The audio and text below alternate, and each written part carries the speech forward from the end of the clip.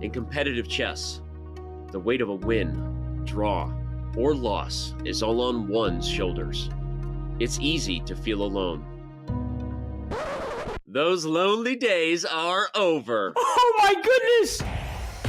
The Pro Chess League is back. Once again, in chess, teammates matter. There it is, the smile! She clinches the match. What a feeling to win a match for your team. Welcome back, PCL. A unique collection of teams, each with their own personality of different colors, shapes, and sizes. There are gnomes and knights, chess bras and bishops, and whatever the heck this is. The PCL is the only place where the best players in the world risk their fate alongside content creators and players from different levels, ages, and perspectives. 5, he checks first, his light check. Queen 25. Little triangulation. Little triangulation. Entering its 5th season, 16 teams will reboot the PCL legacy with a new format and new schedule. Only one team can be crowned the next PCL champion. He goes for it. That's going to be the match. My goodness. My friends, it's the 2023 Pro Chess League. Which team can rise above the rest? They won't be able to do it alone. Yes, Chelsea's gonna win it. Chelsea's gonna win it. And Pavel has won it. Pavel has won it. Wow.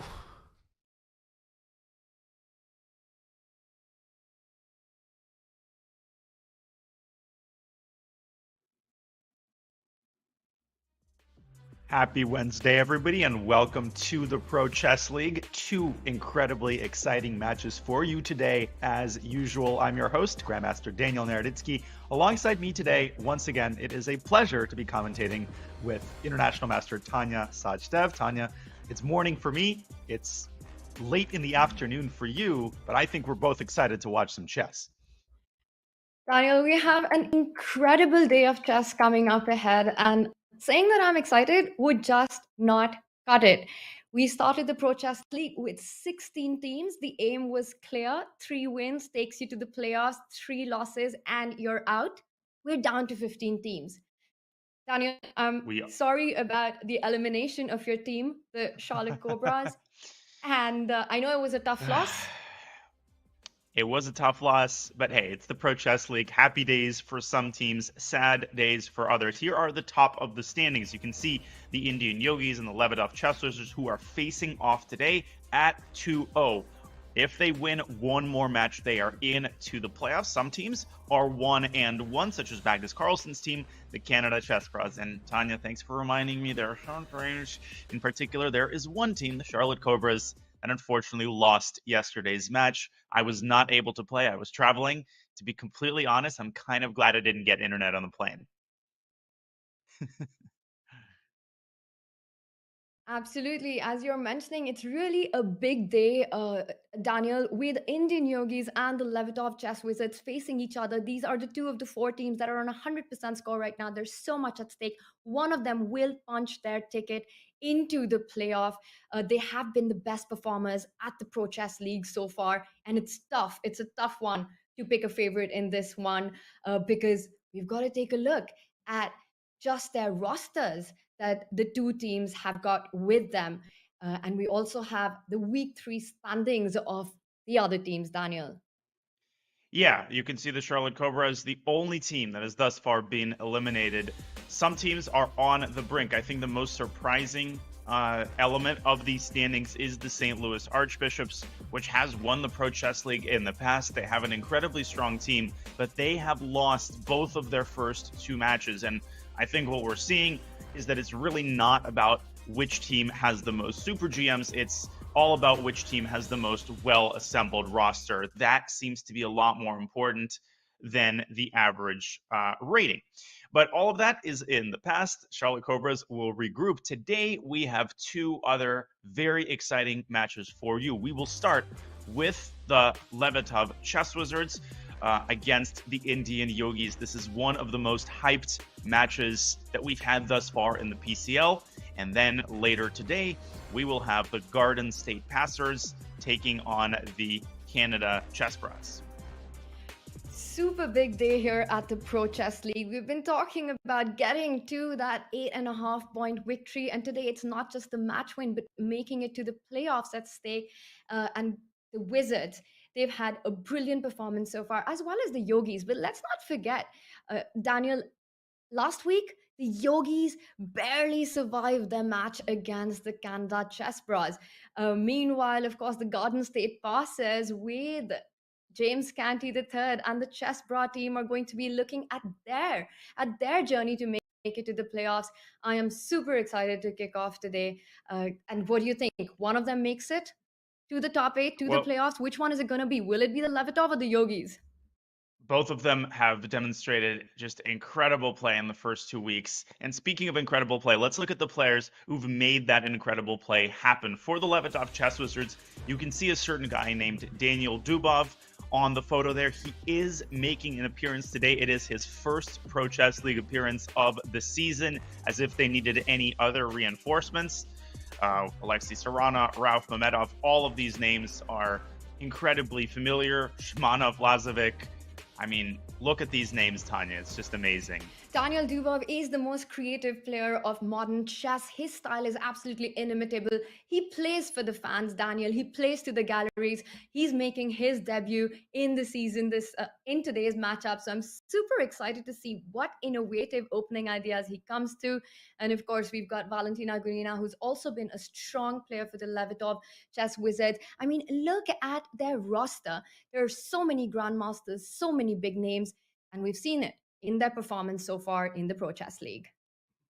And speaking of big names, the Yogis have some big names as well. They've got a roster assembled of the very top Indian players. Vida Gujarathy is not able to play today, but Pragg is, as well as his sister Vaishali, who has been an integral piece of the Yogis' success thus far. Of course, Nihal Saran is a crowd favorite, and he is part of the team as well. So these two teams, when I say that they're evenly matched, they really are evenly matched. And it's a toss-up. It's total toss-up. It's super hard to pick a favorite in this matchup that we've got coming up. And as you're mentioning, today's team is so young. We've got Pragg, who's leading from the front. Now, even though he's just all of 17 years old, it's hard to go by his age because he has so much experience in this online chess format where we've seen him really hold his own in the Champions Chess Tour as well. And it would be easy for the captains to, Daniel, just go with the top four. We know that the Pro Chess League, one of the most exciting features of it is the lineup rules. They've got to follow the rules when they put out the roster, when they put out their players for each match. You're exactly right. And here you see some of the key features of the lineup rules. Every team must include at least one female player. There is a total rating average cap of 2550, but players over 2700 count as 2700.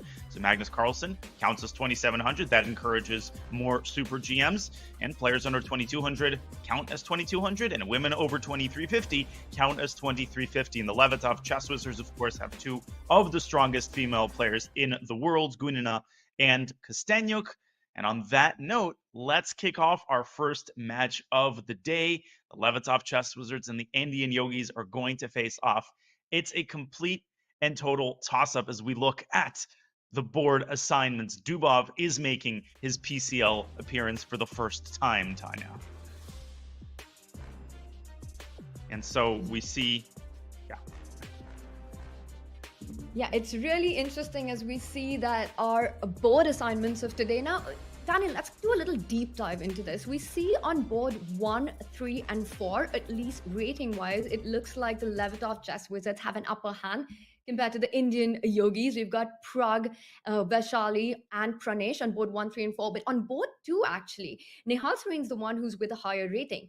That said, also let's point out that these ratings are in fact the ones that were there in November. There have been a lot of huge jumps and changes with the players. The one that stands out is that fourth board that you see for the Indian Yogis. It says I am Pranesh, but he's not an IM anymore. He, in fact, has just become a grandmaster about a month ago, winning the Rilton Cup in style, India's 79th grandmaster. So even though in front of our screens, he is currently the fourth board, do not be fooled by that rating.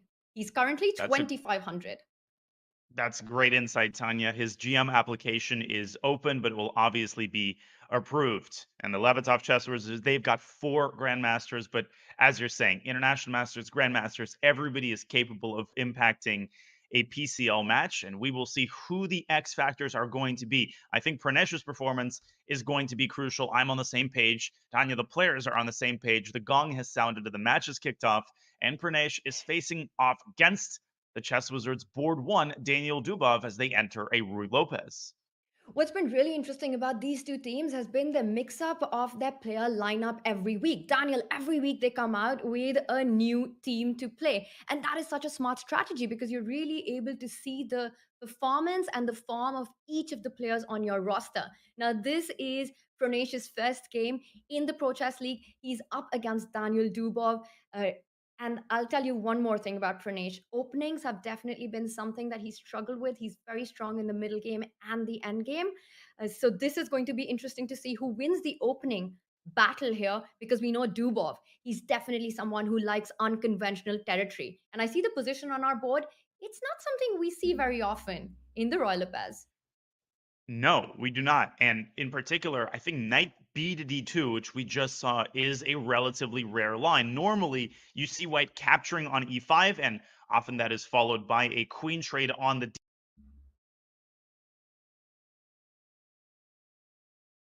d turn. Knight back to d7, supporting the knight on e5. So the queens, I think, are likely to stay on the board. In fact, they are going to stay on the board, guaranteed. That's music to my ears, Tanya. Well, and I see this move by Pranesh. You're talking about the queen staying on the board. Absolutely agree with that. It means it's going to be a fun middle game. Very often we do see the D line being opened up for that queen trade. And the move a5, this pawn advance in the queen side, a very thematic idea here. And the point is that you disconnect black's a pawn and the b pawn. And what happens with that often is that the b4 pawn can become a weakness in Dubov's camp. But you know what? Dubov's made his intentions pretty clear. He's saying, Pranesh, I don't care about these weaknesses. I'm keeping the queens on the board because I want a middle game fight. Daniel Dubov, a huge favorite in this one. He knows this is a Yeah. tough match. He needs to get those points in. I think we've seen two common patterns in a lot of the PCL matches. Both of these sound like cliches, but obviously your board one needs to have a big performance. I haven't seen a single PCL match one where the board one scores 2 out of 4 or less. And if your board four can score one upset or more, that gives you an incredibly big boost. So I think that's what should be going through Pranesh's mind right now. This is a growth mindset kind of game. Nobody's expecting him to go 4 out of 4, but if he can get a draw here, maybe even a win there, that's going to make a huge positive impact. Knight takes c5 is on the board. I think Daniel is going to recapture it with his knight, Tanya. And if white plays f4 prematurely, that could run into bishop g4. So white needs to tread very, very carefully here because his pieces are kind of clogged up in the center. And coming in the way of its own pieces. And that's why Bishop G4 was such a massive threat. Easy to miss that the queen had no squares, which is why we see Pranesh taking the decision to fall back with the knight to make sure that if you go with the bishop, he has the option to push that pawn to f3 and start attacking the bishop. He's opening up his own bishop on c1 for development. Knight from f1 is headed to e3 because it wants to get to the center, to the d5 square. Indeed, and the middle game, I think, is about equal. The position is stabilized, and that affords us a good opportunity to go back to our bird's eye view and check out some of the other games because two other games are now in progress. Vaishali is facing Dropstone DP. That is David Paravian's chess.com handle. And of course, Denis Lazovic is squaring off against Nihal Sarin. So top right there, Tanya, we're seeing Paravian against Vaishali. That looks like a Caro-Kann where white has the bishop pair, and the lower left board has just begun as well. Wow, and Danis Lazavic is a huge scorer for the Levitov Wizards. So far, he's raked up 6 points out of a possible 8 for his team. So that's definitely a board that is very important for the Wizards. And as we've been pointing out in the bottom left, we can see a lot of moves have happened, but it looks like the position is pretty evil. Mm-hmm. It will become evil at some point, but it's pretty level for now.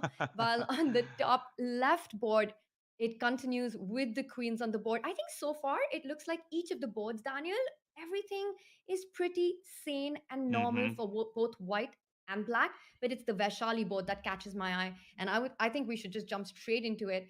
We're seeing a lot of trades there that have happened and quite a wild pawn structure. Yeah, and I was misled. This pawn structure sometimes happens in the Tartica or Caro. In reality, this came from a Petrov. So David Baravian playing a Petrov, really not minding a draw, I think, with the black pieces. And that is where the game is heading. Vaishali has Hmm. traded another pair of minor pieces. She's up a d4 pawn, but I think black does have enough compensation there on the king side, Tanya. f7, f5 is a dangerous move because it threatens to open the f file. This game could fizzle out, I think, into a draw pretty quickly. It very well could, but I think Vaishali might still want to try a little bit. As you're pointing out, f5 was very important to try to create that counterplay against the pawn that David Paravian has lost. But White can also think about bringing her own rooks into the game. Vaishali can potentially double up on the a file or bring it to the open e file. But I love the idea of going rook a1, rook a7, really trying to target your king as well. Vaishali has a different approach. She wants to trade off more pieces. The more pieces that are eliminated, I think we get closer to the draw. Yeah, I mean, queen takes f5 right now essentially gives white a risk-free position, but are terribly realistic, Tanya.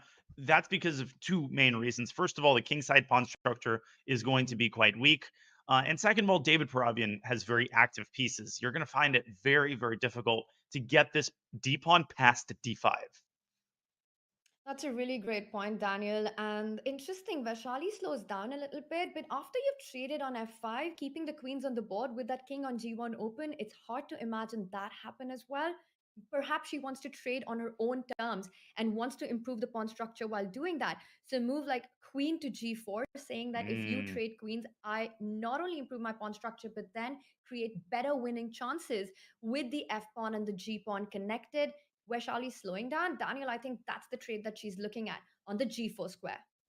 Well, she senses that this is an important moment, that queen takes f5 can guarantee her at least a draw, but an upset win in round one would be such a huge boost for the Yogis. I agree. I think she should go queen g4. She could also consider king g2, trying to say, okay, I'm going to keep my pawn structure, but you're going to have to help my king get active and get toward the center. Now, obviously, a trade of rooks in that ensuing endgame would be squarely in white's favor.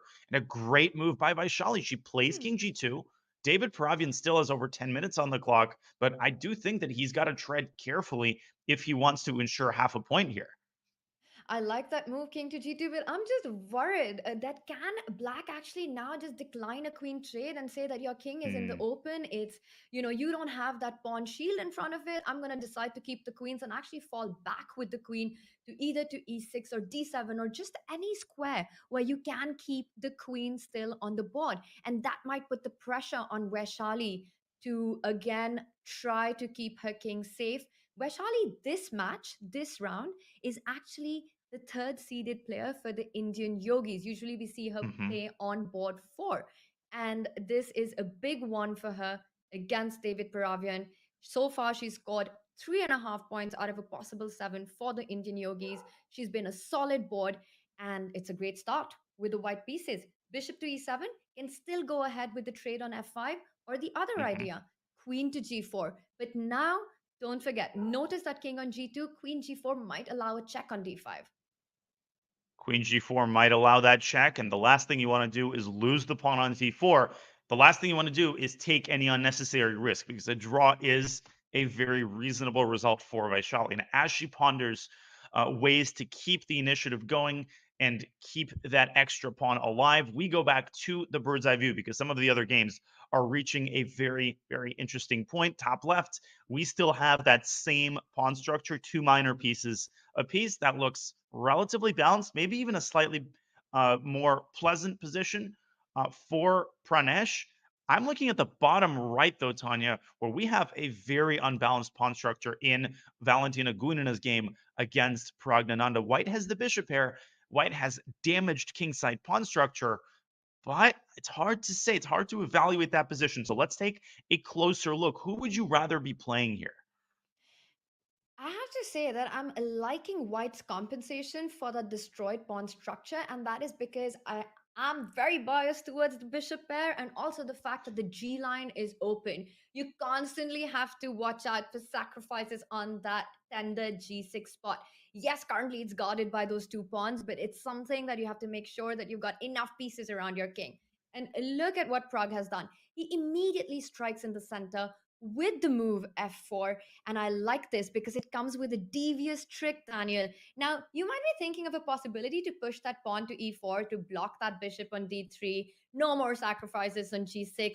But I think after e4, what Pragg wants to do is actually capture that pawn with his knight. Mhm. Notice how the bishop on b4 hangs. So if black takes the knight on e4, you pick up black's bishop on b4. Meanwhile, after knight e4, if Pragg captures on d2, Valentina Gunina can actually pick up on d2. And I just realized that Valentina is the one who's playing with white. In my head, I thought it was Pragg who was white. I love Valentina's position here with no e4 coming up. I think she's done all the right things with the bishop pair Ooh. capturing the g file. Ooh, but she just took back on c3 with the pawn, and I'm really not sure about that decision. That introduces, I think, unnecessary weaknesses to her queenside pawn structure. I really didn't see a reason why white couldn't take back on c3 with the bishop. If we bring up an analysis board, what's the key difference in these two captures? Well, after bishop takes c3, if black closes the center with e4, white drops the bishop back to e2. And white is now ready to reopen the dark squared bishop with d5. Even if black plays c6, white could very well consider sacrificing the d pawn and getting that diagonal open. Instead, if we go back to the live board, look at that bishop on d2. It now has no prospects. It's hemmed in by its own pawns. And I'm pretty shocked at Valentina's decision there. I think that does give black a pretty comfortable position. It's very strange, Daniel. You double your own pawns. You've already got one double pawns on the king side. You don't need another pair on the queen side. And you also block that bishop on d2. So making sure Pragg gets that e4, blocks that bishop on d3. But now those double bishop pair that I've been screaming about just doesn't feel as strong as it was. Valentina wants to continue the pressure. She does a rook lift, also eyeing to get the other rook to the g file. Pragg calmly and coldly just sidesteps. I'm not seeing an attack, but black has to watch out for an f5 break at all times. Even if it means Hmm. a pawn sacrifice, it could be super dangerous for black's king side. Yeah, it could. Black has to be incredibly vigilant. But again, I think the story revolves around the dark squared bishop. If that bishop was on c3, it would be a different story. The contribution of that bishop to the attack would make the attack largely unstoppable. Now, in response to f5, I think Pragg could either move the queen back because g6 is so well protected, or he could even potentially capture on f5 and bring a rook to g8. And a mass trade of rooks here, I think would squarely favor black. So the more this game continues, the more I think Valentina is going to regret that decision to recapture on c3 with her bishop. But still plenty of chess left to be played, Tanya, as she brings her queen back to d1, potentially preparing maybe bishop g4, but then you're going to have to reckon with the weakness of the c4 pawn. It's a very strange decision that Valentina made with capturing on c3, doubling up the pawns when it was so much more natural to take it with the bishop, keeping the pawn structure, activating the dark squared bishop. Just visualize this exact position with the bishop on c3 on that diagonal of a1 to h8. That would be a huge advantage. But it looks like Valentina has got a tunnel vision right now. She wants to get all her pieces to the king side. She wants to get that f5 break in. Queen g2, f5. She's eyeing that g7 square once the g Hmm. file opens up as well. And it's still far, far from over. And she's still exerting a lot of pressure on the king Yeah, side.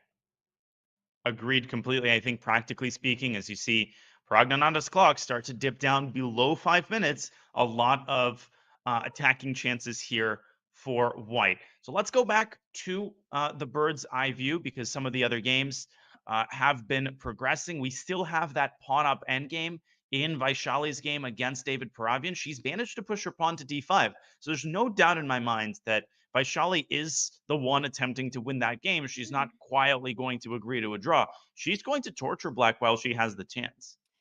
Completely agree. Now, this is a position on the top right where white is playing for two results, and that's quite a big start for Vaishali, who is both three today for the Indian Yogis. But the board that catches my attention is on our top left. Take a look at that eval bar. It is screaming for Pranesh, saying that white is doing super well in the position. I see that Dubov has gone for another very creative outcome after the opening. The H pawn is already down the board with H5, but it can be a big weakness. And Daniel, should we do a deep dive into that one because it's exploding? Yes. It's exploding, and it might not be exploding in Black's favor. And as we go to that game, as most people already know, I am traveling these next 2 days, so I was aware that there were some lagging issues. Hopefully, it resolves itself. But again, doing the very best that I can. I have a job that's hard to do when you're traveling, but I'll be doing my best. Hopefully, the issues won't be too distracting. But Daniel Duov might be distracted by something because he's got 90 seconds on his clock, Tanya. He's just taken on a5, and that's a pretty devilish move. He threatens potentially a smothered mate with queen b6 and knight f2, but it feels like if white makes an accurate move or two, black might fall apart here. Maybe h3 is what the doctor ordered to create a little hole for the king on h2. Wow, that is such an incredible idea that you're pointing out because let's say you try to trade on a5. After rook a5, black will have the additional option of doing the intermezzo check on b6. And now you're forced to Mhm. step with your king to f1 because king h1, we've got to point it out. We never get chances to play out a smothered mate on the But board, Daniel. We've got to do it. But there's no smothered mate here, actually, even if the king goes Hmm. to h1, and that's the sad thing for black. Even if you go through the motions, you give a check on g1, and then you give a checkmate on it. Oh, there's no mate on f2 because the queen is guarding that square. So black doesn't even have that. But Tanya, I don't think white should even allow the check on f2 and get his hands dirty. I think the simple h3 would eradicate all of black's attacking chances because after queen b6, king h1, knight f2 check, the king slides up to h2. It's a beautiful hiding square. There's no check on g4, and the king is safe. But instead, Pranesh has opted for another defensive move, and it's not even really a defensive move, it's an aggressive move, and it takes the b6 square away from black's queen. I like this as well. I like this a lot. H3 was very subtle, but queen d4, you centralize your queen and you take away your opponent's active chances with any check. You pointed out that there was no smothered mate in that position, but it could be a problem later on. So queen d4, Dubov decides to steal that opportunity to decline that rook trade. But a6, that weakness can now be snapped up. The rook can jump in, Hmm. not only picking up the pawn, but also defending his own pawn on c6. You're exactly right. Dubov now falls under a minute. H3 is on the board. The knight is forced back to H6. No, it goes back to F6. I thought Dubov might try to reroute it to F5. White is unquestionably winning here. White is winning, but Pranesh has to stay Oof. accurate, and Dubov is so tricky. What catches your eye, Tanya?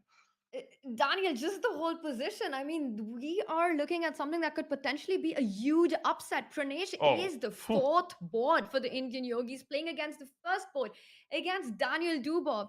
And this 17-year-old, we can see the eval bar screaming, but still, there is work to be done to actually convert this position. You're pointing out the rerouting of the bishop to d3, falling back with the bishop to d3, but there are so many ideas that you have to look at. What happens if black actually captures on c6? You want to target the What b4 pawn. happens? I think the simplest there would have been to trade rooks and take on b4, but maybe that wasn't satisfactory for Pranesh. He won something a little bit more convincing. He goes rook to d1, which I really like as well. Now, if black takes on c6, which I think is likely, white can choose between the simple option to trade and then to take on d6 and stabilize the material advantage. Or alternatively, you could move your rook up to the 7th rank and go for tactical ideas related to the f7 pawn. Hmm. I don't think Pranesh should do that. I think he should keep it simple, and he does. Takes on c6. He's got a big time advantage. He now has a stable extra pawn. He should be able to capitalize. But Tanya, how many games have we seen in which the board four starts getting nervous and even chokes and loses some of these quote unquote unlosable positions? Way too many. And Daniel Dubov is one player who's Uh not going oh. to trade queens. Uh He's going to oh. make sure he makes the Uh most of oh. all his chances. And you're pointing it out as you're saying it's happening. A check on e3, you move your king, you pick up that pawn on f4. There are all these ideas of knight jumping into the game. If you go king Oh h1, my knight e4 gosh. looks super scary. And Daniel Dubov has done it one more time. Just creative, resourceful play. And it looks like Pranesh is the one who needs to be a little careful right now. He got too greedy. Pranesh could have dropped his queen back to f2 and kept all his pawns defended. Instead, he's allowed the check on e3. Tanya, I'm sure he expected Dubov to take on c2. Instead, as you're pointing out, the knight is jumping into e4. And this is suddenly a 3-result game just because of this check. Black is going to develop furious attacking chances on White's king. But can Dubov make all of this happen with only 18 seconds? A rookie one.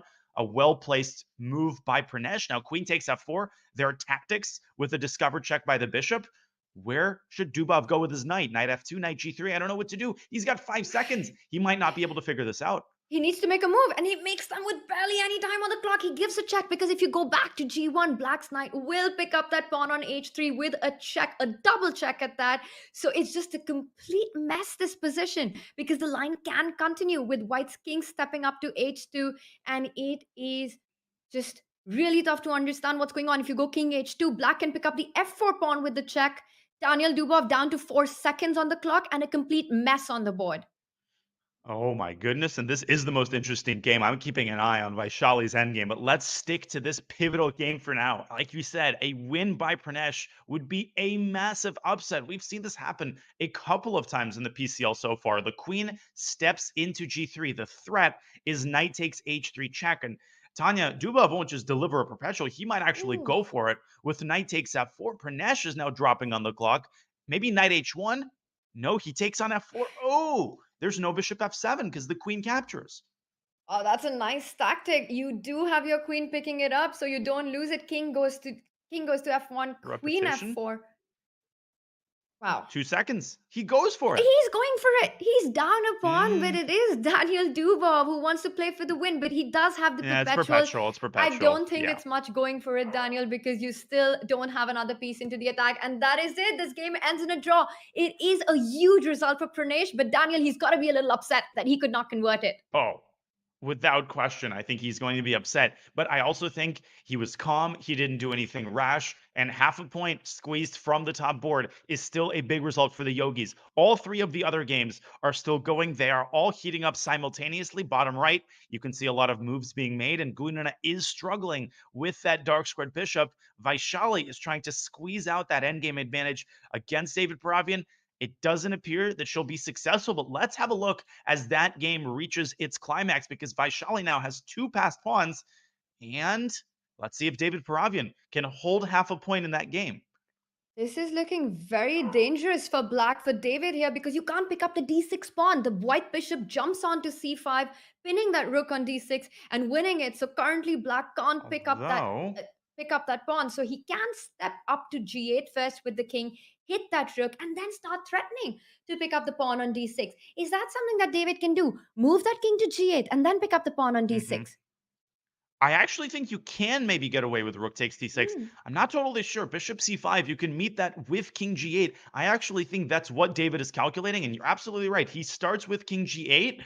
Okay, now where is Vaishali going to go with her rook? Rook to h6 looked like an interesting try. I think after f4, Vaishali has to be careful not to lose this game. I know that sounds crazy, but Tanya, if Black is able to play g4 and those pawns start rolling, White could get checkmated there. Wow, Oh you're my talking gosh. about a mating attack, and Vaishali has to defend against that. In just 5 seconds, she falls back. And as you're mentioning, g4 Good right move. now is not possible. She keeps it defended. She stops Black from pushing g4 by putting pressure on the f4 pawn.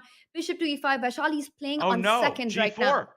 g4 looks very scary. David's playing for a win. g4, and White has to sacrifice her bishop on f4 and get rid of Black's last remaining pawn. But that's such a hard move to play with 5 seconds. David could draw the game immediately with rook takes d6, but he goes for it, and he's threatening checkmate. He's going to win. Oh He's my gonna God. win. He's going to win. And now there's no way to give Unbelievable. a check and pick up that pawn. Vaishali has this option where the rook could have slid down to g7, given a check, picked up that pawn on g4, and now David's g pawn lives, and this will be the decider.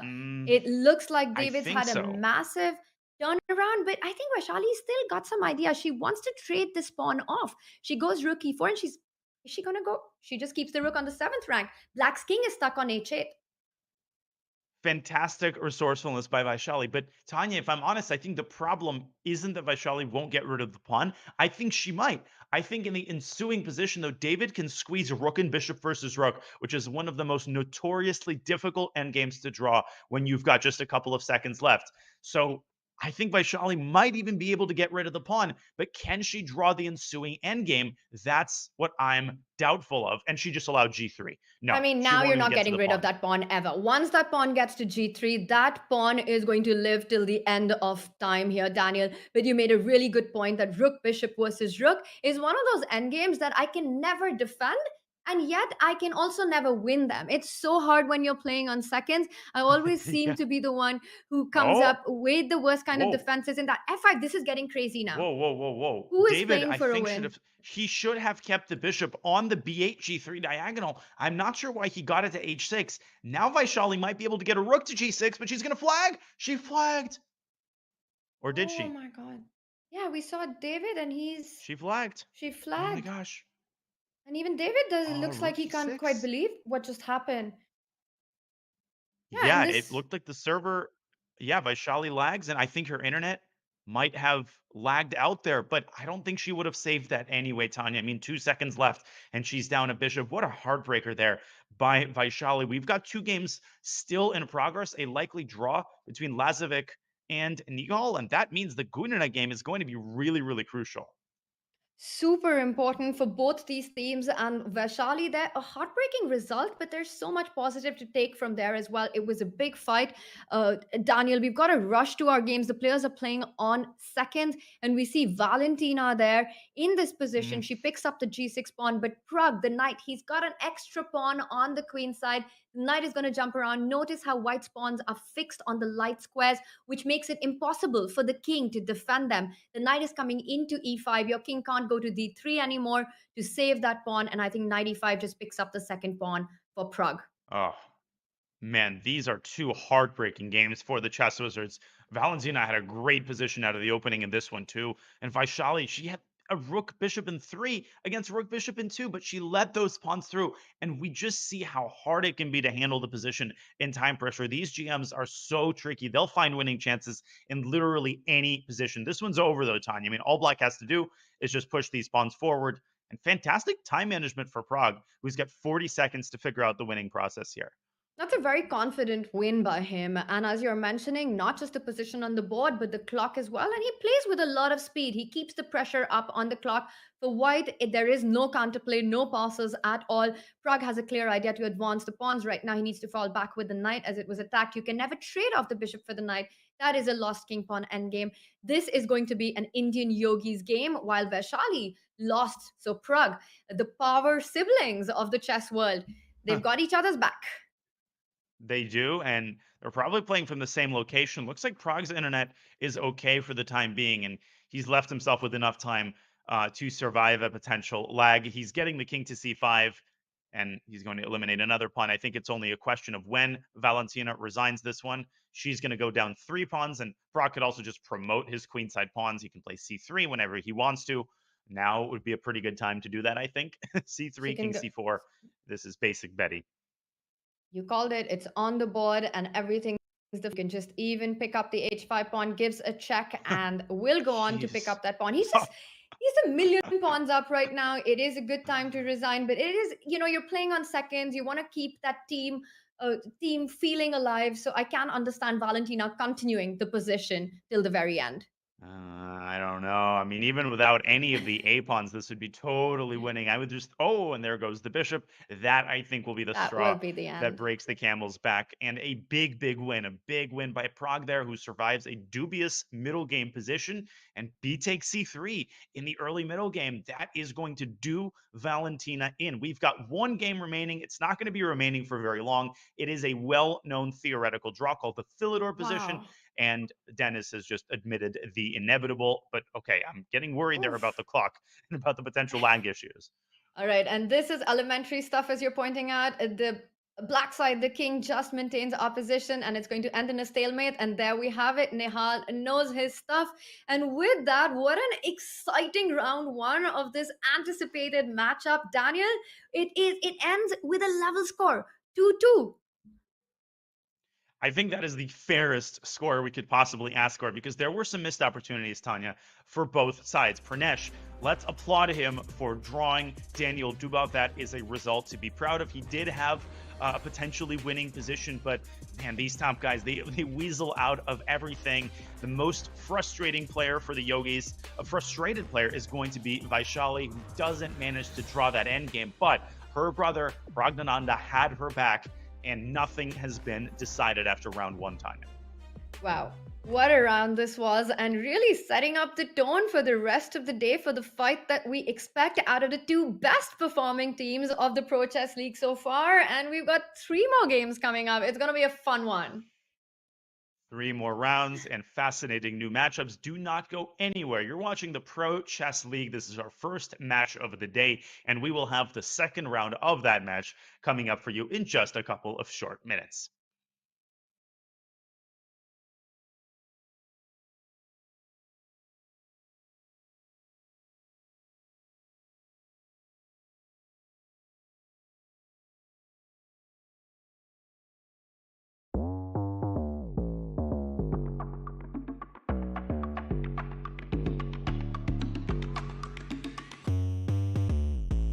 Welcome into our new video lecture series here with the one and only, the 14th World Chess Champion, Vishwanathan Anand. If you have to explain that you're world champion and it's taking longer than 2 words, there's something wrong with your title. And that's how I felt at this There's point. something wrong with But I believe when we're talking the 60s and 70s, even the 80s and 90s, you could see that the match format produced something unique.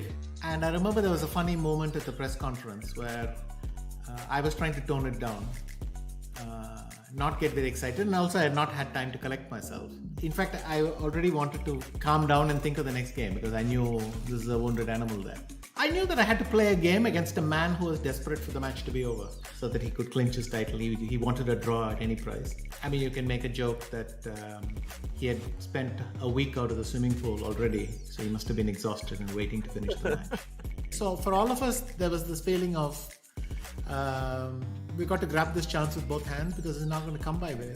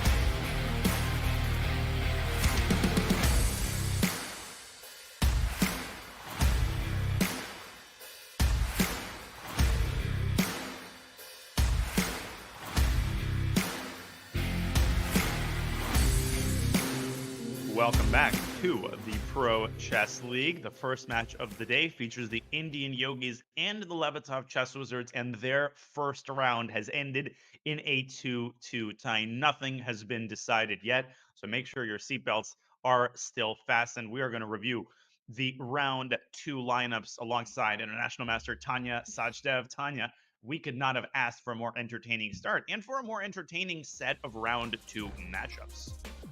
I couldn't agree more with that. I mean, we had a level score in round 1, but the games were just full of fireworks. We had 2 draws and punches being traded on the Vaishali and the Pragg board. And of course, the day is just getting started. We're just getting things going as we enter into round 2. Vaishali took a tough loss in round 1 where she got flagged. Could have been a lag on her side playing on seconds. A difficult position to defend. She's against Daniel Dubov. Life doesn't get easier for Vaishali right now. The Pro Chess League can be so brutal. You lose a painful game. Here, you have the black pieces against the opposing team's board 1, and an angry board 1, because Daniel Dubov will want to assert himself. This is his first PCL appearance, and he will want to score his first PCL victory sooner rather than later. Pragg, he's got the white pieces against the ultra-solid Denis Lazovic. I think that's a big X-factor game, Tanya. Can Pragg step up and deliver his second consecutive win? Wow, these are 2 teenagers playing against each other, so a big one. You mentioned Daniel Dubov. He definitely wants to assert his domination, but he had a tough round 1. I think he'd be relieved with surviving that one against Pranesh. It looked like at some point it was going to not go his way. He was worse, but some creative ideas, resourcefulness saw that game end in a draw, and we've got liftoff. Daniel against Vaishali starts with the queen's pawn opening.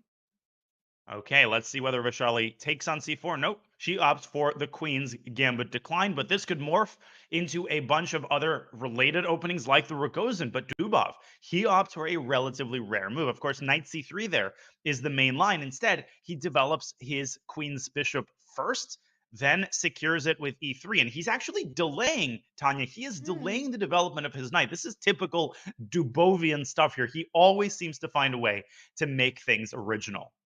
He does make them original, and this is what has also come to be known as the anti-young player chess, right, Daniel? Which is a term that was coined by Magnus. We know Dubov's worked with Magnus, where you're basically playing offbeat lines, not going into opening theoretical ideas that, of course, these young guns have studied till the T. And he says, you know what? I just want to play a game.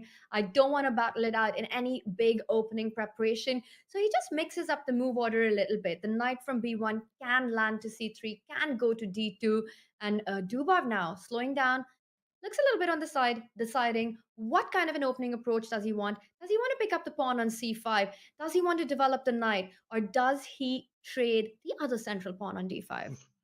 So many choices here to make for white. He could also take on f6 at any moment. I wouldn't really do that. I wouldn't hand over the bishop here, even if it means that you temporarily win a pawn. I think he is probably going to take the pawn on c5, which he just did. And if Vaishali kind of blindly recaptures, then white could take on d5. Of course, the queen on c2 is extremely well positioned. It aims at h7, but it could also hit the bishop on c5. So Vaishali has to tread very carefully here. Anti-young player chess, Tanya, I love it. And one of its most important aspects is that the engine often frowns upon the opening choices made, but that's exactly the point. That makes him a bit less likely that a diligent young player has checked those lines with the engine. I think this opening choice is already turning out successfully for Daniel Dubov as Vaishali delivers a check on a5. Wow. I was also thinking about just developing the knight to pick up that pawn on c5, but Vaishali wants to pick it up with 4, so first goes with the check. But this just means that she's inviting white to further develop the knight. And I'm super tempted to get it to the c3 square, where it also targets the d5 pawn. And as you're mentioning, regardless of what the eval bar might say of these offbeat ideas that the top players employ, but practically with this time control, it's so difficult to counter them, Daniel. And Dubov there, just delaying his development a little bit, going into a little bit of a think here, but I'm expecting knight c3. It's just such a logical and a natural move here. But then it's Dubov. Dubov will probably just play something completely unexpected. Listen, he's probably thinking about b4. He'll sack the pawn to open the b file. But I'm with you, Tanya. I think he's going to go knight c3, and we're going to get sort of a relatively standard Queen's Gambit declined type of setup. Now, we've got something very non-standard going on in one of the other boards. So let's go to the bird's eye view first, because all 4 games are now underway. 2 of them are still in their incipient stages. We've got a 4 knights Italian on the lower left, but look at the top right. What That on earth is is happening there, Daniel? Sicilian craziness, Sicilian madness in David Parabian's game against Pranesh. So let's go take a closer look. It appears that Pranesh has unrolled some incredible preparation. He's got over 10 minutes. He's still pre-moving. This Oh my is some gosh, unreal what is stuff. going on here?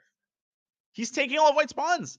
He's taking What's all happening? of White's pawns and he's blitzing his moves out. He's got more time than what he started the game with. He's up a bunch Oh of my pawns, but gosh. his king is still in the center. This is an absolute mess. So I think we need to rewind a couple of moves while David is thinking and show how this happened. Now, this started as a sharp Sicilian, a 4-knight Sicilian, which is known as a particularly chaotic line. White takes and plays e5. This is all very standard stuff. White kind of clamps down at the center. Queen c7 and queen b6 has been known for a long time. But after c4, Tanya, I'm pretty sure that bishop b4 check is the more common move. Pranesh immediately jumps into e3, and then he follows that up with the check on b4. In turn, he gets his bishop out to a6. Note how the queen is guarding both the knight and the bishop. White can't take on e3 because the black's bishop pins its counterpart. Instead, Parabian trades. He gives up the pawn on b2. Now, you can't take the knight because the a1 rook was hanging, so you have to develop. Pranesh is taking more pawns. He's played knight takes e5. What Oh my on gosh. earth is this? F takes c5 and queen takes c5. What's Oh, happening? Just insane stuff. I just want to point out that you could not have picked up the bishop on a6 because Pranesh has a devious idea that if instead of the knight, David would have gone for queen a6. There's queen d4 check, winning that knight on e4. Tactics everywhere, but this is definitely not over the board inspiration. This is solid prep from Pranesh's side, and he goes into a position after the knight was captured on e5. He picks up the pawn, gives up the bishop, and picks up White's knight on e4. It is a mad position where Black, as we can see on the live board, Daniel has got 4 pawns for a piece. 4 pawns for the piece, indeed. And of course, Black couldn't have taken White's queen there because there was an intermediate check on d6 with White's knight. So that's a devious detail now from David Parabian's side. I guess I can show that since we have the analysis board still open. Knight e5. If instead White had played, if instead Black had taken White's queen, and then the knight on e4, you're not going to be able to take the knight on e4 because it's no longer on e4. And this is a miserable position with that knight firmly ensconced on d6. So instead, both sides have dodged their fair share of landmines. And finally, dare I say, Tanya, these are dangerous words, but I think the position has more or less stabilized. It's stabilized into complete anarchy and chaos. I still don't know what's going on, but at least both kings are finally relatively safe. I don't even know how to evaluate this position. I know we've got the eval bar and it seems to say that it's edging a little bit towards White having the edge here, but it doesn't matter what the evaluation bar says. These 4 pawns and the fact that Pranesh has managed to keep control over the clock, it is still a position for all 3 results, but now this is going to be a slow grind. Will David Parabian's piece be stronger than a Black's central pawns? Daniel, it's tough to comment one way or the other in that. Yeah, it's hard to make heads or tails of this. I think the reason the engine is skeptical about Pranesh's compensation, although that's probably the wrong word because technically Black is up materially. He's got 4 pawns for the minor piece, and a minor piece is worth 3. I actually thought Parabian would have dropped the king back to g1. Instead, he is trying to insist on the queen trade, and that was an implicit draw from Pranesh. I don't think David Parabian is even thinking about opting for a draw here. I think he's either going to play king to g3, trying to hide away on the flank. Knowing David, he's definitely tempted by this move. Or Tanya, you could try to play queen d4 and hide the king at its sort of normal spot on g1. And if that happens, then who would have ever thought that what we saw in the opening led to White's king being in the center? You would have thought that this was a normal game where both sides castled kingside. Could not be further from the truth. He's going into a little bit of a think tank. Now, if he goes queen e3, that's definitely a draw for, but queen d4 is a little more ambitious because black will fall down with the check, and then it's up to white to decide where to move the king, because we can see that black will not be able to pick up the a2 pawn as the d7 pawn is hanging. Which would not have been the case was white's queen on e3, because you can't take rook d7. The rook on d1 needs to defend that b1 rook. So in this case, black would have simply gobbled up the a2 pawn.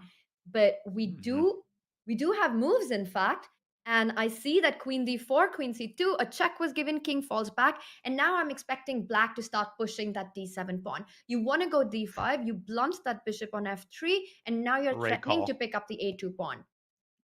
Great call, Tanya. D5 on the board. What a risky decision. What a gutsy decision by David Paravian, who, let's point out, is 4 minutes down on the clock. Extremely unusual. David usually is the side that has 9.5 minutes after 40 moves, but the roles have been reversed here, and Pranesh is the one with almost all of the time that he started with. And how And after far? E5 and E4, ooh, Daniel, how far has Pranesh even prepared this line? The guy isn't stopping. He's just blitzing.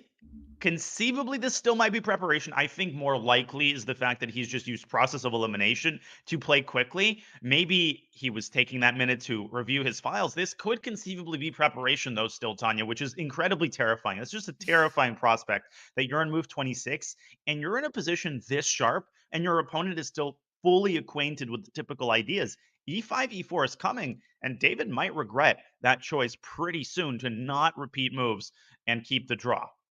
Regardless of what the objective evaluation is of the position, it's psychologically so difficult to deal with this situation where your opponent is just blitzing move after move. You were pointing out the idea that Pranesh has to push the e pawn down the board, and David says not going to allow that, moves the rook to e2. So at least controls the center pawns for now. But black can start eyeing getting his own rook to the open file, and he does it. Ooh. Rook comes to b8, takes control. There are ideas of rook lift. You want to try to push c5 at some point. I would be terrified as white if black can either get the c pawn up to the fifth rank or the e pawn. These are two very critical ideas in black's position. Pranesh is such a valuable player to have on your roster. This is exactly the kind of board four that you want.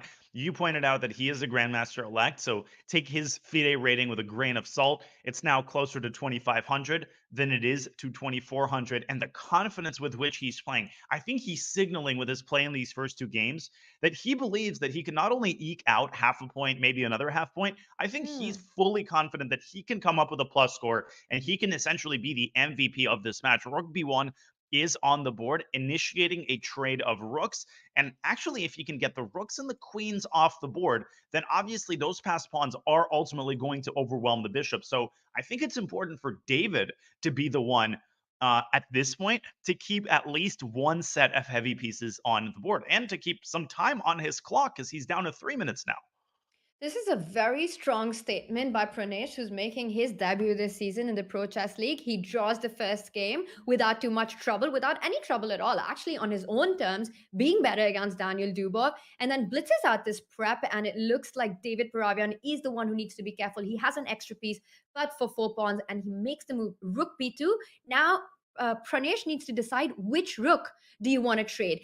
And my intuition here would be you want to pick up the b2 rook, because why give your opponent an open file? But if you're picking up the b2 rooks, maybe it's worth starting with the intermezzo c5. The queen can't take on c5 because you dropped the rook. Once the queen drops back, I agree with you, Tanya. Take b2, push the pawn down to c4, and make sure that your extra pawns here are all protecting each other. The last thing you want is to give white access to the b7 square, and you might start dropping some of these pawns that you've worked so hard to capture. Daniel, there is a crazy idea. If you go c5, does white have the option to actually capture the b1 rook with the d1 rook? And now you have to be a little careful here. Watch out. Watch out. And the rook jumps back, and that's checkmate. But as I was spelling out this line, I realized that you do have the escape with queen b1, picking up that rook with a check, and now you'll pick up the queen. But you're right, Tanya. After rook b7, this does not seem appetizing because it's much harder here to push black's pawns, which are now damaged. So Great call. I'm going to give myself a little slack because it is still pretty early in the morning. The sun is just coming up. Well, and the sun has come up on Black's position here. I like the way Pranesh is handling this. Very practical. He's taken D1.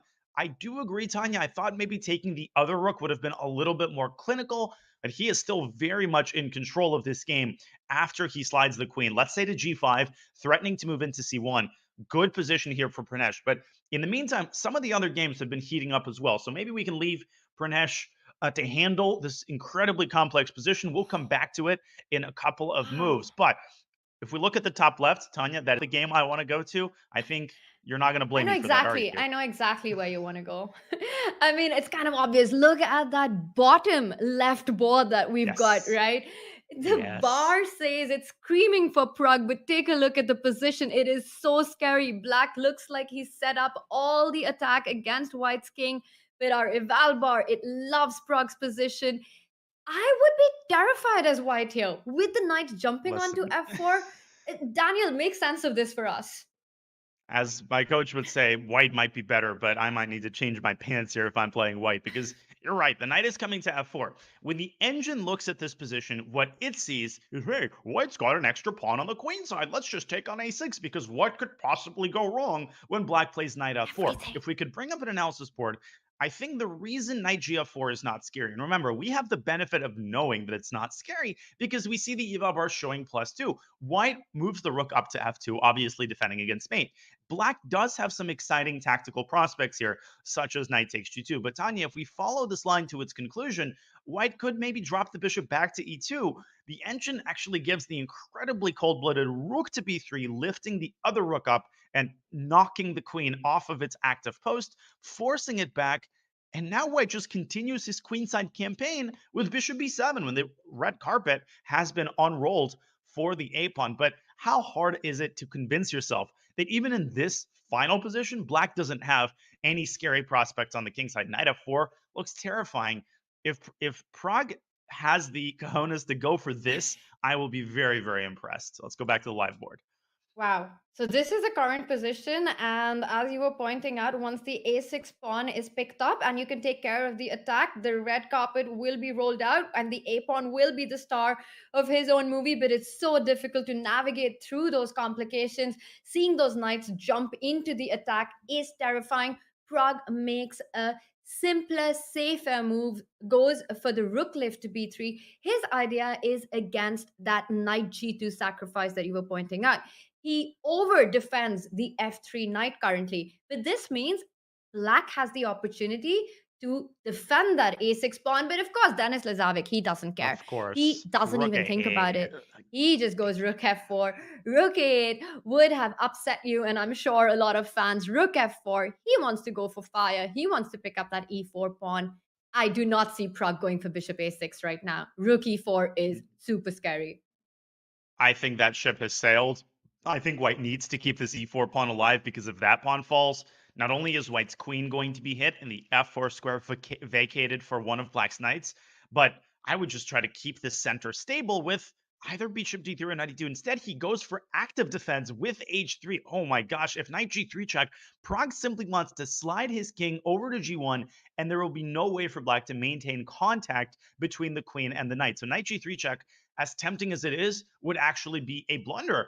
Much more reasonable would be to slide the queen into g3. Instead, he brings the queen back to c8, seeing an opportunity to defend that ailing pawn on a6. Now, don't go queen e2. And Pragg avoids that with the 10-foot pole. He goes king h2. One of Pragg's biggest strengths is his ability to calculate precisely and as well as quick.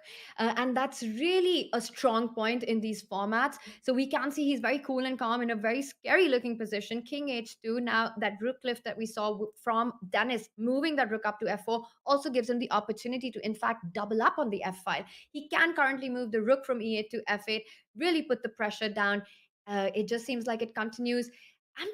He falls back with the rook to f6. And I was wondering, was g4 a potential idea that in fact Pragg had set up? It looks absolutely ridiculous, but g4 could have been big trouble for that knight.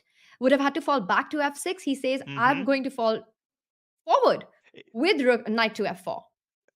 Also, I think Dennis was worried about the prospect of Queen E2, which Pragg was preparing with the move King H2. And Black just has no way to defend the pawn on A6 a second time. So it may seem like Black is in the out of the woods on the queen side, but in fact he isn't. Once that E6 pawn falls, we already know how quickly White's A pawn rolls down the board. So by moving the rook back, Dennis gave his knight the opportunity to jump to F4. But that gives Pragg a very important defensive tempo. What's he using this tempo to do? He's using it to take as many pieces off the board as possible. And the more pieces disappear from the king side, Tanya, the likelier it is that Black is ultimately going to pay the price for that weak A6 pawn. This is a very, very dangerous position for Denis Lazovic. He's got to find some way to add some fuel to the fire on the king side.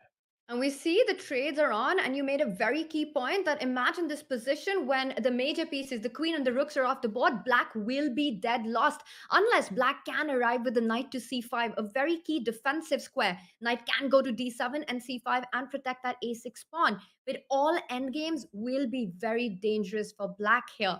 So knight falls back to f6, and a couple of moves ago, it looked like big trouble for White's king. At least Pragg isn't getting checkmated anymore anytime soon.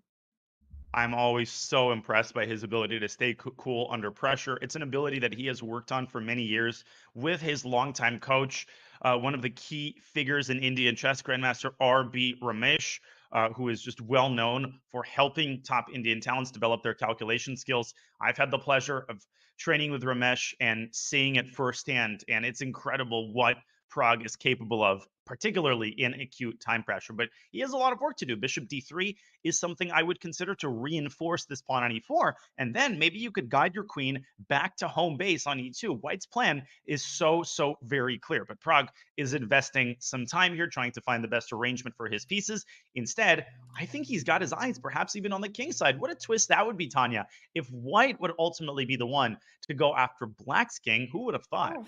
And I love that you're pointing this rook transfer to the king side, and then Pragg can play on a weakness on the queen side, the a6 square, as well as the g7, h6 pawn that would need defending. Pragg has a different approach. He blocks not only the f file, but frees his own queen. I'm not loving this diagonal for the bishop, but Daniel, this is a good moment to get our bird's eye view up. This game is going to be a grind, and we will keep our eye out, but there is fire everywhere, especially the top right board. Take a look at that. Pranesh against Paravian. Those pawns have marched down the board. Oh, I'm looking. There's so many games for my attention. Top left board, Tanya Vaishali has won Dubov's pawn on a3. She stands in a very, very good spot as well. But I agree. I think we should go back to the David Paravian game for now because it is on fire, as it has been from the very first moves. I thought that Black was getting checkmated, but as I look at this position closer, I think the tables might actually turn once again. If Black plays queen to f7 in this position, a queen trade would be unthinkable with Black's pawns having reached these advanced spots. Instead, Pranav moves his queen to c7, and David has 20 seconds to handle a wildly complex position. Wow, and the first thing that comes to mind is what happens? You can't move your queen. What happens if White defends that rook and he's done? He goes king h2 because he wants to get the queen to h7. But queen c7 was a sneaky move, actually threatening the rook on g3, which I missed for the first 10 seconds, realizing that that rook needs to be defended. So easy to blunder into that. But now queen h7 is another a big threat that needs to be handled, and it might be time for Pranesh to offer that queen trade.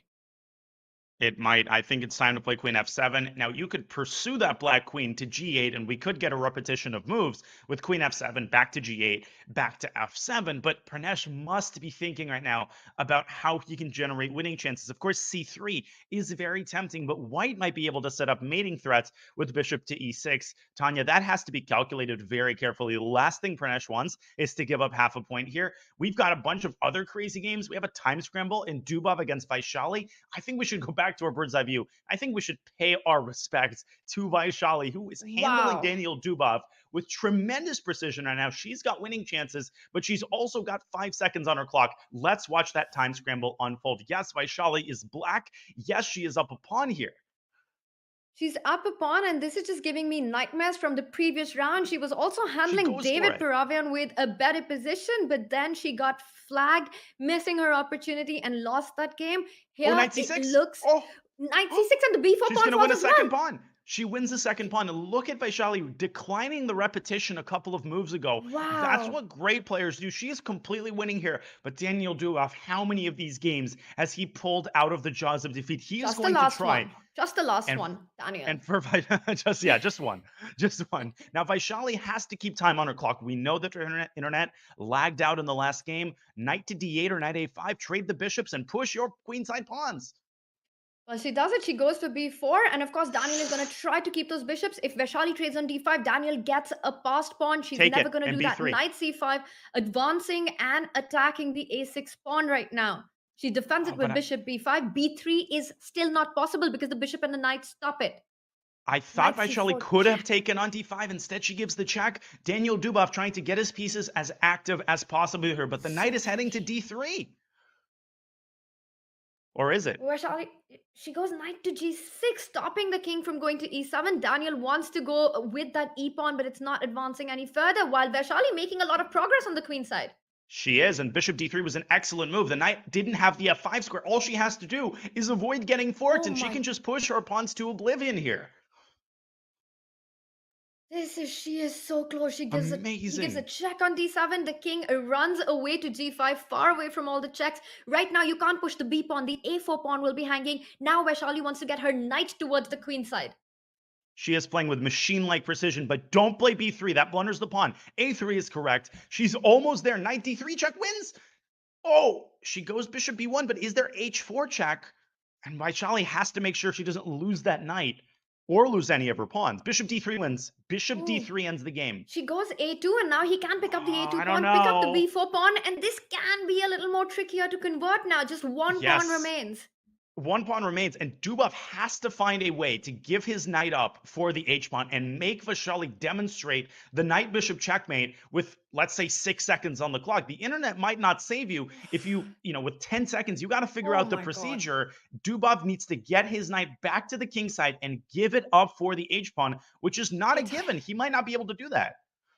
Well, right now, Vaishali is definitely picking up the h2 pawn with knight f3 check and winning that pawn. Dubov inching closer towards. This is every player's nightmare to actually win a bishop and knight versus the king in just seconds, with just 5 seconds on the clock.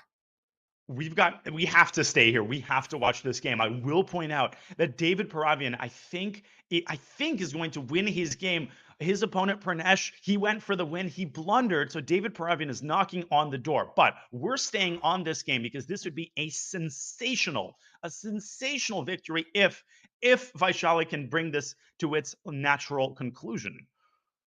This is such a big moment for the Indian yogis where Vaishali is on the brink of winning, but she has to show good technique. She doesn't go h3. She's still waiting on pushing that pawn, gives a check, drives white's king further away. And now the pass, watch out, h2, knight f1, and she stops it. How are you going to win the pawn? You're not going to win the pawn anymore. That's it. Dubov's going to resign. Vaishali defeats Dubov in an equal endgame with black. That was some of the most amazing time pressure technique that I have seen in a long time. Cold-blooded, as Vaishali heard from under pressure. But we got to go back to our bird's eye view because we've got one more time scramble, and it's another potentially amazing game for the Levitov chess wizard. Valentina Gunina might score an upset of her own. No, sorry, Valentina's black. She is playing against Nihal Serene, and he is the bullet genius of India. It doesn't matter how much time he has. It's more than enough for him. And there, Gunina, she just flagged. Wow. Oh, she flagged. She had a great position, Tanya, just a couple of moves ago. But in the time pressure, we know how merciless Nihal can be. That is a big win for the yogis. Vaishali wins. Nihal wins. I can't get over the fact that Daniel Dubov, the board one, has half a point out of 2, and it's all because of the amazing play of the Indian yogis in these first 2 rounds. I mean, this moment belongs to Vaishali. She had a tough game 1 against David Paravian, was in the driver's seat, but then messed it up in time trouble, got flagged, and after that bounces straight back against the top board of the Levitov Wizards, one of the strongest grandmasters in the world. What a game by Vaishali. Not just the point, but she also won it in convincing style, showing amazing technique. This is truly a historic moment and a monumental one in Vaishali's career. Anytime board 4 beats a board 1, and not just any board 1, it's an achievement to hang your hat on as we look at the individual scores. Pranesh with a frustrating game and a huge win for David Paravian, who essentially keeps the Levitov Chess Wizards in the match, because that could have conceivably been a 4-0 blowout. It's all about Pragg, who's got 2 out of 2, and it's all about Vaishali. As you said, Kaisa didn't smile on her in the first game, but she keeps her composure, defeating Dubov with black. And Valentina Gunin and Denis Lazovic, they are all going to have to step it up, as is, of course, board 1 Daniel Dubov. The Levitov Wizards with 3 points, and the Indian Yogis have got 5. The golden number to get to is 8.5 to seal the match victory. But in this case, it is not just the match victory, but these teams are fighting for a spot to the Pro Chess League playoff. Daniel, so much at stake here. This is absolutely epic stuff.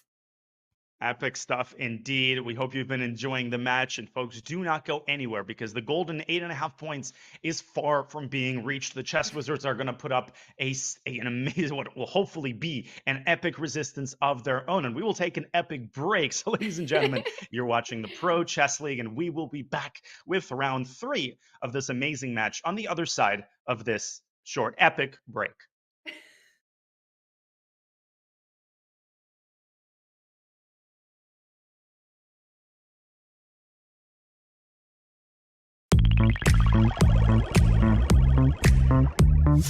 In this video series, I cover the entire 1e4, 1e5 spectrum, so all the openings that arises after our 1e4.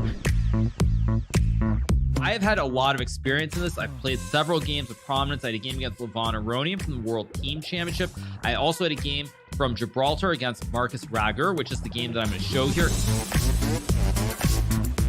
The key here, when this happens, when your opponent finds the resource of playing f4, or you reach this position in your calculations, don't panic.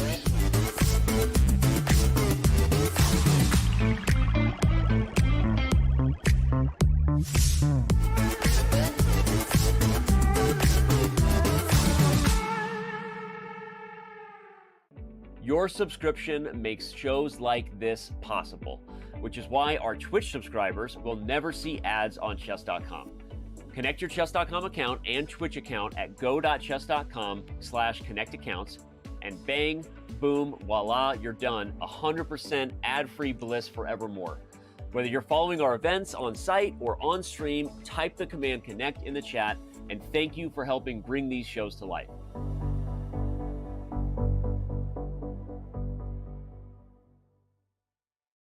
Hello and welcome to this video. My name is Christoph Silecki. I'm an international master in chess from Germany, and I'm here to share with you why the opening plays such an important role in modern chess. The opening in chess is like coming prepared with a battle plan. You play a move, but it's part of a larger strategy. You want to have an idea what to do against every possible response that your opponent may play against you. You want to have a plan, a strategy laid out before the game even starts. This can be really deep on the top level, move 10, 20, 30. You don't need that much, but you want to be prepared to get a game that you enjoy playing. It's more fun to play and give you more chances to win more games. I've always loved studying the opening, figuring out new ideas, how to beat my opponents and set traps. This is now my profession, writing courses on openings for Chessable. I've created more than a dozen, the most popular ones being of the Keep It Simple series. I have received an award this year, the Author of the Year. What I invite you to do is go to chessable.com and check out how to play the opening better, get fun positions and win more games.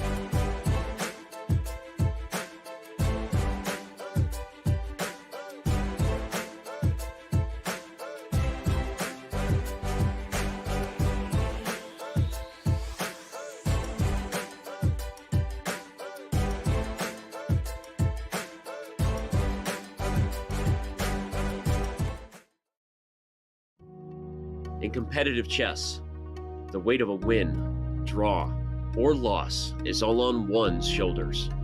It's easy to feel alone. Those lonely days are over. Oh my goodness!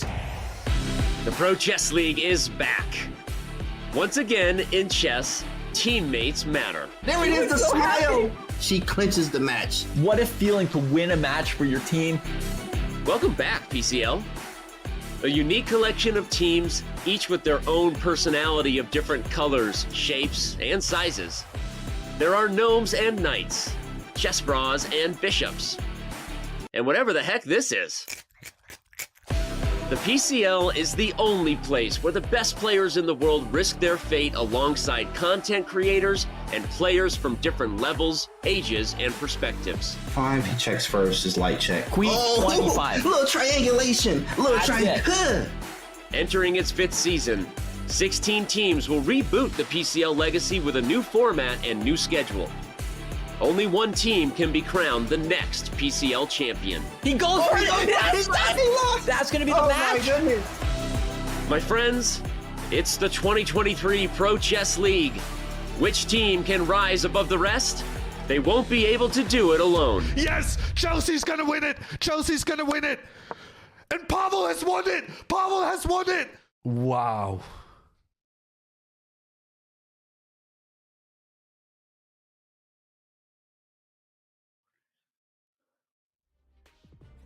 He has played 2 games. He has won 2 games. The Indian sensation Grandmaster R. Pragg getting focused before round 3 of this epic PCL matchup between the Levitov Chess Wizards and the Indian Yogis that Pragg is such an integral part of. It's been an amazing chess career for Pragg, really from his very first years, Tanya. Absolutely. He's a phenomenal talent. He became a grandmaster at 12, Daniel. He is the 5th youngest grandmaster in the history of our game. Now, with all these teenagers, we always talk about how fearless they are, and that is a common attribute that they have. But I think what really separates Pragg and is his biggest strength is his fast and precise calculation. His ability to really zoom into the critical lines and weed out all of that is unnecessary makes him a dangerous opponent in these formats. It does indeed. And Pragg is not the only member of his family to bring points to the table. His sister, Vaishali, is fresh off of a defeat of the top player for the Wizards, Daniel Dubov, a feat that she accomplished with the black pieces in an endgame in which she fully outplayed our incredibly strong opponent. The individual scores there really telling us the whole story. Pragg with 2 out of 2. And let's not forget Nihal, who wins a big game in that last round against Gunina as well. He had a bad position at some point. Yeah, and also Pranesh, we see that he's only scored half a point, but that doesn't tell the full story. He had a better position against Daniel Dubov. He was completely close to winning against David Paravian, but both games did not end the way he wanted. So very strong showing by the Indian Yogis. The Levitov Wizards really need to step it up. They need to do it quickly. The top board has to perform in these formats. We've seen that time and time again. Daniel Dubov currently struggling. He needs to keep his loss in the last round to Vaishali behind him and start scoring up those points for the team. Currently, it is David Paravian who is carrying the Levitov Wizards. Indeed, he is, and the score is 5-3. The first team to 8.5 points wins the match, and because it's the 3rd win for one of these teams, they will be automatically seeded into the PCL playoffs. As we review the lineups for this round, obviously a 3.5 half or 4-0 victory would end the match, but I think these are actually pretty decent lineups here. With Daniel Dubov, he's got black against Nihal Sarin. That's a game he's going to try to win. And I really think the bottom 2 boards, Tanya, for Denis Lazovic and Valentina Gunina, who've got the white pieces, I think they have to run the table, and both of them really have to win their games if the Levitov Chess Wizards hope to set themselves up for a comeback in the last round.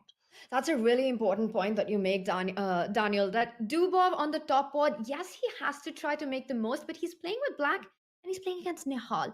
Let's not forget, Nihal Sarin was the global championship finalist. He beat Ding. He beat Anish on his way there, eventually went on to lose to Wesley only in the finals. Now, Nihal's accomplishments in speed chess formats, I think we're all very aware of. You cannot underestimate him. But it does come down to those bottom two boards that we're talking about with Gunina and Denis Lazavic. They need to score those points for their team against Pranesh and against Vaishali. We do have liftoff on our top board as Daniel Dubov. And Nihal looks a little different right now on our screen. Yeah, well, strap yourselves in, ladies and gentlemen. Daniel Dubov, he cannot be happy with the way that his PCL debut has started. But how many times have we seen top players turn things around from Magnus Carlsen at the last Tata of steel? Daniel Dubov is not going to let two unfortunate games affect his mindset, and we can see how aggressive his mindset is there. B7 to B5. Tanya, know that it's not a mouse slip. This is actually a common way to handle the King's Indian attack slash Catalan setup that Nihal is unrolling here, with Black controlling some key squares on the queen side, but obviously that pawn is also sticking out like a sore thumb, and you often see White trying to punish him with an early A4. Absolutely. And when white does do that, which is a very, very thematic idea, because you want to provoke black to push that pawn to b4, what would then happen is that the knight would arrive to c4. That would be a nice juicy square for the knight. But we see that Nihal has taken a different approach here. He, instead of targeting that b5 pawn with the pawn, actually attacks it with his own knight, jumps with the knight to a3. But this means that Daniel is not forced to push it to b4. He can still make the move a6, keep that pawn on b5, and control that c4 square.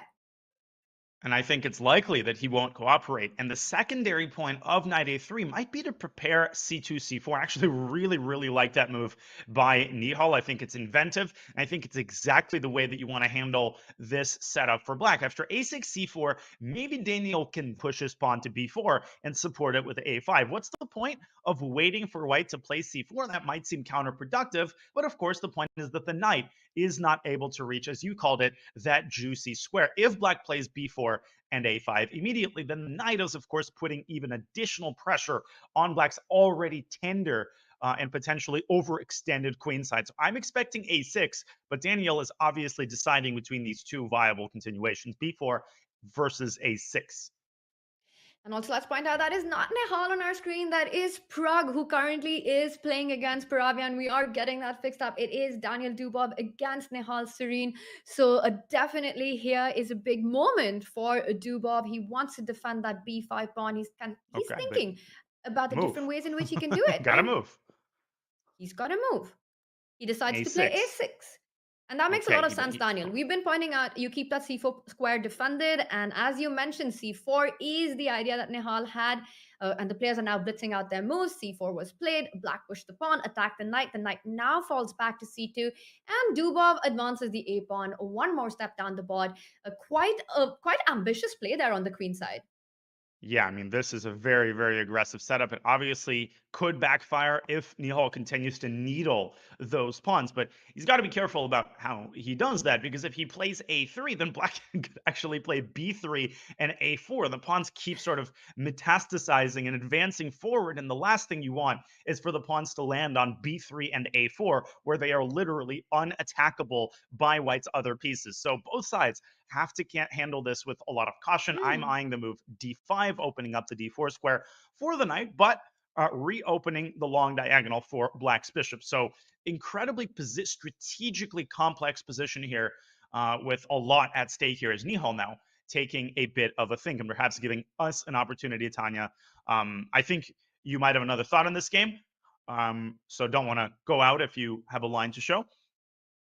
Not a line to show, but just to end on what you were mentioning, the strategic fight. I think that also suits Nihal's style of play. He has a very strong positional strategic understanding, but also one of his very strong strengths is that even though he might not play an absolutely crazy aggressive position, he's tactically really alert. And these kind of positions, a lot of pieces and pawns are not traded off. Everything's on the board, so we can expect a rich middle game. But like you're saying, Daniel, action is on the other boards. Speaking of rich middle games, we've already arrived there on some of the other boards.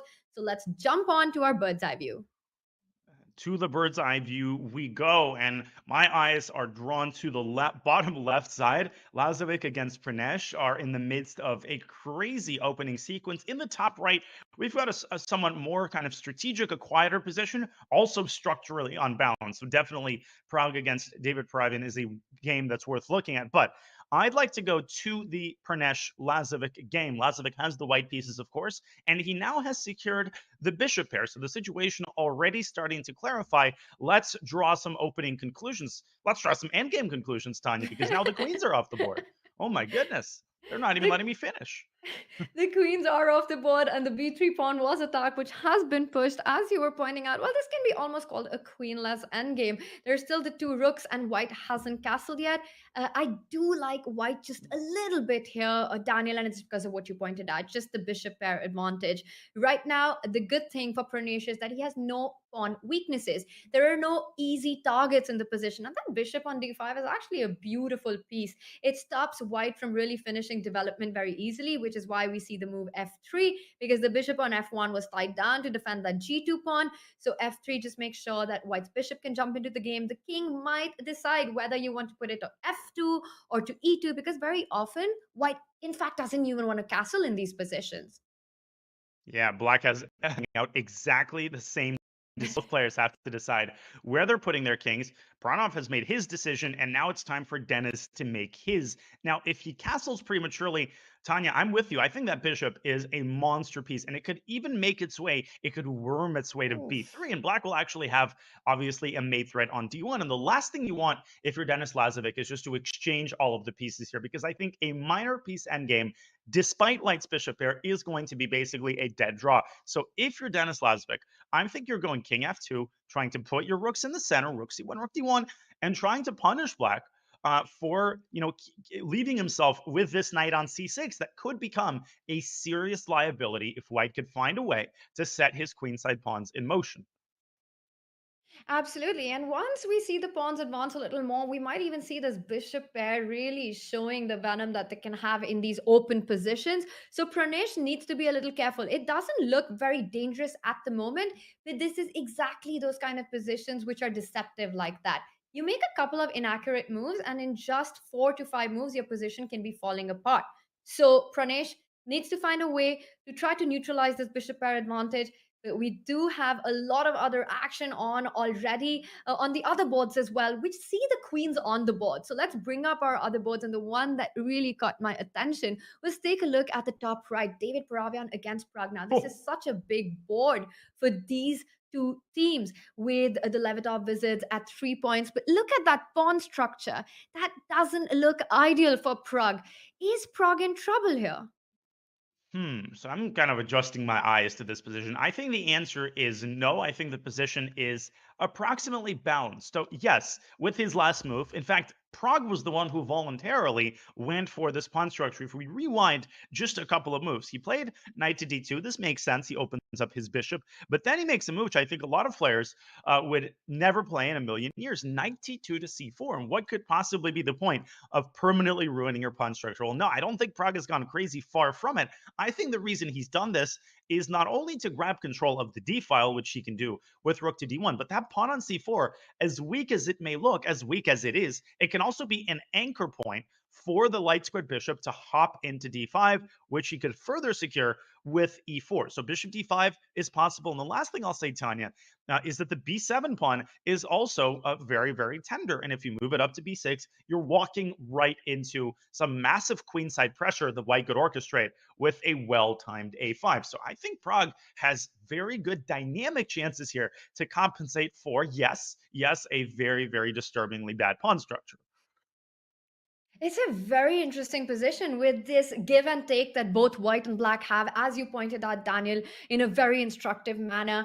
And Pragg's last move seems to be hinting at trying to get the rook into the game. You want to play rook d1, but I'm just wondering, rook d1, white might have to be really careful about tactics like bishop c4. Again, I'm always targeting those weak pawns in the position. So you still have to watch out for keeping these pawns defended. I don't know if it works, but perhaps after h6, for example, just to show the point that I'm trying to make. Yep. If white or b6, which makes a lot more sense. Let's say you go rook d1, and then suddenly black can pick up the c4 pawn, I think. And the point is that the queen on b3 is overloaded. You pick up the bishop, you lose the rook on d1. You pick up black's queen on d8, you lose your queen on b3. So it just looks like the tactics seem to work out in the position, which means that David has one more move before white can centralize that rook on d1. Great point, Tanya. And this shows why you can't make automatic moves, even if the position is quote unquote quiet. I think that's a very misleading phrase because tactics are omnipresent. They're everywhere and you have to look for them. So rook d1 is not currently a problem for black. But even if white makes rook d1 happen, black could also meet that with rook c7 to d7. So I don't think that the d file is a matter of deep concern for David. But again, a5. a5 is the move that I think he just spent however much time, 2 minutes. He spent 2 minutes on the move b6. So he was trying to find a way to meet a5. And maybe, Tanya, maybe he just wants to play b takes a5 and say, hey, yeah, my own queenside pawn structure is going to be damaged there, but at least I've got a passed a pawn. No, he wants rook d7. And so he opens up the defense on the b6 pawn by his queen. Okay.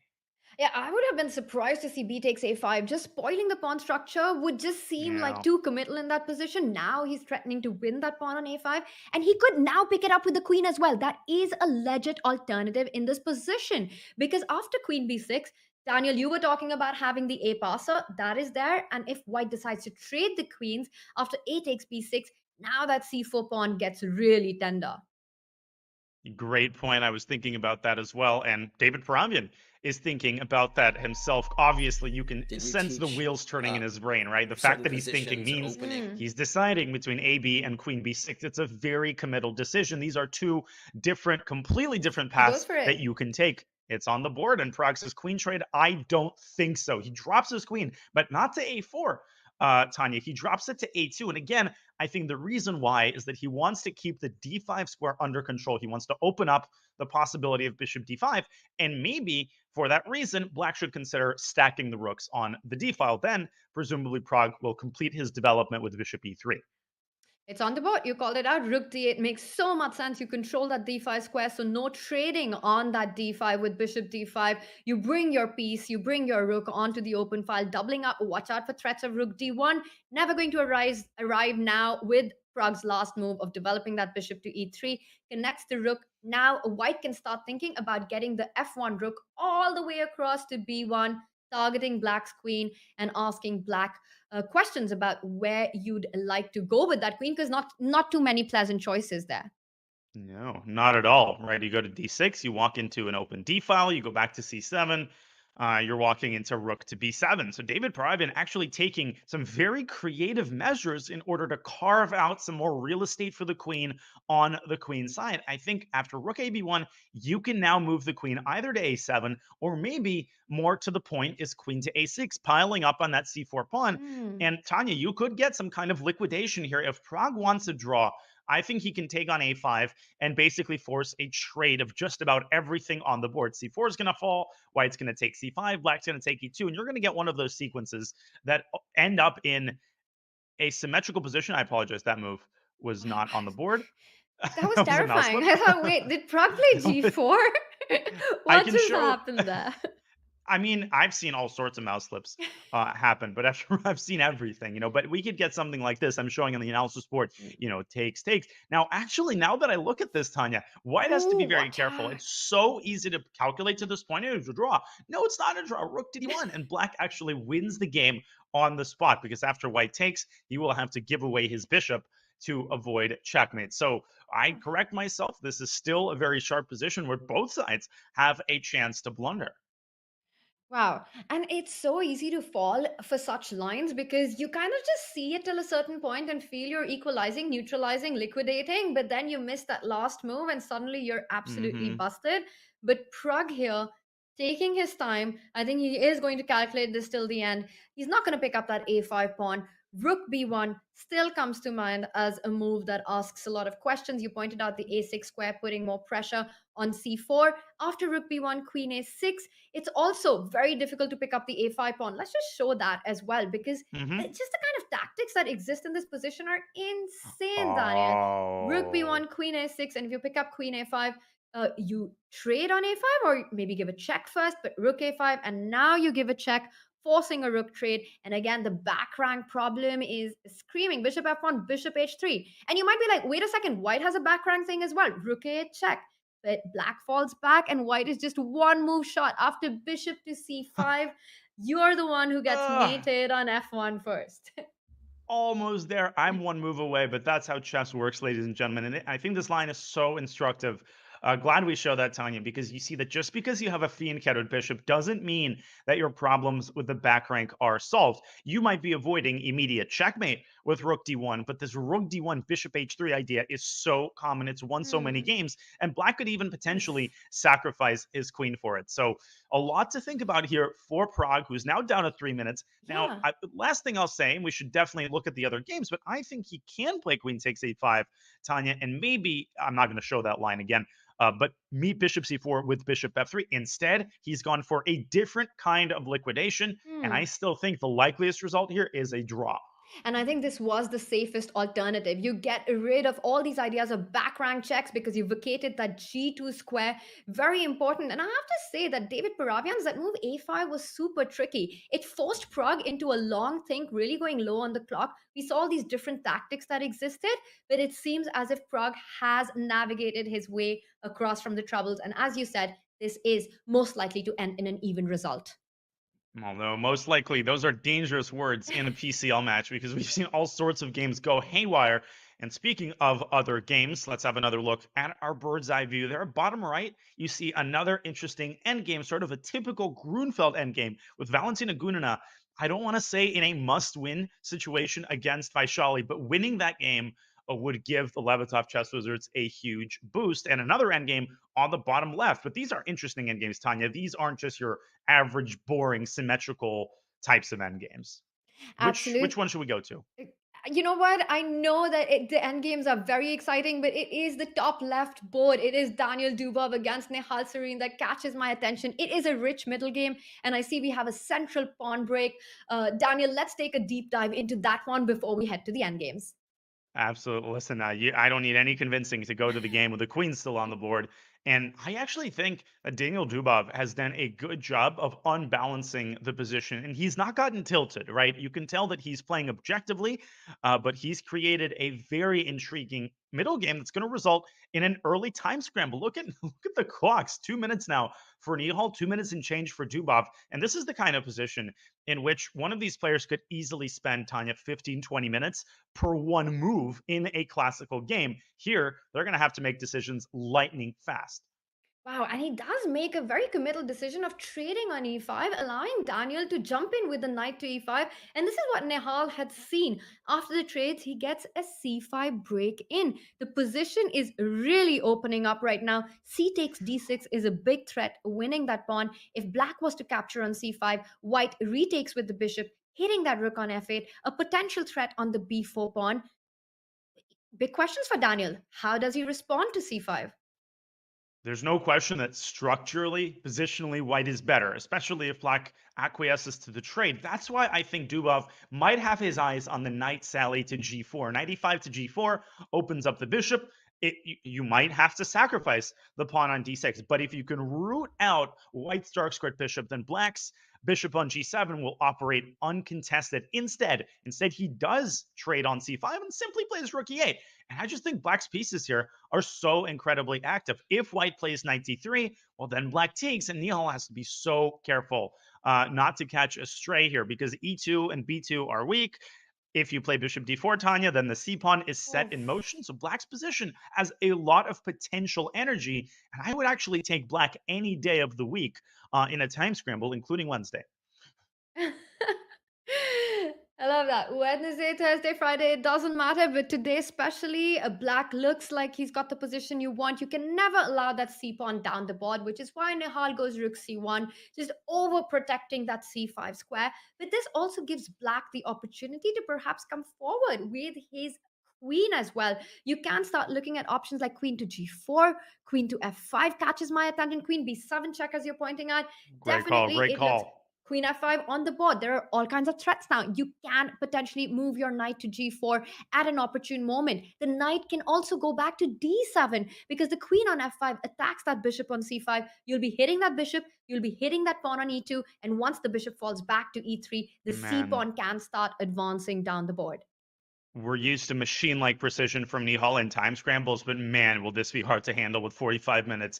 We already have a result. Lazovic and Pranesh have drawn their game. Denis Lazovic just never got off the ground in that game. A great hold for Pranesh, who didn't give his opponent any chances. That endgame, all of the rooks were traded as we predicted, and that fizzled out into a colorless draw. So definitely this game is the place to be if you like intrigue. 1 minute for Daniel Dubov, so he can't exactly fall asleep, Tanya, because if white consolidates, if white gets his knight out, then eventually the weaknesses on the queen side could make their presence felt. Wow, and Nihal, meanwhile, on the clock is down to about 30 seconds right now. But we know Nihal, you can't play on his clock. He is just as strong with 10 seconds on the clock as he is with an hour on the clock. And I'm saying that without even exaggerating, Daniel. He is such a bullet beast, and you know all about being a bullet beast. Well, and I know all about Nihal being a bullet beast, and he is going to have to show us that bullet beast. With 19 seconds, he drops the bishop down to d4, opening up an attack on the c7 square. Dubov says, I don't care. I'm going to bring my pawn down to h3, and I am going to checkmate you on g1. Oh my gosh, Nihal with 10 seconds. Maybe it's worth taking that pawn and preventing bishop h3. Or is he going to take c7? He needs to make a move. He tries to trade his queens. Makes a lot of sense, at least if the queens are off the board, you don't get checkmated. But Daniel Dubov will not trade the queen. It is a great idea when you're on the attack to keep the queens on the board. But can he find a good square for the queen? What a game this is. Where do you move the queen? Queen g4. Tanya, you're right. It's not easy to find an appetizing square. You could trade queens, but no, he wants to win this game. And Nihal could take c7 here. Instead, he desperately tries to simplify by trading the bishop and moving his own knight up to f3. I think Nihal is stable, but probably worse.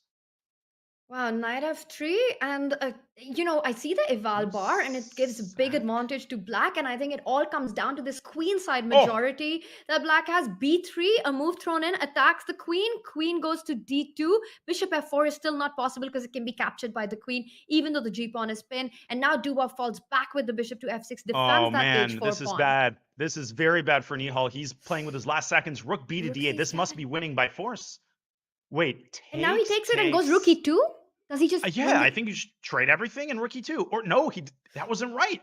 Apparently that wasn't right. Why not? Rook takes c2. And does Nihal have some way to... Oh, knight d2! Rook takes c2. There's knight f3 to d2, Tanya, and he wins the b3 pawn. You lose the b2 pawn, but you win the b3 pawn, and that's all that matters. And Nihal has it under control. Daniel Dubov realizes the big missed opportunity. It's been one frustration after another, but all credit to Nihal. He spotted that idea when he played queen takes d7, and that's it. The worst is behind him. In fact, I know this sounds crazy, but Dubov has to make sure that he doesn't blunder a fork. This is going to be a draw and a big, big save for Nihal. That is the second draw of this round. That means we're down in 2 games. Okay, we can, I think, trust the players to repeat moves here. There we go. We have a draw on the top board. What a save for Nihal. And that endgame on the bottom right, Tanya, that might actually decide the round. And that is heading into a time scramble as well. Wow, a time scramble with about a minute to the players. I think we have to go into that one. It is Valentina Gunina against Vaishali. And Vaishali has had such a tremendous day so far. And I see our eval bar seems to say that this game, she is better as well. And the reason for that is the piece activity. You see that nice d5 square that Vaishali has for the knight, the control down the c file, the queen side, a potential queenside passer, and also h6, which would be a strength in the middle game, can often be a weakness in the end game. Great breakdown, and Vaishali just breaks down white's remaining queenside pawn. She says, hey, my knight on a2 has many ways out back through b4. I think this is winning for Vaishali. She's now up a pawn, and she has demonstrated some incredible cold-bloodedness in time pressure in the last game. She needs a little bit more where that came from. What do you think about rook to c3 here? That forces the trade, but white is able to keep the material count largely intact with king d3 there. I'm positive that that's what Vaishali is calculating right now. Rook to c3 forces a mass trade and might lead to a winning bishop endgame.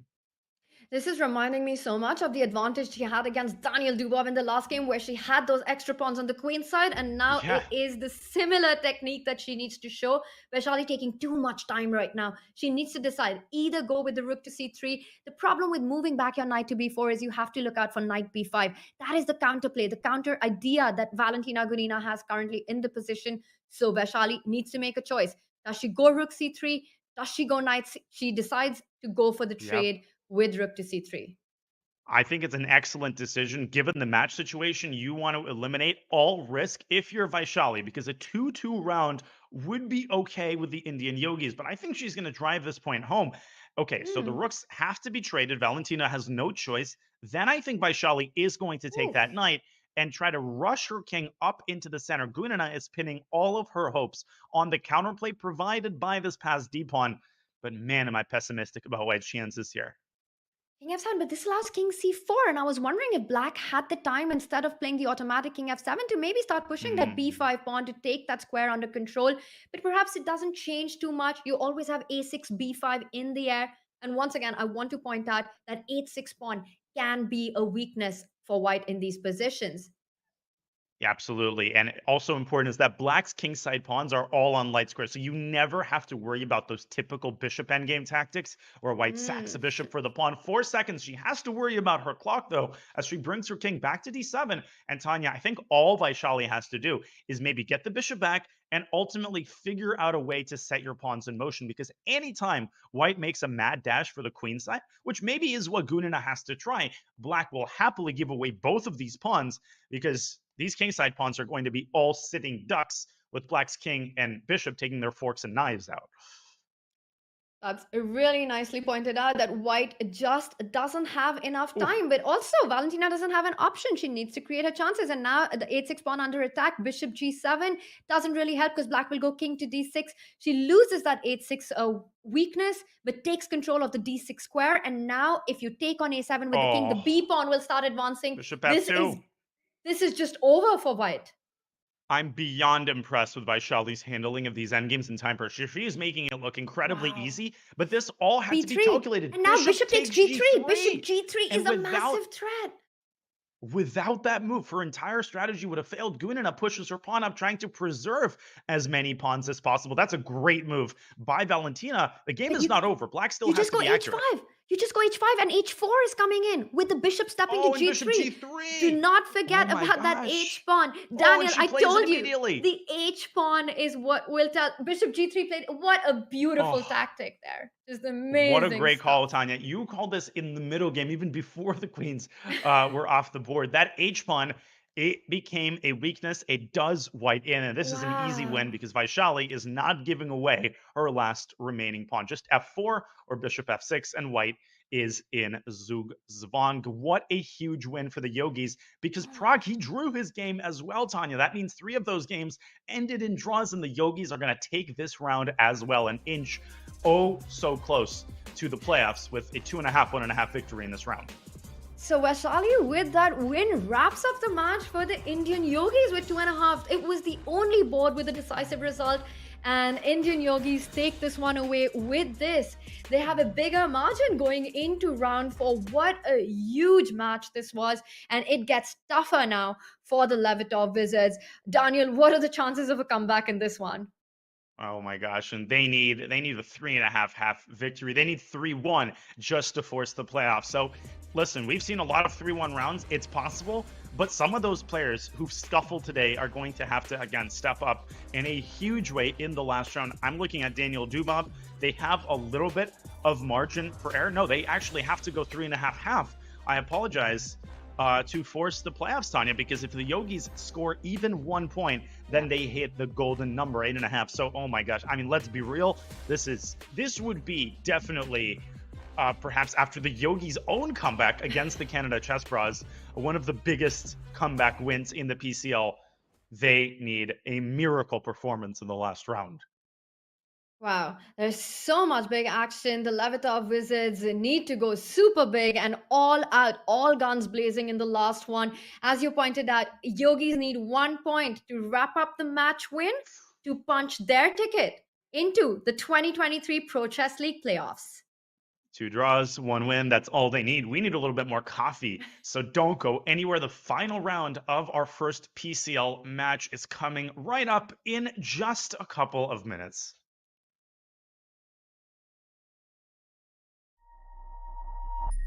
Did you teach certain positions or openings or middle games? Did you teach certain positions or openings or middle games, or what did your training people look like? I'll give you one of the secrets here. So a good coach will correct your moves, but a great coach will correct your thinking.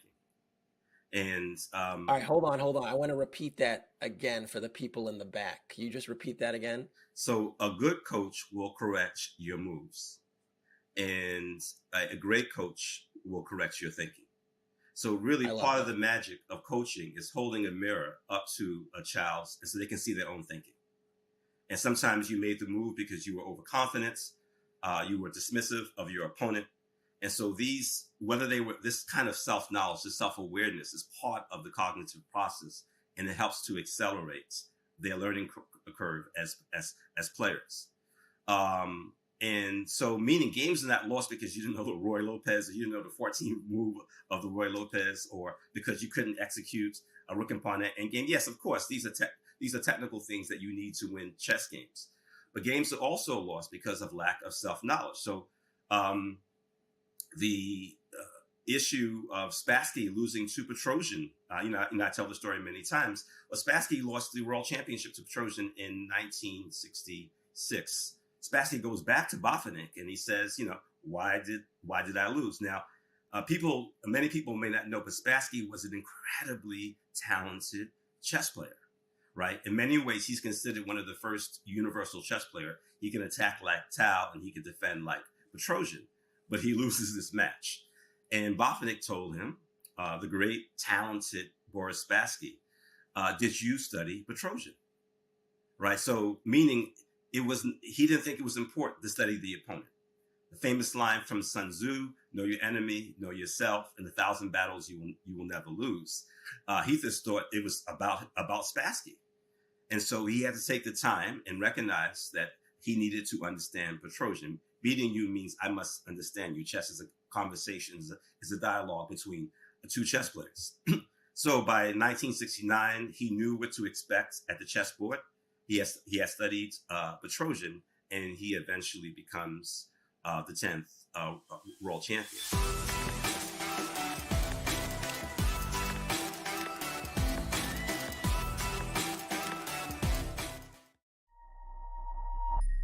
I do like positional styled games. I may try to keep it positional, but I can also change gears. And I think that's very important in terms of, anyone trying to develop their chess game. If you do find, style of play that you enjoy, that's good, but you could also try to sharpen it by implementing, another form of, into your bag, as we would call it, right?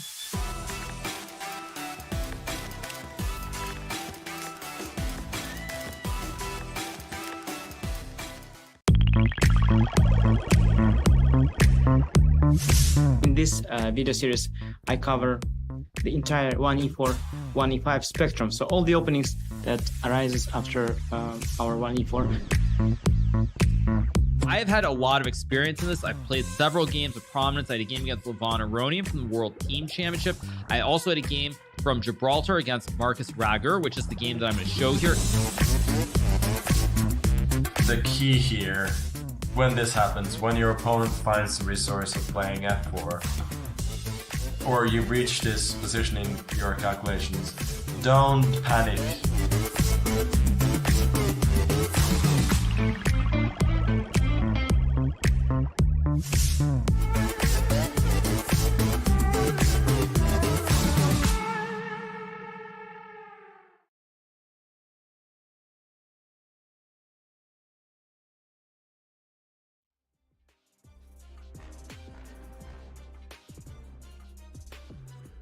Daniel Dubov's PCL debut for the Levitov Chess Wizards has not gone according to plan. We see him there on camera. He has not come up with a single victory in the first 3 rounds, and now time is basically up.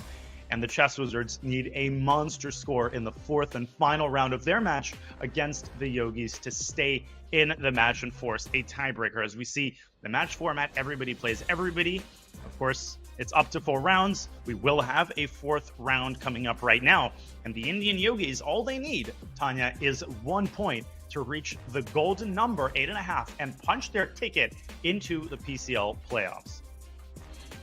The Levitov Wizards need to make a massive comeback, just the way the Indian Yogis did against the Canada Chess Bros. They need a big win. The Levitov Wizards need to score a minimum of 3.5 points, and that will take them to a playoff. If the Levitov Wizards win 4-0, then they win the match. You were talking about things haven't gone Dubov's way. Well, everything seems to have been going absolutely the Indian Yogi way so far. And Daniel, I have to say that it's been Vaishali who's been the big MVP. The power siblings of Indian chess. We see Pragg on the top board, Vaishali the 3rd board today. What a fantastic performance by these two. 4.5 out of 6 is what the siblings have. They actually have the Levitov Wizards total score just between themselves. You can see the match score there is 7.5, 4.5. So as you said, a 4-0 blowout by the Wizards would win them the match. But we have seen that in the PCL. The Indian Yogis themselves came up with a 4-0 victory on the strength of the first defeat suffered by Magnus Carlsen at the hands of Vidit, who is not playing today, but man oh man, have his teammates carried the torch with grace. Absolutely. I mean, look at the Indian Yogis lineup. With Pragg, Nihal, Vaishali, Pranesh, this is a team with an average age of 18 years. And what a performance they've had today at the start of the day. Few would have predicted this kind of play going into the final round, especially up against the likes of Dubov, Paravian, Lazovic, Valentina. Things have gone terribly wrong for the Wizards. Daniel, what kind of magic do they need to wield to take this away? Some of the magic that helped them win the first 2 weeks, Tanya. I mean, they were the aggressors, especially last week. They blowed a team out of the blew a team out of the water, but now they are the victims. They are getting blown out of the water themselves, and that is ultimately what monster teams do. First of all, Daniel Dubov, he has to score his first victory of the match. He has to find it in himself to defeat the Yogis top board. Of course, in the final round, ladies and gentlemen, board 1 plays board 1, board 2 plays board 2, etc. That is the way the PCL match is set up, and I love that. That means it's a true test of all of the boards. Dubov has to win. The margin for error, Tanya, is basically 0, especially with Daniel Dubov needing to exploit the white pieces against Pragg. Every match matters and every board matters at the Pro Chess League. And absolutely agree with you. No margin for error this time. Hard to imagine that Daniel Dubov has not won a game so far. It's crazy. It's unbelievable. And we know that when the top board struggles like this, it's just incredibly hard to pull off a match. No matter how well assembled your roster is, your top board absolutely needs to deliver. Well, Pragg delivers a Nimzo Indian here. We already have a sort of imbalanced pawn structure, Tanya, with black having the majority on the queen side and white kind of having the super solid pawn chain in the center. Absolutely. And we see that the bishop on g2 has been blocked by this wall of pawns with d5, c6, and b7. Meanwhile, what black wants to do is transfer that knight on a6 all the way to e6, knight c7, and knight e6 are ideas that are always in the air, and getting it one step closer to the king side, as you're pointing. You can even get it to the g1 square now that you mark the h3 square as well. Pick up that king. Meanwhile, what does white want? One of the thematic plans is a central break. You want to try to get f3, e4 in as quickly as possible if you're Dubov in this position. But anytime white advances that f pawn one step, notice how the e3 pawns becomes a weakness. And very often that is the key moment when black's the one who strikes in the center first with c5. I like this choice by Daniel Dubov. I mean, he's guaranteeing himself at least some winning chances here. This isn't just gonna fizzle out into some colorless draw. And f3 e4, right up his alley. Dubov is such an aggressive player. He likes creative ideas, dynamic play, dynamic plans. And right now the ball is in Pragg court. He knows exactly what white wants. So Pragg might want to orchestrate a c5 pawn break in response to f3. If you do it immediately, you're going to be saddled with a weakness on d5. So you often want to wait for white to play f3, as you pointed out, Tanya, because then the e3 pawn becomes a counter weakness to black at attack. So a lot of decisions to be made here in the early going for Pragg, and he's going to invest a good amount of time to make them. Well, right now, the player who's investing a good amount of time is Daniel Dubov. He's made the move Rook D1. Oh, I'm sorry. Actually, he has made the move Rook D1, and it is Pragg's decision now whether he decides to move the knight to E6 or easy. He does it. He brings the knight into play, and still after F3, he does have the C5 break. So everything is under control so far. And I see in our bird's eye view, let's pull that up because the other games have started as well. And of course, this is the round where the Levitov Wizards need to score big to make their comeback. They do indeed. And that is why Denis Lazovic in the bottom left has played very uncharacteristically a Sicilian defense. Lazovic is an E5 player through and through, but a good team player adjusts to the constraints of the match. He doesn't make the team adapt to him or her. A great team player. They do whatever it takes in order to drive home the necessary point. But it's obviously a very, very risky choice. And another crazy game is Valentina Gunina's early Karo Khan against Pranesh. That is very unbalanced as well.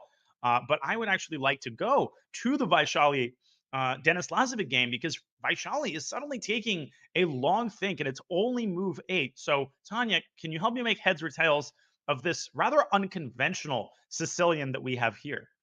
And I think, like you're saying, it's unconventional, which is why Vaishali goes into a thing, try to understand how she wants to approach it. She makes the move A4. Now, this took me by surprise a little bit because it's not a developing move, not a usual move that you want to play. But once you take a deeper look, you understand why the move A4. She's trying to preempt and stop the idea of black going A6, B5 next. If you would have made any other move, A6 would have hit the knight would have had to fall back on either A3 or D4, and eventually the move B5 would give black's bishop to B7 square. So a nice little touch there, taking time and stopping black's activity on the queen side. After A6, she falls back to D4, and the queen comes back. It looks like, white went ahead with the knight, black's queen fell back. White retreated with the knight, the queen came forward. And now it looks a lot more sane to me. Yeah, it's like those movie scenes where the time starts rewinding and the broken glass is put back together. There's something very satisfying about watching the pieces go back to where they really belong. White lost the tempo, black lost the tempo, but when all is said and done, we now have what seems like a very conventional Najdorf type position. I'm too lazy to count the tempi who benefited with this whole knight b5, queen b8 shenanigans. I don't think anybody did. I think the tempi are even, and we have a position, Tanya, that has been known for many, many decades. Garry Kasparov was an early proponent of what's called the Scheveningen structure with black, where you put the pawn on e6, but you could also push the pawn to e5. And timing that correctly is one of the hardest things about handling this position well. I think Lazovic has his eyes on the move e5. That is the big central break. You either want to get b5 in to take that bishop out to b7, or you want to try to fix the center and force white's hand with the move e5. Now that b5 is not an idea, b6 is not an idea with the queen on d4 and the bishop on e3 lined up. E5 is always in the air, but first Denis decides to finish his development and is also eyeing the c6 square. He's saying, I can't get my bishop to b7, but I can get it onto the diagonal with bishop c6, but he let go of that opportunity to play e5, where Charlie immediately seizes it and goes e5 herself. And I like that she didn't take too much time to make this move.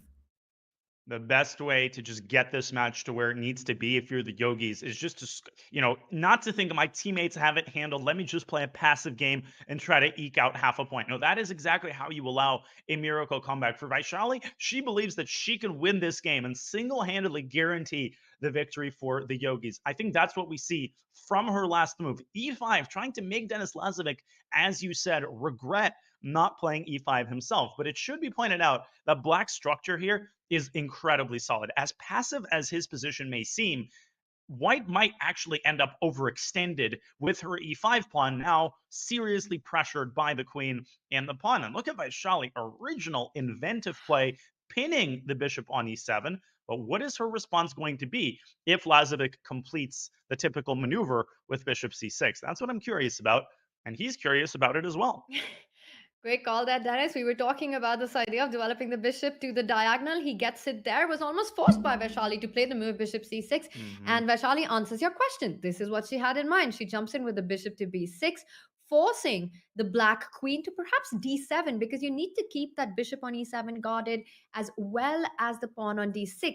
I'm also trying to work out the tactics. What happens after d takes e5? Because Same. yeah, you can pick up the queen, but black can also pick up the queen on b4. Yeah, maybe queen a5 there would have reinforced the threat on black's queen. So Lazovic, he's not I don't want to say he's not a tactical player. Everybody's universal, but he does prefer quiet positions. He is the Berlin player. Obviously, the Berlin would be unthinkable in this game because that would literally hand white half a point, which I think Vaishali would have taken. So he's gotten at the unbalanced position that he needs. Now I think he has to time the move d takes e5 correctly. Again, Tanya, he could take the pawn even here, hitting white's queen yet again. But yet again, Vaishali could slide her queen up to a5 and make sure that the e5 pawn is well protected once she recaptures it with her own pawn. I guess we're about to find out. That's a really nice idea. You pointed it out in the last move. It still exists. You move the queen. This time it's the rook attacking the black queen, not the bishop on b6, but the concepts are the same. And Vaishali is in great form today. Just She's better. amazing play by her. She plays queen a5, hitting that queen, forcing the queen back because there was no other good square, captures on e5, and now just for a moment compare all of white's pieces with black's pieces. And it's clear who has the upper hand here. She is in phenomenal form, as you're saying. And just look at Black's Knight. It has no prospect. This is why Vaishali built up the battery. It's a prophylactic battery in the sense that it deprives Black of the move that he desperately needs in order to coordinate his heavy pieces and get the knight over to d5. So the pawn blocks one freeway exit, the queen bishop battery blocks the other. Denis Lazovic trying to build a third exit for himself at all costs. So he's accepting the permanent weakening of the dark squares because he desperately needs more breathing room for his pieces. And Vaishali could play the tempting move bishop to f3 in order to try to carve out her own pathway for her knight. But I still think Denis is very solid here, as unappealing as his position may look. There aren't really any specific targets for Vaishali to attack. So I think she still needs to maintain precision to really capitalize on this advantage here. And I saw a feature chat saying that Vaishali will not stay on IM for too long. I think we can all agree with that. She does have 2 Grandmaster noms already. She is around 2450, so 1 nom and about 50 points to go. But she's one of the big talents from India with a huge bright future ahead of her. Speaking of bright future, it looks like Indian yogis have one up today as well. This looks like a great position for white. Look at the other boards as well. Everything in control. Pragg with the black pieces on the top left. I look at that position. We liked Vaishali's battery. Look at Pragg's queen and bishop on the queen side, just stopping and taking control of the position, dominating white's pieces there. Yeah, I think Pragg is flat out better. Daniel Dubov was unable to light the spark plug in the center. He hasn't even played the move f3, so he's nowhere near opening up the center. Pragg has opened up the queen side. He's done his due, getting his pieces to incredibly active squares. White's position just seems very unappetizing. And that last move on the top left, knight takes e6, is a clear sign that Dubov is sort of conceding the opening battle. And one loss would immediately end this match, because all the yogis need is a full point. Another game, Tanya, that's catching my eye. Perhaps we could take a quick look at the way that game is unfolding, because this is more bad news. I think more bad news for the Levitov chess wizards on the bottom right. I think Valentina Gunina, only 11 moves in, is in big trouble on the board, but even more importantly, on the clock. Wow, and it's evident why she's in trouble on the clock, but even more evident why she's in trouble on the board, because look at her pieces. Her king is stuck in the center. There is a big pin on the knight on d7. What on earth is that pawn on g5 even doing? It just looks so out of place. Meanwhile, if we just calculate the number of pawns, white has an extra pawn already. So it looks like everything is under control. Knight g2 is the threat currently on the board. Pranesh G3 simply pushing that knight away. You can't give a check on G2 because that knight would have been trapped after King F1. You would have just ended up losing it. Valentina Gunina trying her best to get the pressure on that central E5 pawn. That's where she's relying for her compensation here. And she's going to bring her bishop out to G7. I think we see why she played G5. She's trying to, and she's successfully preventing white from supporting the E5 pawn with F4. But that's not the only way that Pranesh can keep this pawn alive. He could take that knight, get it off the board. I wouldn't do that prematurely because that allows Valentina to open up the H file, maybe exert some pressure on H2. And the other thing Pranesh has to be very careful about is a careless knight f3 could run into g4. He does take on g6. I'm just very curious how he's going to follow this up. Maybe he wants to play a well-timed f4. This is the big moment of truth. Yes, f4 is on the board. On the board. So doesn't want to give the e5 pawn. It is so key in white's position to keep that pawn alive. Otherwise, black just gets so much play in the center that c3 weakness will be a problem. So f4 makes a lot of sense. But now the big question is going to be, what about white's king's safety? It's hard to imagine white going short castle now that f4 has been played. Are we going to castle by white in this game? A queenside castling, perhaps? That's totally not out of the question because white's pawn structure, as sort of appealing as it may look visually, all of the pawns are defending each other. The bishop on d4 is so well placed as the sort of, villain in white's entire construction. It's defending absolutely everything. For Valentina Gunina, she castles kingside. She is taking desperate measures.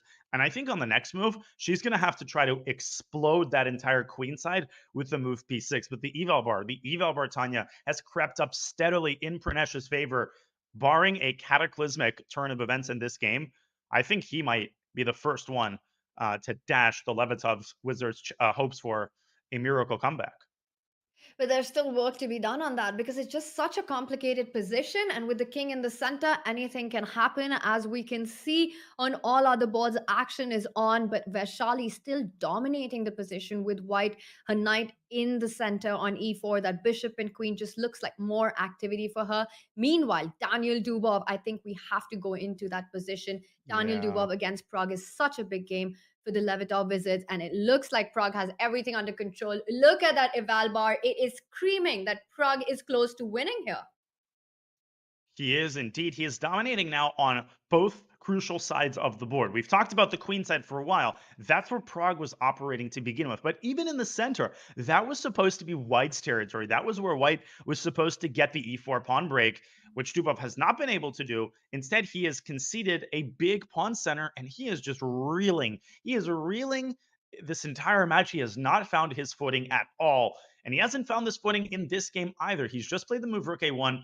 Tanya, I thought he should have tried at least to open up some space on the center with e4, but he is just deep in the tank here. Rook a1 could be met with rook to a2. I love that move. But if Pragg is not careful, though, there could be b3, right? You don't want to lose your bishop on c4.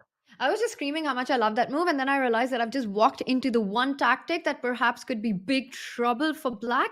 But rook a2 is still so tempting with that pawn just one step away. I'm just wondering if we can actually make it work. Let's take a look with the analysis board here. Okay. Yes, I think that black has the move rook e8 to b8. This might be what Pragg is searching for, by the way, as he's taking his time. And obviously, yeah, you lose the piece, but after rook b1, you're simply threatening to promote to the queen with the black rook blocking the white rook's access to the a1 square. I think that wins the game. But instead, Pragg, you don't need to take any undue risk, and he makes a somewhat more measured move as we go back to the live board. He has played the move rook to a7. So he is trying to fight Tanya for control of the a file, but he's doing it in a somewhat more strategic manner that might have allowed Daniel Dubov to get active in the center, though, with e4. Yeah, but e4 would have allowed maybe knight g4, and that's exactly what Daniel Dubov did not want, because sure, every pawn move has its own consequences. With e4, you do weaken that f2 pawn, so Daniel's last move, h3, takes away that square. He wants to get e4 in. I don't believe that Pragg will give him the opportunity to do it. I don't think he will either. He will play, I think, e4 himself, as you're implying. And for Pragg, it's important to play without risk. A draw in this game would be as close as it gets to ending the match. It would take some of the further pressure off of his teammates. I think Pragg has to manage the team score as well here. And that's exactly what he's doing. He's playing without risk. He's playing without entering too many tactical complications. But at the same time, Tanya, if you allow e4, if you allow white to get active, black does have a bunch of targets, right? E5 is weak, b3 is weak, and black's queen is tied down to that pawn. So I think this is still a 3-result game, but no question that Pragg should not lose, barring some sort of major blunder. I agree. And look at that f3. Look No, at d4. that pawn structure. e3, f3, g3, h3. Do not try that at home. This cannot be good for white. As you're pointing out, it is time to jump in with the pieces. Pragg will not shy away from this. I am expecting d4. You're bringing that knight to the center. Pragg will bring that knight to the center, and that will be very, very difficult for white. What does Daniel Dubov have in mind when he made this move f3? I just don't He's understand. just tilted. That's just a tilt move. He got frustrated about the threat of knight e4. If we could bring him to an outsboard, the reason d4, I think, essentially ends the game. You're calling it knight to d5 pushes the queen away. The queen is not trapped. It has the c5 square, but if I'm looking at this position correctly, and I'm not, I thought queen a2 to go after the b2 pawn makes sense. I guess white could play bishop c3, but in this particular situation, Pragg could just play queen takes d4 and say, hey, I've got a pawn up endgame that I cannot lose, and I'm getting my rook to e2. But no, Tanya, he has not gone with d4. Instead, he's made another sensible move. He has played the move queen to c4, coming as close as possible to forcing the queen trade. Dubov could weasel out with queen a5, but I guess that would allow black to infiltrate white's territory with queen e2. Still everything under firm control, but d4 definitely was a winning move there, missed by Pragg. That was so tempting, and I'm slightly surprised by Pragg deciding to not go for it, because it just felt like the kind of move that he would love to make. Now, Daniel, under normal circumstances, would have loved to keep the queens on the board, but it was impossible with all these light squares that have been weakened. And after all these trades, it does look like Pragg still has everything under control. But now the c4 bishop, and let's just point out that if the bishops get traded, suddenly black's pawns might become a bit of a target. Bishop f1, king f1. Firstly, your c6 pawn is hanging. You defend it with your rook. The white rook can step up to c3 and target the b3 pawn as well. So Pragg needs to be slightly careful right now. And that's exactly what I was saying earlier, right? If white gets activity, this suddenly becomes kind of a 3-result endgame, and he's also down on the clock. Another game where things have taken a serious turn for the worse. If we could go back to our bird's eye view, Valentina Gunina has turned the tables on Pranesh. You can see her knight has just jumped into b2, opening up a devastating discovery against the f1 rook. Valentina is now in a winning position, but conversely, there is a piece of bad news for the Levitov chess wizards. The board we haven't even looked at is Nihal Sarin's game against David Pragg. I think Nihal now might be the one who has the best chances of ending this match. Pragg is down to 10 seconds. He's in a worse endgame, and I think we should take a bit of a closer look at this one, because this game might be on the cusp of being over unless Pragg essentially stays perfect and holds this together. He's got to do that for his team, and he's playing on just seconds on the clock. He's got 11 seconds, while Nihal Sarin has got over 3 minutes. It just looks like white has got the bishop pair advantage, but that light squared bishop, you can't even call it a bishop right now.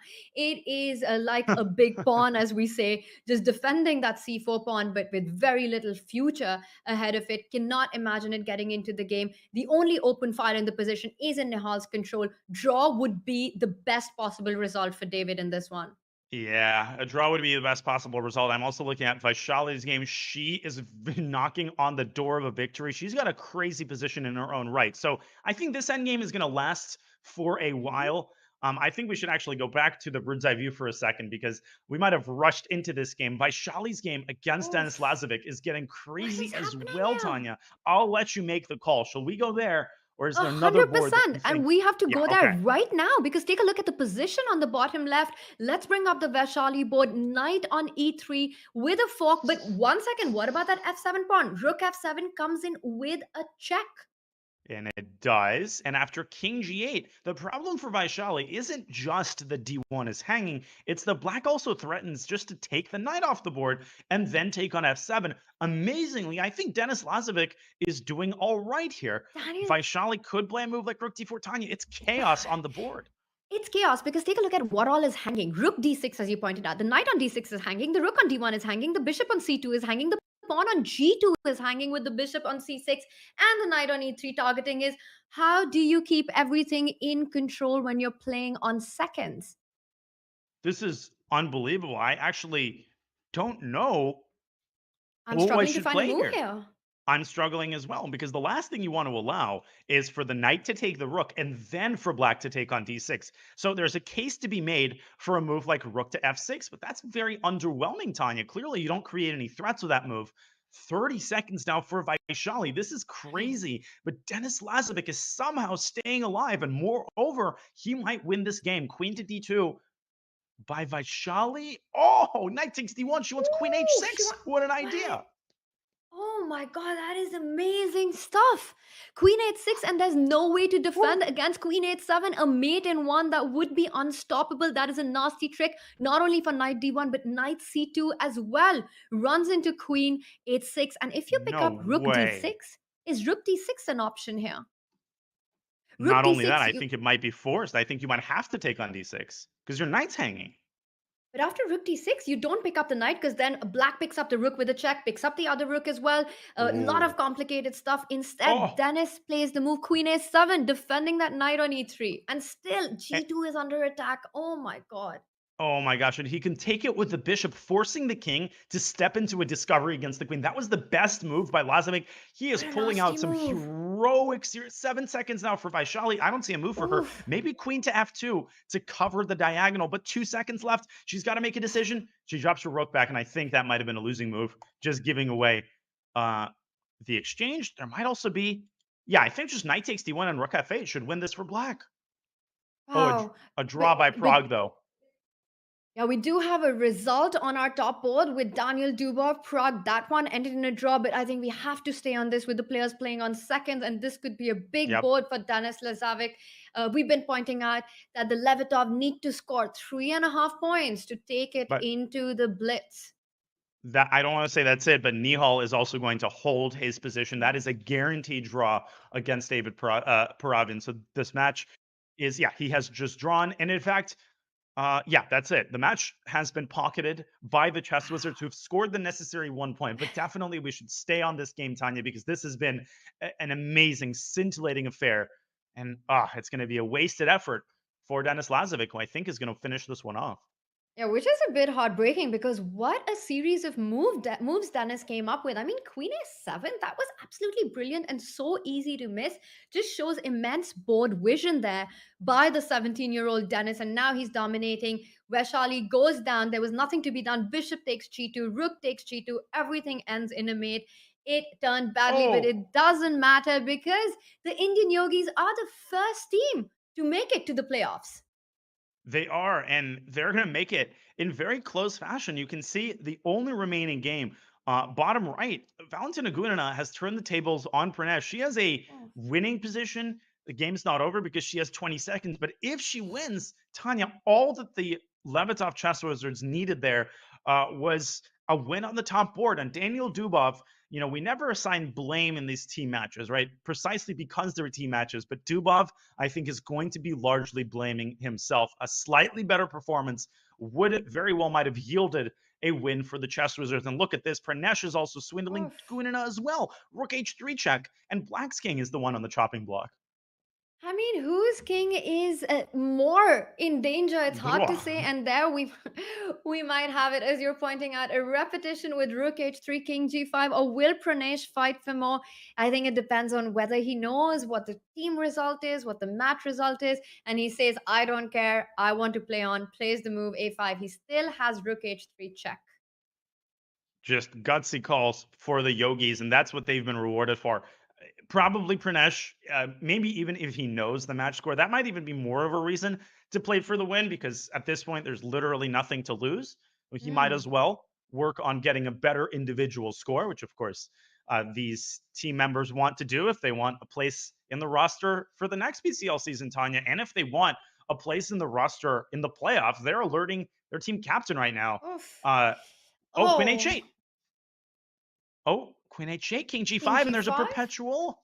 Queen d8 is a perpetual there, and maybe at this point, Pranesh has to go for it. You've got to take it, and he spots it. 96.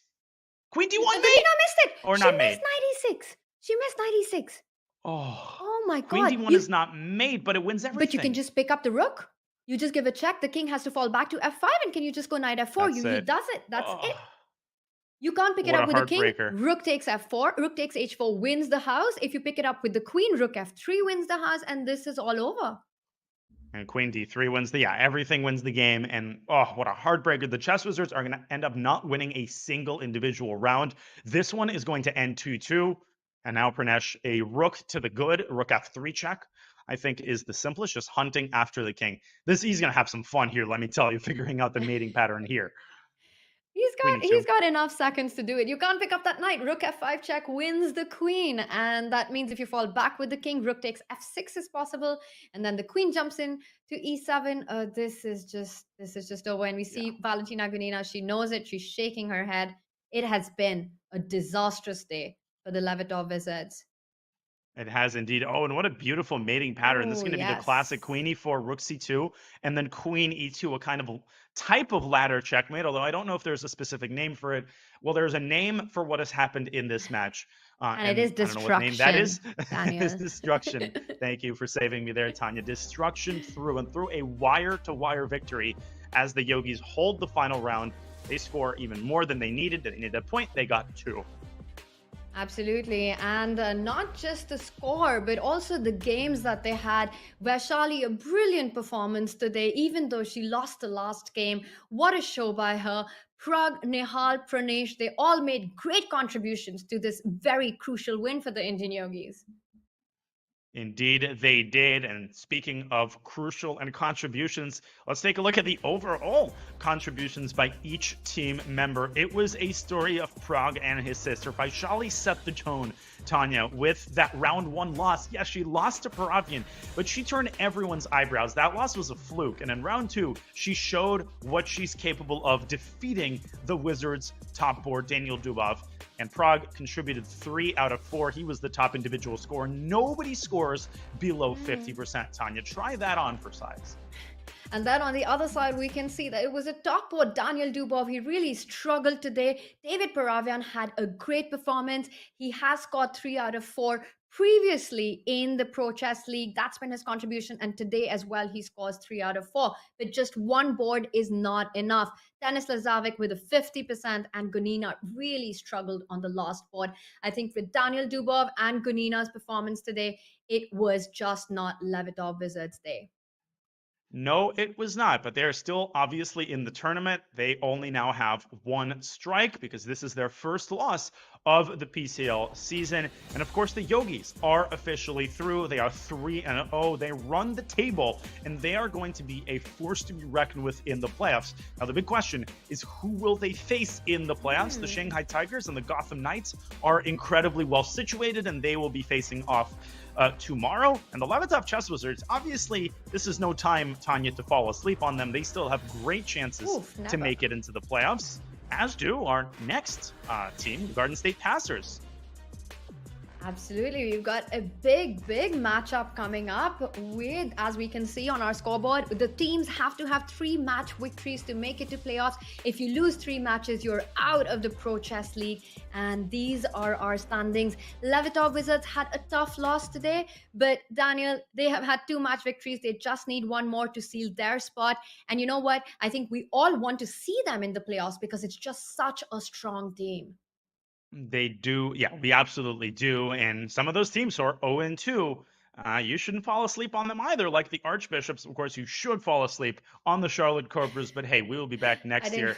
We will learn from our mistakes. I can swear it, Tanya. I'm going to say it.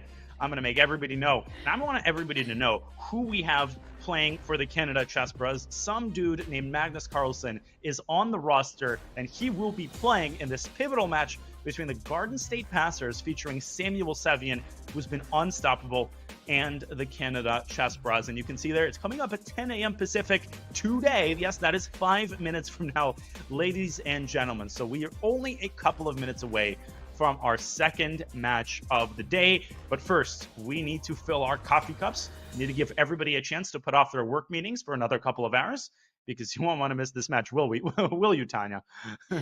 Not at all. I'm a great influence. Magnus, the world champion, he will be back, as well as James Canty III, his team taking on the Chess Bros. You don't want to miss this one. No, you don't. We'll be right back. We'll be right back, ladies and gentlemen, with the final round, the final match of today, featuring Magnus Carlsen, Samuel Sevian, James Canty's team. It's going to be fascinating. It's going to be close. But first, we're going to go on a short break. You're watching the Pro Chess League. Don't go anywhere. We'll have Canada Chess Bros and Magnus Carlsen coming up for you in just a couple of minutes.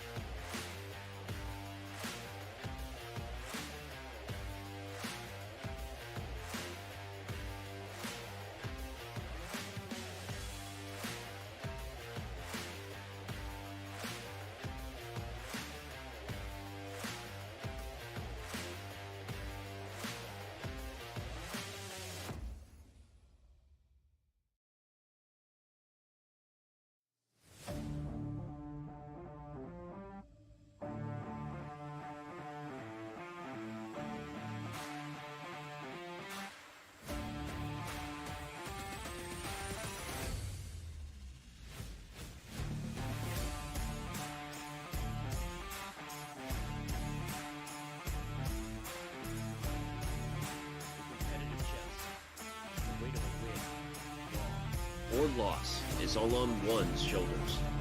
It's easy to feel alone. Those lonely days are over. Oh my goodness! The Pro Chess League is back. Once again, in chess, teammates matter. There it is, the smile. She clinches the match. What a feeling to win a match for your team. Welcome back, PCL.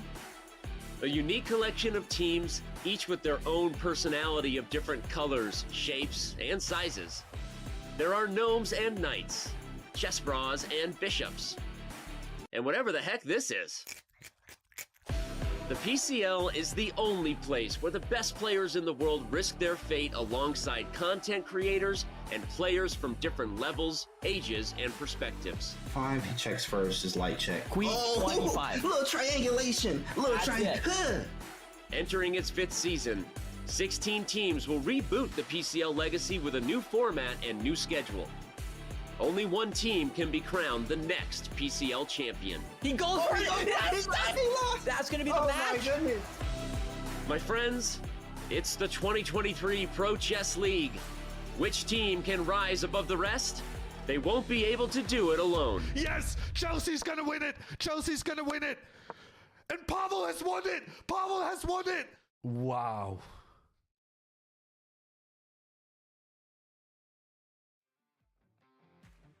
Welcome back to part 2 of our Pro Chess League Wednesday coverage.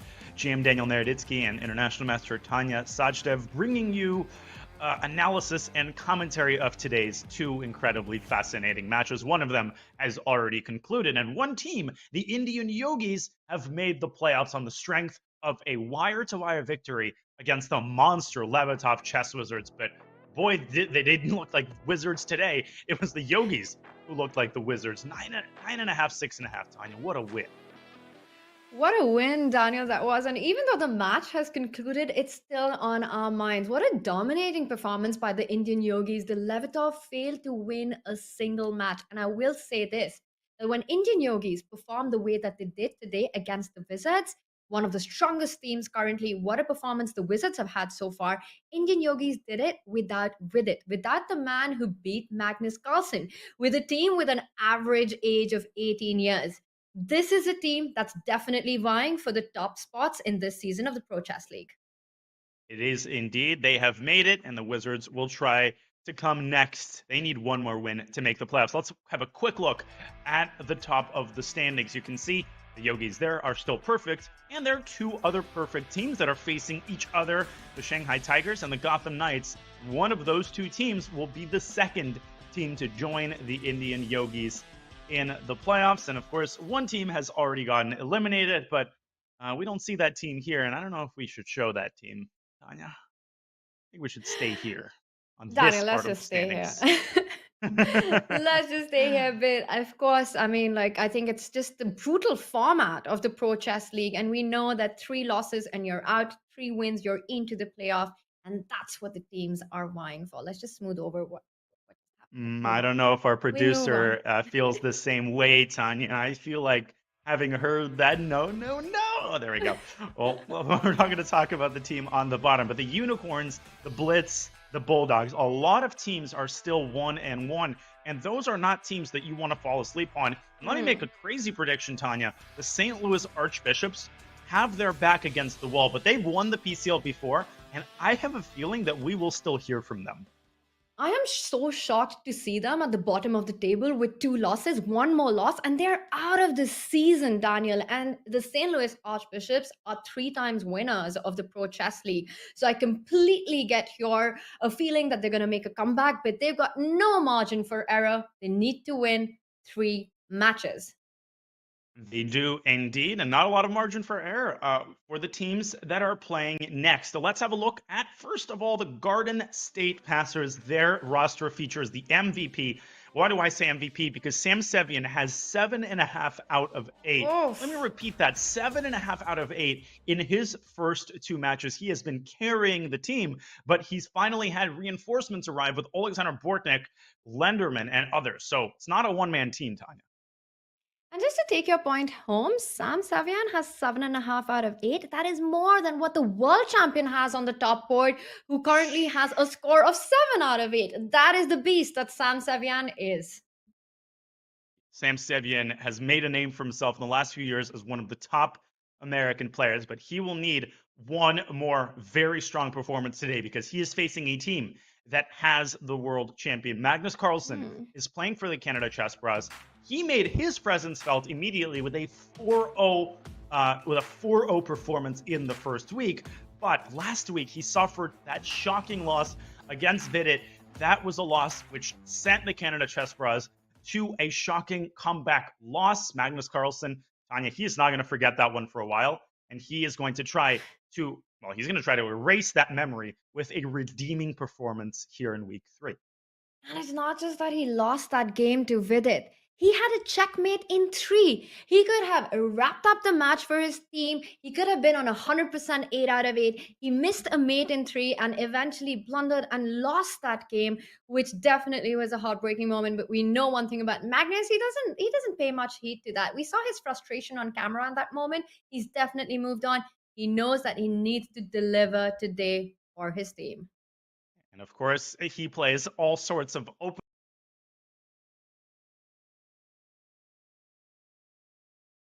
How many games will the Canada Chess Bros and Magnus Carlsen play 1d4 throughout the match today?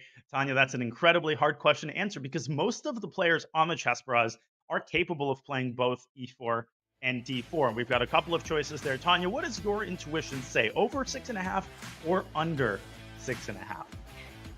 So over 6.5 means 7 or 5. 6? Yeah, I don't know how you can start half a game with d4, but I think it means like 7 or over or 5 or under. What about 6? Where does 6 fall in the whole situation then?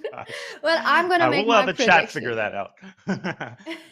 Name I'm a number. going to make my prediction. Daniel, I think we are going to have over 6.5 games starting with 1d4 from Canada Chess Bros.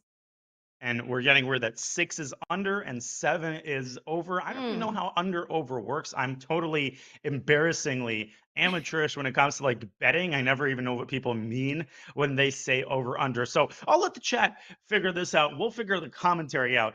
But 1d4 is obviously going to feature in most of the rounds games today. And let's take a look at who might be the ones playing 1 to d4. Let's review first and foremost the lineups. Sam Sevian, Bortnik, Baranik, and Carissa Yip. Almost the same lineup, Tanya, that won the last week's match, with the exception of board 4, which is very capably replaced by Carissa Yip. Oh, 100%. Carissa is such a strong player. She's a former US women champion. She's 19 years old. She's super strong. She is an international master already, plays very aggressive chess. But what you were saying about Sam, Bortnik, Abhimanyu Mishra, these were the key star players for the Garden State Bosses in their previous matchup. They handed out so many punches and took the win home for their team, and they come back with a very similar lineup. Abhimanyu Mishra, the youngest grandmaster in the history of chess. The youngest grandmaster is making an appearance, and in the first round, Abhimanyu Mishra will be facing Ivan Šarić, who is a Croatian grandmaster. Very, very strong addition for the Canada Chess Bros. And of course, the world champion will start off with black against the Garden State Masters board 4. Carissa Yip, not a walkover win for Magnus Carlsen. Carissa is dangerous with the white pieces, and I don't think Magnus Carlsen is viewing any of these games as kind of an automatic win because he's got a big X on his back. Everybody wants to be Vidit. Everybody wants to be the guy who defeats world champion. I don't know if everyone wants to be with it there, because you remember Vidit almost was checkmated by Magnus in just 3 moves. He did get very lucky, but of course, let's bring up our match format. Daniel, Yes. 8.5 points is what the team needs to wrap up the match. That's the golden number. You don't know the format. Where have you been? Just kidding. We won't pick on you. The time control, 10 minutes with a 2-second increment. It's a beautiful cross between Blitz and Rapid. First team to 8.5 wins the match. Everybody plays everybody. And we'll talk about the tie break. If we get there, that'll only happen if we get an 8-8 tie. Unlikely, I think, but I think we are very likely, Tanya, to see a close match here. And in order to be the second team to upset the Chess Bras, one of the pre-tournament favorites. One of the players on the Passers has to prevent Magnus Carlsen, I think, from going 4-0. Absolutely. But the thing with the Pro Chess League is that every board and every game matters. With Magnus, even if he scores 4-0, it might not be enough. He does need the other members to perform as well. He needs these other boards to show up. And one of them is the board 4. Now, the Canada Chess Bras, they have been playing with Jennifer Yu in their lineup. Today, we've got Meili Jade instead. Jennifer Yu had a tough first 2 weeks. And it just comes down to this board 4. Will Meili Jade be able to snatch some of these key points, even if it's half a point, even if it's just a point, against the top players from the Garden State Passers? And we've seen the best teams put in the reinforcements exactly when they've needed him. Jennifer Yu, after 2 matches, might feel a little bit jaded. No pun intended. So Meili Jade, fresh reinforcements. She wants to make her presence felt in her first performance for the Chess Bras. Sam Sevian not leaving it mysterious as to his intentions in round 1. He plays a King's Indian. Tanya, obviously, he knows who's commentating, and really that is the only reason that he's made his opening choice. He's paying his respects to you, Daniel. This is what his opening choice is about. He says, you know what, when I want to go for the win, I want to play the King's Indian defense, and he goes for it, the most aggressive line. And now it just comes down to what are the dynamics in this position? And to answer that, well, some of them I can point out because I do like playing this position from the white pieces, Daniel, in fact, where white has got the idea sometimes to go castle, but very often to actually advance with the G pawn to G4 as well. Not anymore. Now, once the knight comes to H5, the point is that if G4 arrives on the board, you'll jump to F4. White never wants to recapture the knight. White never, ever wants to open that bishop on G7. Very often, black sacrifices a pawn to be able to do that. I think you just made an excellent point, a very common sort of rookie mistake in the King's Indian. I could show this on the analysis board really, really quickly. If white plays queen d2, you might think that you're stopping knight f4. And let's make a random move for black, right? Knight c5 would be more likely. But as you're saying, you never want to play g4 because even if knight f4 involves a pawn sacrifice, you would sacrifice, and you often do sacrifice a lot more than just one pawn in order to get this bishop to operate at its full capacity on the long diagonal. This is the last thing you want, Tanya. So very important for Meili Jade to avoid the tempting g4. And she's just played it. She's gone g4. Whoa! I do not like that. That is a shocking choice. And look at Sam Sevian. He is as surprised as we are. He can't believe it because this is the dream. This is the big dream of every King's Indian player, and it's on the board. White did not even win a pawn in this one. You've allowed that G7 bishop. As a King's Indian expert yourself, Daniel, this is got to be your dream. It is. I mean, you never get this kind of position. And Sam might just leave his pawn on f4 and say, hey, take it. I'm going to focus instead on the queen side. I think he's going to go knight c5, force the bishop back, and run this a pawn up the board. White will simply lose this game outright if he can force white to further soften up her knight, Tanya, because queen f6 is just on the deck here. This is a nightmare. And this tells me that Meili Jade just probably isn't a habitual 1d4 player. I think she might be an e4 player typically, so might have been a sort of choice to surprise Sam in this game, but he's gotten all he can ask for in this King's Indian. Wow, I am still shocked with this decision to give up the dark squared bishop. He goes for your idea. The knight jumps onto c5. You can't pick up the f4 pawn. You have to fall back with the bishop. And black doesn't even care. Daniel, you call this out. I think you're just calling out the action. The a pawn is stepping up to a3. If queen goes to f4, the knight on c3 will be hanging. The other idea, break into the center, get your queen out. Rook e8, targeting that e file. White still hasn't castled. This is going to be busted right out of the opening. And while Sam Sevian does that, this is our opportunity to get the bird's eye view because the games have started. The action is on. That one looks like bad news for the Canada Chess Bras. And some Potzer has started his game on the lower right. I'm having a hard time reading his name, but I don't think we're missing. Nobody would have heard of him anyway. Of course, the world champion has black against Carissa Yip. That game has just begun. We have a Vienna opening in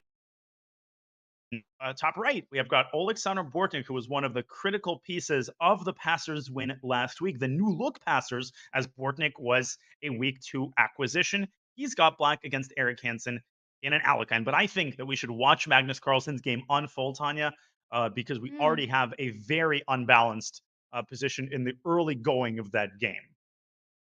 Yeah, let's do it because as you were pointing out, knight on a5, that's the edge of the board, but the advantage is that bishop on b3 can be picked up, and very often that means an imbalanced middle game, which is exactly what Magnus is hoping for. He, of course, wants to score a win with the black pieces in this one, even if it means taking a couple of dodgy decisions in the opening just to imbalance the middle game.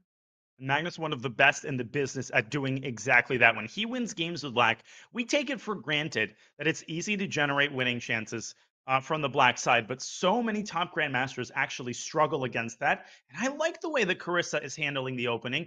It's also tempting to play passively when you're facing the world champion. Carissa is not changing her style. I think her best chance in this game, Tanya, without question, is to get something incredibly dynamic, tactical, and get an attack going against the world champion's king. He is capable of making mistakes in ultra sharp positions. He's only half human, but the best way to show that he's human is to go after his king. That is As some if I great know. advice. I don't know. I'm speaking as Well, a friend, you know.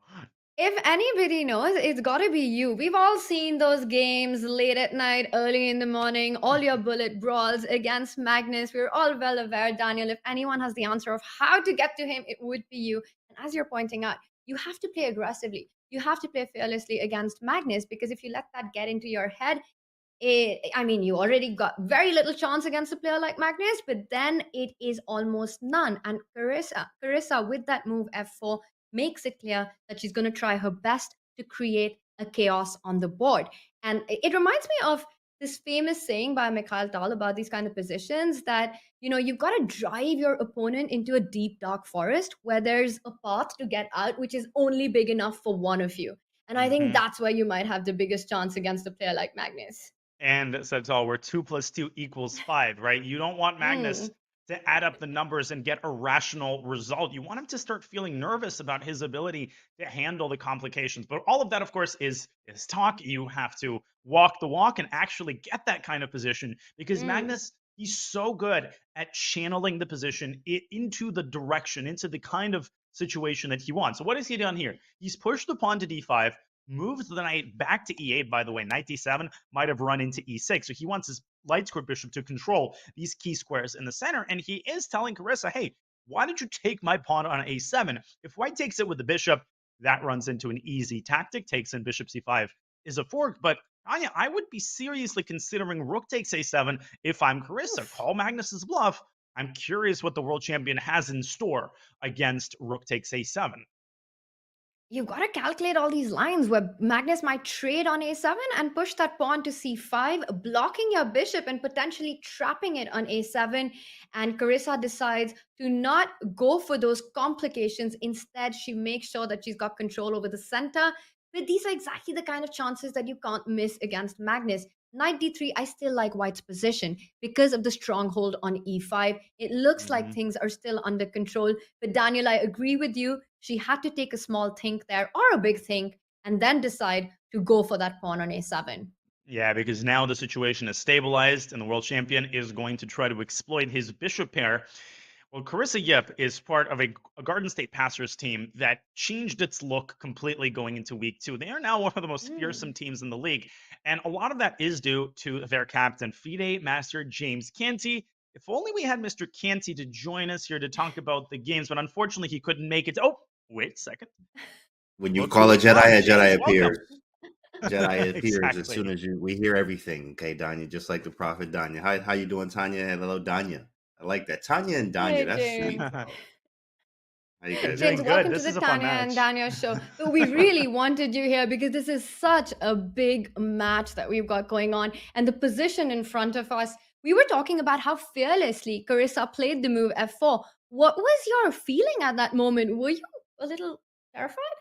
No, I mean you got to let me tell you something, Tanya. Carissa Yip will hit you in your lip. Okay, she is definitely one of those that is really strong and aggressive, and she'll take it to you every single time. So I definitely love her aggressive style. Absolutely, we got Carissa, and then we got the top 3. It's like the big 3 in like basketball or football or whatever sport. We got the big 3 on our team with Sam, Bortnik and Mishra. They are going crazy. I mean, they literally, I think, score like 10 points between the three of them. That's ridiculous. So, and then we bring Carissa in here, and Carissa, all we got to do is just hold off Big Mag. Hey, Magnus, you can do whatever you want, but we're gonna take the rest. We're gonna take care of the rest of your team. At the same time, chess bros are cool. We love them, but we're gonna take them down this match. So. Oh, Carissa missed her chance to take on f6. Now I feel like Magnus is fully in control of the game. He's going to play f4. And that knight on e6 is such a monster. But listen, you're expecting Magnus James, I think, to win a couple of games. And as you're saying, you've got a huge supporting cast. One player can't win the entire match. They can only score 4 points. So Sam Sevian, it seems like this is the time for him to put through another monster performance. That's what you'll need from him, James.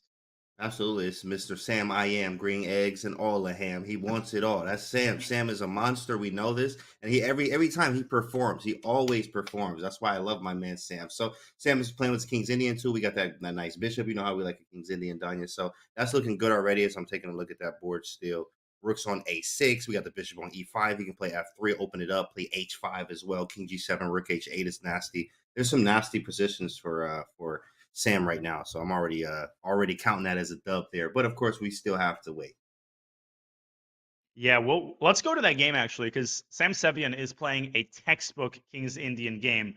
First, we're going to go to the bird's eye view really quickly. Bottom left, you've got a pretty balanced endgame. I think actually Mishra might be slightly better there, so more good news for your team. And Bortnik has definitely solved all of his opening problems and also stands better. So, James, I'll give you the choice. Do we go to Sam Sevian's game, or do we look at Bortnik's attempts to win that game with the black pieces against Eric Hansen? That's a big one. Let's go to the Bortnik game. Definitely got to go to the Bortnik game. Definitely got to go over there. Yeah, Bortnik and Hansen. That's a heavyweight situation too. What's the time looking He's like? 5 minutes let's off. go. Let's go. Let's go. The guy Come on, is a Bortnik. monster. Bring the energy, baby. That's right. Exactly. Look at the position, James. He's got a knight on g4. He's going for white's king. He's got that bishop on e5. The c3 knight can be taken up. The queen can go to h5, hitting that pawn on h2. Uh-oh. Is there? Yeah. Oh my god, there's Bishop crazy g3. tactics here. Wow, that's sick. That's Bishop d4 also looks great, and then queen h5. Yeah, Bishop Oh, I love Bishop d4. Really nasty. Really nasty. Also, the good thing about this is that he's comfortable. Bortnik, you know how he likes to play the Aliakin, like the only one in the world that plays it religiously against anyone. He don't care. I don't care who you are. He's going to play it. And he played it here, and he got a nice position out of the opening here. We're up on time. And this is very nice for us. Dude, Bishop d4 might win the game because knight e4 is not possible. Bishop d4 forces rook e2, and then maybe Bortnik could drop the bishop back and open up that parking space for the knight. I think this has to be essentially a forced win at this point, and he's got 7 entire minutes to figure that out. James, I mean, Bortnik would win this with 7 seconds, I think. With 7 minutes, I mean, I don't want to say he's got this in the bag, but it's getting pretty close. Oh, I see Eric shaking his head. He hates his position. Yeah. Oh, yeah. I saw it. Bishop d4. It's on the board. Get it it's on the board, James. Get this man off the board. Bortnik is swinging. Of course, you know I love the chess bros, and I spent time at their house when I was there. But it's not today. We are not friends, chess bros. We are not friends today. Any other day, friends, but not right now. Bishop d4, rook e2 on the board. Yeah, bishop b6 and then knight d4, and he's got queen h5 on demand. And Bortnik, he's such a mature player. He's going to take his time because he smells blood, and a black win in round 1 would set such a good tone. Let's go back to the bird's eye view really quickly, James, because I do want to get your closer views on that Sevian game, which is a must-win, and that game is not over. Sam still needs to demonstrate precise play. So let's travel on over to Sevian land. Sam I am. James, have you ever had a position this good out of a King's Indian? This is like, if you could construct a dream position with every piece on a perfect square, this is what it would look like. This is what it would be. Yeah, exactly right. King's Indian, I mean, you know how hard it is to play, but this is beautiful. I mean, how did rook get to b6? Obviously, it went up to a6, but look at the rook. It's on b6. Usually the rook's like on e8 or somewhere where on a closed, blocked file. Here it's not. The bishop takes on f5. I mean, everything looks beautiful here, right? Queen on f6, bishop go to d4. And now, rook b2. Rook b2 might end it. Knowing Sam, I think he's going to try to end it here and now. Yeah, boom, there it is. On the board. Oh my Bishop goodness. c3, queen d4. Yeah, this one's over. It's in the bag. Oof. Heat. Wow. So rook Big b2, you Sam. can't take with the rook because bishop c3, queen b2, you pick up the knight, and now queen d4 check. The d3 bishop falls, everything. This is going to be your first point, James. Yeah, we can just see she can probably just hit the button there. She's very strong, but this one is Sam I am. It's different. It's just a little bit different, How a little bit shocked different were strength you? here. With How shocked were you with, when Melly decided to trade that bishop for the knight on f4? Were you following the game? And that was just yeah, unbelievable definitely. stuff. I thought it was. In fact, every King's Indian player knows that you have to play knight f4 in those positions, and we'll sack that pawn every single time. And when it happened, I was like, she just, hey, we'll take it, freebie. Like that's literally a freebie, and we felt really good when that happened. So, and now we're converting this point, so it's pretty good. You're going to take the full point here. James, looking pretty good for your team. Always a pleasure to have you on, but we will let you enjoy the games in peace. James Canty, always a pleasure. Good luck to you and your team. Pleasure, Danya and Tanya. Passers for the win. Let's go. Good luck, James. Oh my god. And passes for the win, as James said. Well, they are getting the fire on the board. Sam Sevian, after that big miss, big inaccuracy, not a miss, but really a shocking blunder, I would say, even though it doesn't lose material by Melee of giving up that dark squared bishop. He has just flawlessly converted this one. But other boards are not that easy. So let's bring up our bird's eye view. It looks like Sam has this one under control. Mm-hmm. He does indeed. Now, does the world champion have his game under control? I think he does. He has gotten it into an end game. It looks like a technically winning end game for Magnus Carlsen, although that evil bar actually is not as convinced as I am.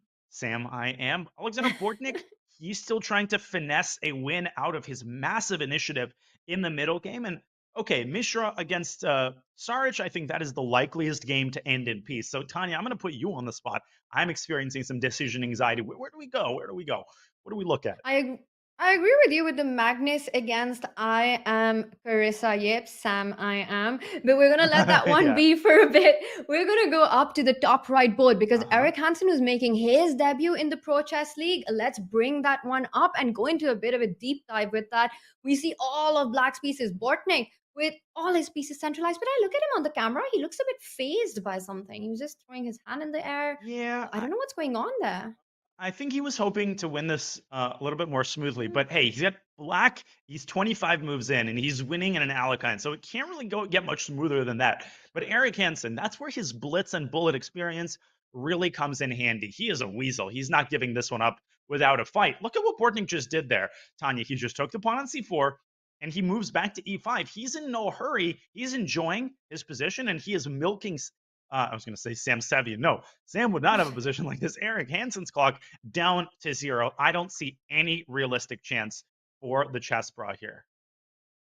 Yeah, he's down a pawn, and all the compensation seems to be with the black pieces. That bishop on d4 is an absolute monster. f5 you're pointing at and asking big questions. You can't go to c5. You have to call back.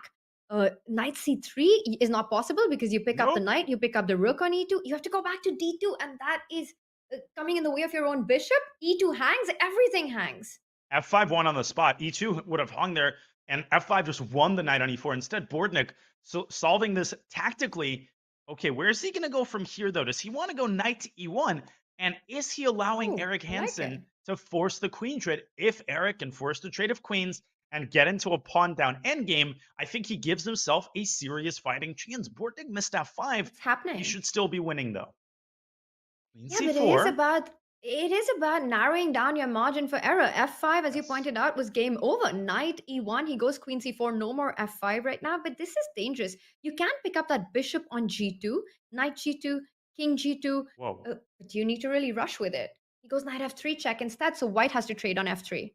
And there we go. I think queen e2 is a very wise decision. Is it fun to defend the ensuing endgame with 30 seconds left? No. Does he give himself a fighting chance to draw? Absolutely. I still think Bortnik should be able to finish this. He's still 3 minutes up on the clock. That is an eternity for these ultra-professional blitz players. But Eric Hansen is not going to go gentle into that good night. Speaking of not going gentle into that good night, Carissa Yip, she is coming very, very close to holding a shock draw against Magnus Carlsen. I think we need to look at Carissa Yip's attempt to hold half a point against the world champion. What a tone that would set in this match. Board fours, Tanya, have been so stellar in the PCL thus far. Absolutely. That would be a big, big save of half a point against Magnus. And take a look at the position. It looks like Carissa has done everything right. She has an extra pawn. But of course, there are a lot of weaknesses in White's position as well. That pawn on d3. Now, if White-Black was to capture the bishop after rook takes f4, Magnus can go on to win that pawn on d3. It might even just be his best chance in the position. But I think there might be b4 in that position. And with every pawn that gets traded, the game moves closer and closer to a draw. But man, having this against Magnus, I can attest, Tanya, to the fact that one of the most nerve-wracking feelings is when you can sense how close you are to drawing a player like normally would. But Carissa, she's definitely close to drawing. I think bishop f4 to d6. That might be the key to the kingdom. And she's played it. And if Magnus advances his pawn to c4, White could force another pair off the board with rook to e5. I'm really scared about the attack against White's king and the rook, because we see all of these, the rook on d3, the rook on e1. It just looks like the king on h2 can be in a lot of danger. Imagine Daniel, Black's knight landing on g4, and that's a checkmate. It's not any ordinary check in the position. And I'm just wondering, is Oh my Magnus gosh. going to get over ambitious and not care about that c pawn, not try to advance it going into the trades that you were pointing out, but instead find a way to activate his knight? But I'm struggling. I'm struggling for a route to get to g4. Yeah, and by the way, Alexander Bortnik has won his game. Hansen blundered a piece Wow. in that time pressure. Now, we expected Sasha to ultimately convert, not as quickly as he did. So that's a full point. And of course, Sam Sevian has won his game against Meili Jade as well. Abhimanyu Mishra, that game is going to end in peace. He will be drawing. Ivan Saric. That game should end shortly. Let's stick to this huge game. A draw would be unthinkable. And Carissa, she can play rook e5, but she can also leave e5 for her bishop and threaten rook f6. This is very much a 3-result game. Oh my god, I think bishop e5 might be winning. Bishop Bishop e5 has got a was huge winning. threat. It was winning because rook f6 Oh was my God. unstoppable. Oh, she What could a have miss. won with bishop e5 because rook f6 simply unstoppable there. And the Oh, my problem is not that you lands. win the knight, but you're giving a ladder checkmate with the other rook coming on to g7 after rook f6 if the king falls back, and it would have been Oh. very difficult for Magnus. Bishop b4, rook e4, and I think this has turned around a little bit now because Black has got threats of rook h4, rook d1 check, and this can get very tricky with the central passed pawns combined with the attack against White's king. OMG. Oh, Carissa's going to be kicking herself. And she's, I think, losing the thread of this game. It's gone from winning to potentially losing in just a couple of moves. Rook h4, king g1, and rook d1 is not checkmate because White can block with her own rook. But even if Magnus trades and plays king f5 there, Tanya, these pawns are looking more menacing than ever. Rook h1 is also possible. Magnus plays just that. He's not missing this chance. I think he's going to go king f5. And Carissa, I mean, she'll need a perfect game here with only a minute left. What a shame. And how close was Carissa to delivering one of the biggest results of the PCL thus far? What an effort. Just one small bishop move away. That's how far she was. Just from bishop to d6, bishop to e5, with a big threat of rook f6, not only winning the knight, but checkmating ideas against Magnus's king. It was missed by her, and now it looks like these pawns are going to be unstoppable. Right now, the c4 pawn is attacked, so you can't really hurry with d3. King d5, there's rook d6 check, and then coming back. But I think rook f2 and rook takes b2 might win the game, because then if White takes on c4, then the king slides over to d5. This is the same exact thing because bishop a3, which has been played, runs into d3, and there Carissa can simply resign because the pawn is unstoppable. Let's all take a second to acknowledge that you cannot blame Carissa for missing bishop e5. Sometimes you yourself don't even believe that Magnus Carlsen could possibly have blundered. And when you get into that defensive frame of mind, it can be very hard to find a move like that, which turns the tables. Oh man, I think ignorance is bliss in this case. I think Carissa shouldn't check that game because I think it'll be tougher to recover once you find out how close you were to defeating the world champion.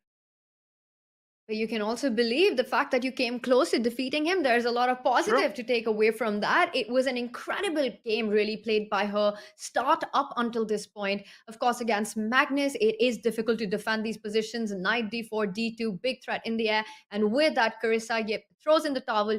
She resigns, but it doesn't matter for the team result because the Garden State Passers with 2 wins and a draw have secured the round victory.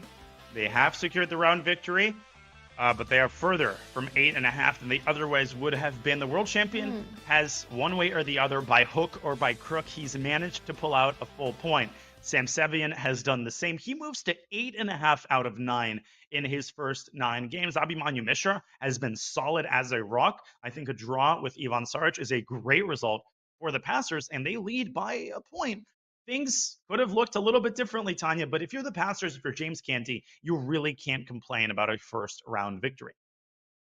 You're taking everything that you can get against the Canada Chess Pros, with Magnus leading from the front. They've got Ivan Saric, they've got Eric Hansen. They've really mixed up their lineup for this match, but it looks like the Garden State Passers are the ones doing the punches.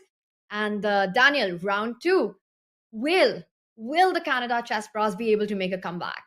There is only one way to find out. The world champion will have to step up his game. We'll find out if the Chess Pros can erase this 1-point deficit when we come back here in the Pro Chess League. Stay with us. We'll be back in just a couple of short minutes.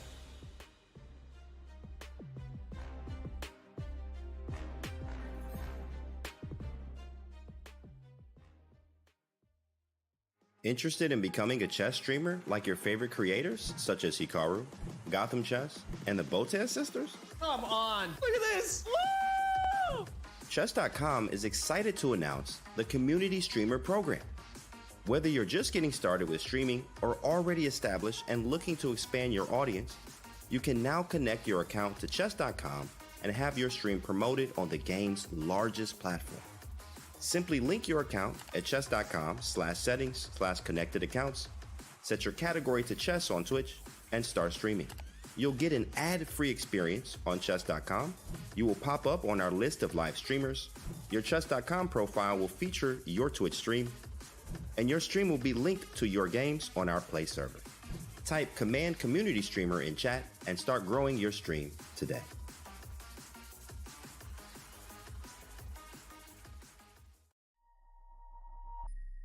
Where does that come from? That kind of even keel, like kind of level-headedness. I mean, a lot of people get really big-headed and very, very confident when they like get on a roll, and you're just like, I didn't play well. Gotta be better next time.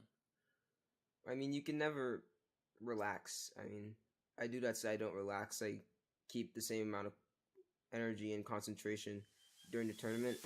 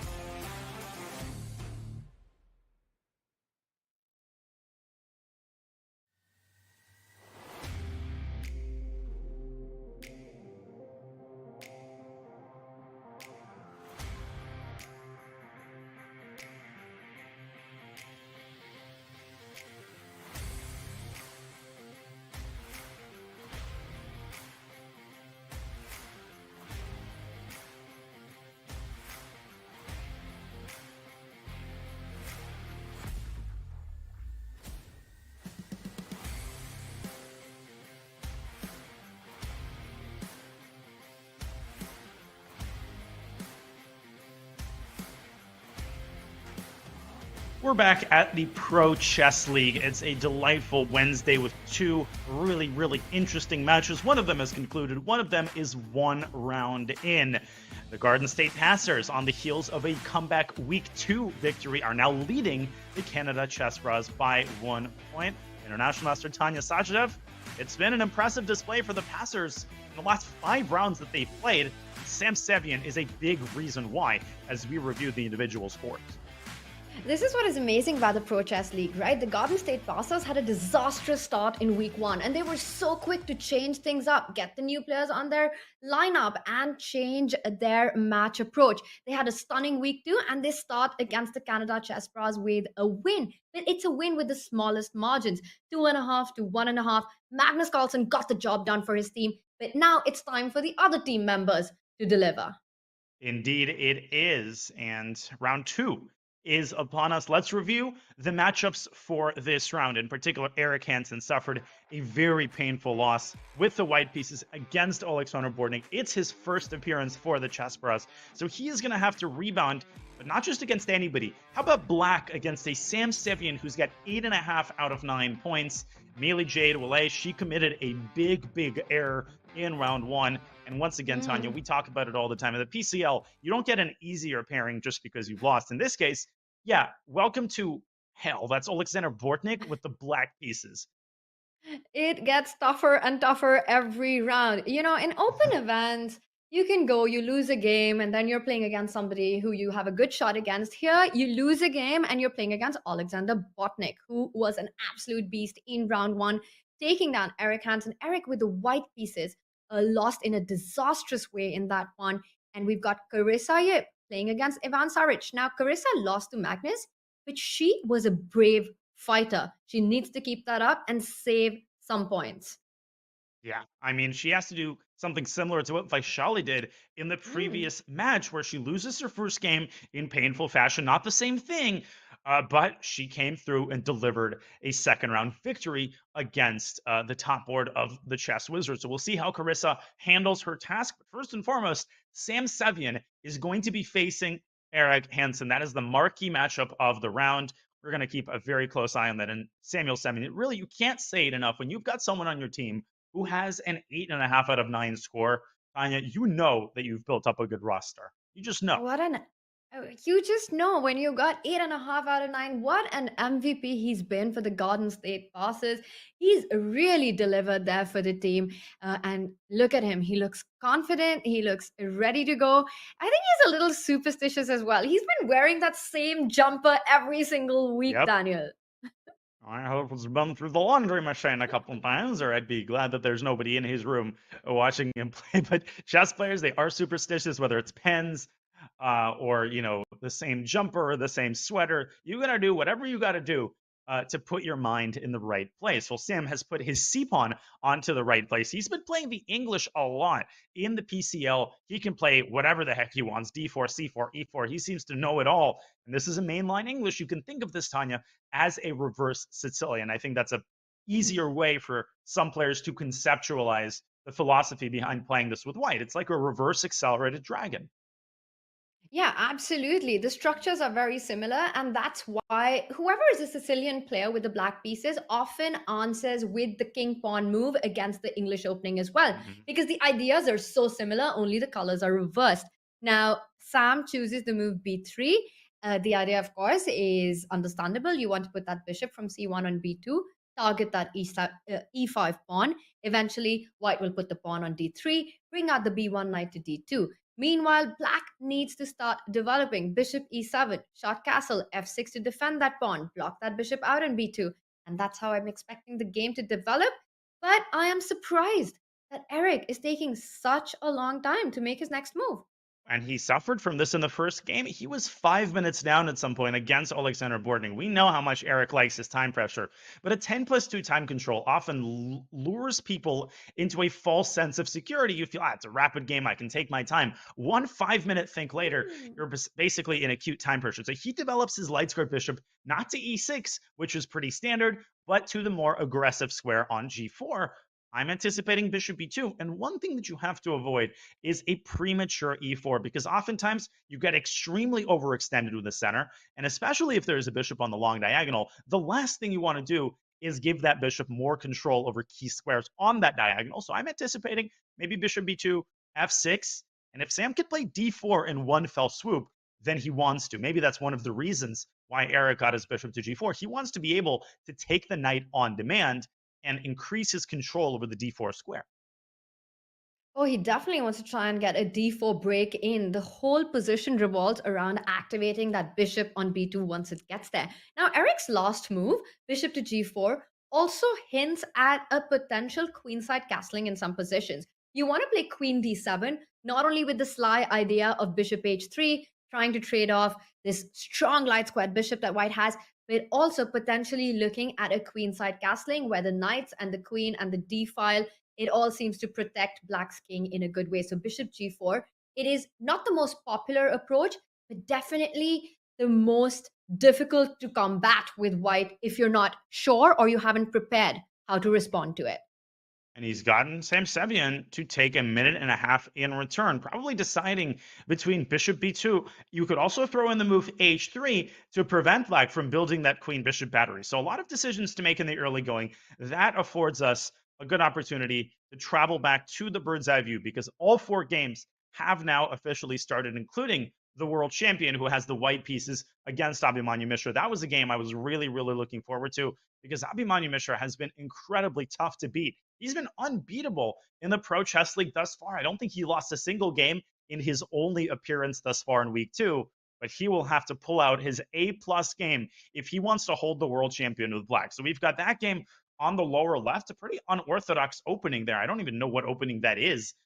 Shall we go to that game, or shall we go to the more advanced game on the top left, where Meili Jade, I think, has a great position against Alexander Bortnik?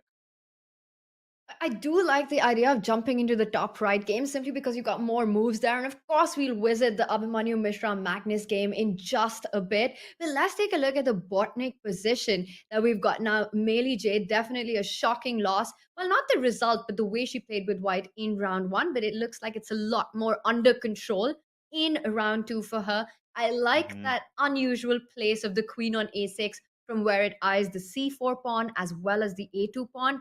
The pawns in the center, we call them the hanging pawn structure in chess.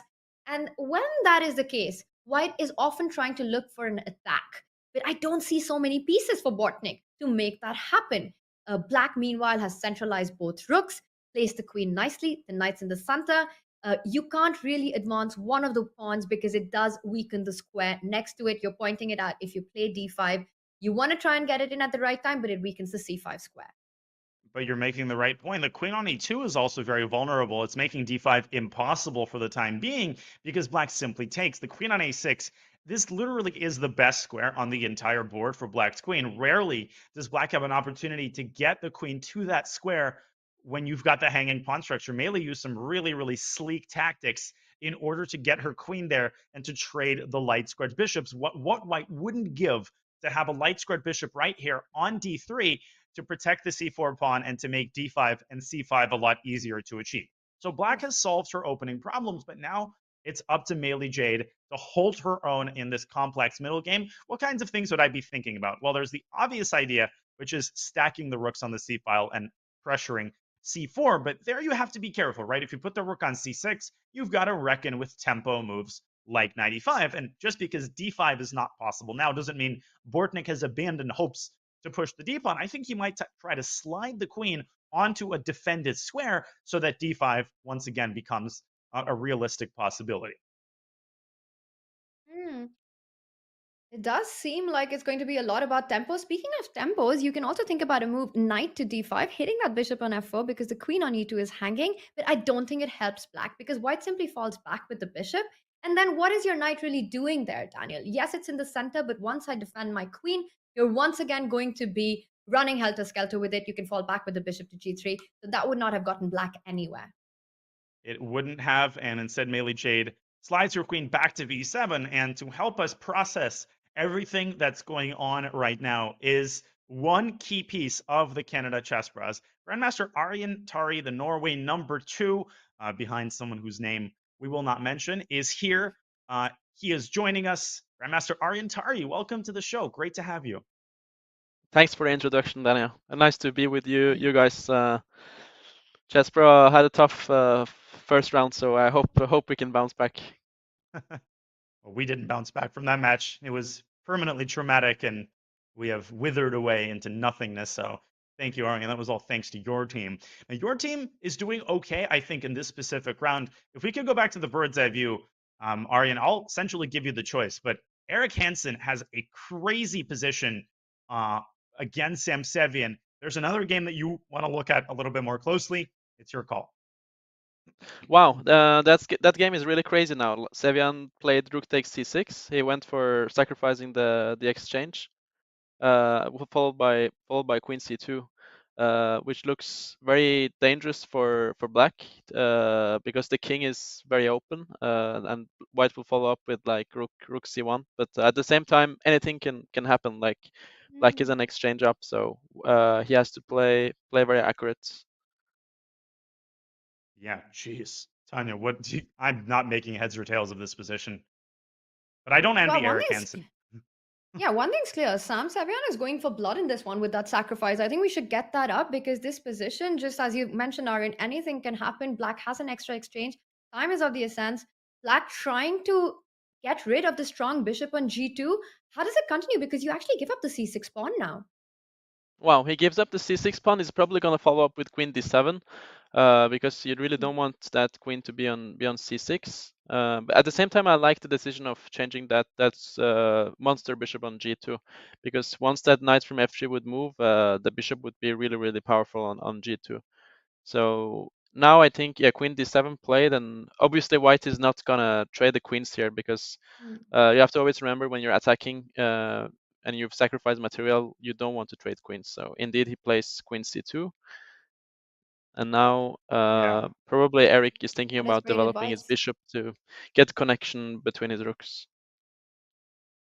Yeah, bishop d6. That also overprotects the c7 pawn. So it looks like Eric has beaten back the sort of first wave of attack, and maybe he should start thinking about launching an attack of his own with h5 now that the king has lost its main protector, as well as one of white's main attackers. The bishop on g2 has been traded. But as we wait for Eric to make this decision, just wanted to ask you more generally. We can look at the world champions game as I ask you this question. But Aryan, having Magnus Carlsen on your team, does it make you and the teammates more nervous or sort of more motivated to make your own contributions? So what is it like to be the team that has the world champion? That's a good question because first time I played in a team with Magnus, that was back in 2015. Then I was quite nervous because I wanted to impress him. But now I played in a team with him for so long that I just feel very motivated because Magnus is a real sports person. He wants to always win. Doesn't matter even which sport he plays, and he always wants to dominate. So it just gives a lot of motivation. Jeez. And we see in his game, look at this position. in his position looks very, very nice. We can see the structure. Black has double pawns on f7 and f5, and also the knight on d6 is very, very strong. Pawn on d5 also weak. So I think it's a great position. I don't see a knight move on here for d6 black. looks super nice, and you were talking about playing on the same team, Aryan, and just the motivation it provides and his competitive spirit. I want to ask you a little bit more about being part of the Canada Chess Bras. Now we saw in the first week you guys were actually playing from Canada. How much fun was that? And are you missing it a little bit with the team being there? There were a lot of videos on the internet of you guys having such a great time. Yeah, it was a lot of fun being there. I was there actually for like 2 weeks, and yeah, was very, very social. Not only like chess, we were going out to restaurants, watching NBA, going to bars, just having a great time at the Chess Bra house. And also we played the first Pro Chess League match against Dania's team from the house. Me and Magnus were at the same house, so it was cool. I really miss it. It's like 2 weeks ago now. I hope we will do the same again at some point. And we've got Eric, who was at the Chessbra House. Of course, you were visiting him, who is playing this week as well. And as we were talking about his position, we see developments there. So let's get the bird's eye view one more time. And Aryan, ask your opinion on the 4 boards that we have in front of us and the one that you'd like to go to. Yeah, we can go to, or let's go to maybe Bortnik's game against Oulet, like, because we didn't watch that game. Looks quite interesting. Black is actually sacrificing a pawn here to get control over the d5 square. Uh-huh. Oh, So, no, actually, I saw at knight the takes b5, wrong is that position. possible? Knight takes b5, rook b1, rook b8. b8 looks pretty good for black, honestly. Maybe rook e5? Is that a move? Yeah, rook e5, knight d5.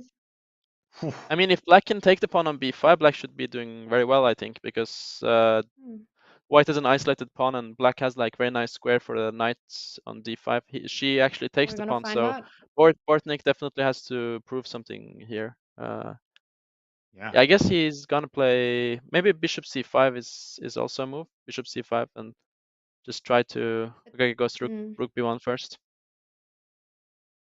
Okay, so She's rook got to b8. step up with rook b8. I don't see another move, and she plays it fast. And Bortnik doesn't seem very happy with his position. Yeah, because actually, if black just gets to stabilize the position, it's very hard for white to win such a position, because black has a nice square on d5 and it's very solid. Now, actually, a4 seems like a threat that wins a piece, but yeah, actually it is a threat. But because knight d6, you can maybe go. I was gonna say queen a3, but then you can take on b1. So yeah, black should be. Yeah, black should be doing okay here for sure. Maybe just move the queen. I think Melee Jade probably has to be, there we go, great call, careful about her clock situation, because no better player than Bortnik to squeeze a win out of his opponent's time pressure. But Aryan, thank you so much for providing your insight. We'll let you enjoy the games in peace. Grandmaster Aryan Tari, big part of the successful Canada Chessbrass team. Thanks, Aryan, so much for joining us. Aryan, thanks for having me. Before we let you go, I just have one question, and I have to put this in. Are you having fun streaming? Because we've been having so much fun watching you. And is that like an alternative career or something? Oh, that's nice to hear. Actually, I had my own channel on Twitch like 2 years ago. I was streaming a bit, but then I didn't stream on my own channel for like, I think it's like 2 years now. But when I was at the Chessper House, I was obviously streaming there. It was a lot of fun. I might take it up again. Yeah, I enjoy it, but you know, like having Magnus next to me and playing Blitz, you just it's easy to feel stupid, but it's very fun. Thank you so much, Aryan, and we wish you and your team all the best. Thanks a lot. See you guys. See you, Aryan. Well, we look forward to seeing Aryan on stream. And as we go back to the bird's eye view, I mean, this is a great position for Melee Jade. And the first round, it was going the passer's way. Right now, I think the Canada Chessbras are in a great spot, because Ivan Šarić on the lower right-hand side, we haven't looked at that game yet, but I feel like he's just crushing Carissa Yip with just massive tactical threats in that position. The world champion still has things completely under control. Bar oh my gosh, let's go to that game. After Carissa's no, he's last just winning move. a piece. No, it's over. What is? There's nothing even to talk about. It would just zoom in on that for a second. Carissa might just resign here because she's losing a piece. She's resigned. That's it. She's resigned. Why did she resign? Because if we look at this position after only 19 moves, Tanya, just black is I thought black was up a piece here, but no, she wasn't. And Carissa just not able to show the same form that she did in her first game. There's nothing to play for. She's down a piece, and a big win for the Chessbras. Wow. And with that, they take Ivan Šarić defeats Carissa Yip, takes the lead in round 2. But of course, the action is on everywhere. We do know that the Chessbras are currently down 1 round. They're looking to make the comeback. And take a look on all our boards. It looks pretty even, but the bottom left is where I'd be really worried. The youngest Grandmaster up against the world champion. But it looks like the eval bar is screaming that Magnus has done everything right. And take a look at that pawn structure. He's got that extra deep pawn. with the double pawns on the f file. This looks like bad news. The b6 pawn is hanging. So many tactics. Actually, you can pick up knight b6, or is that too greedy? I think you most certainly can. I think you at least have to think about it, because if you don't pick up that pawn, if white drops the knight back, then Mishra could take on d4, and that's exactly the way that you lose this advantage if you're the world champion. He's also up 6 minutes. I think that's another reason why I'm feeling very, very pessimistic for the youngest grandmaster in the world. So currently Magnus is up a pawn, right? Black has 6 pawns, white has 7. Knight takes b6 is on the board, and queen b5 here is what I think Carlsen was calculating. Maybe the move d5 can be played counterattacking Black's knight. But I'm not totally sure that this is over. I don't think it's over. I mean, there's some precision that's required here, right? The knight on b6 doesn't really have a retreat square, so you have to find a way to counterattack. You don't want to go all the way to a8. Definitely going to get trapped then. Knight d4 is hanging. That's not a square your knight belongs in. But d5, I like that move. After d5, Black can at least look at picking up that knight on b6. You pick up the knight on e6. Black picks up the rook on d1. And after queen d1, just watch out. Don't pick up the e6 pawn with your queen. There's a back rank problem. Yeah, I'll show that on the analysis board, because Carlsen, with plenty of time, is going to take some time to think about this. If he goes d5, which I think he will, Abhimanyu has to already be thinking about whether it's worth going for this endgame, as you said, not queen takes e6. But I'm pessimistic, Tanya, because Carlsen can win these in classical chess. I feel like within the confines of a game where his opponent has 30 seconds, queen d8, d6 might decide the game immediately, according to the eval bar. So Abhimanyu has to keep the knights on the board, I think, and try to go after Magnus's knight after knight c5. Maybe e6 works out for white. The tactics get really, really crazy, but Carlsen has to calculate a position like this and actually properly evaluate it, because he will be down a piece here if Abhimanyu keeps the knights on the board. Never mind, it's a moot point. Carlsen has made a different move. We go back to the eval bar. He's refrained from d5 instead. He's trying to force the queens off the board. That's given Black, I think, some very decent drawing chances after the trade. Yeah, you can trade and you can pick up the d4 pawn. Well, he decides to pick up the pawn first. Queen b5 trade. Now, the big problem for Abhimanyu Mishra is also the clock, Daniel. He's down to 25 seconds. The knight on d4 is pinned. Nice move by Magnus, just sidestepping a discovered check by the knight. I feel like that was a really, really bad move by Abhi, because it's given white a fully sort of rectified pawn structure on the queen side. The reason I think he's done that, he's trying to keep the b6 knight at bay, but he's fighting a lost battle because his own pieces are stuck in mud on the d5. I think Carlsen, he wins these games, 99 times out of 100. I'm not even exaggerating. I don't see Mishra holding this with 15 seconds, but you never know. We've seen how good he is in acute time pressure. Rook c8 is another excellent defensive move. It ain't over. It ain't over. And Magnus is not pleased with the fact that he allowed Abhimanyu's rook to escape out of this pin, because if the knight would have moved, even a rook trades, a knight pawn ending would have been completely winning. But Magnus still dominating. The rooks are alive, but the rook enters e6. What a move. Pick up the g7 pawn. e6 will fall. 8-7 will fall. The clock will fall. The game will fall. The rook will fall as well, and the game does indeed fall.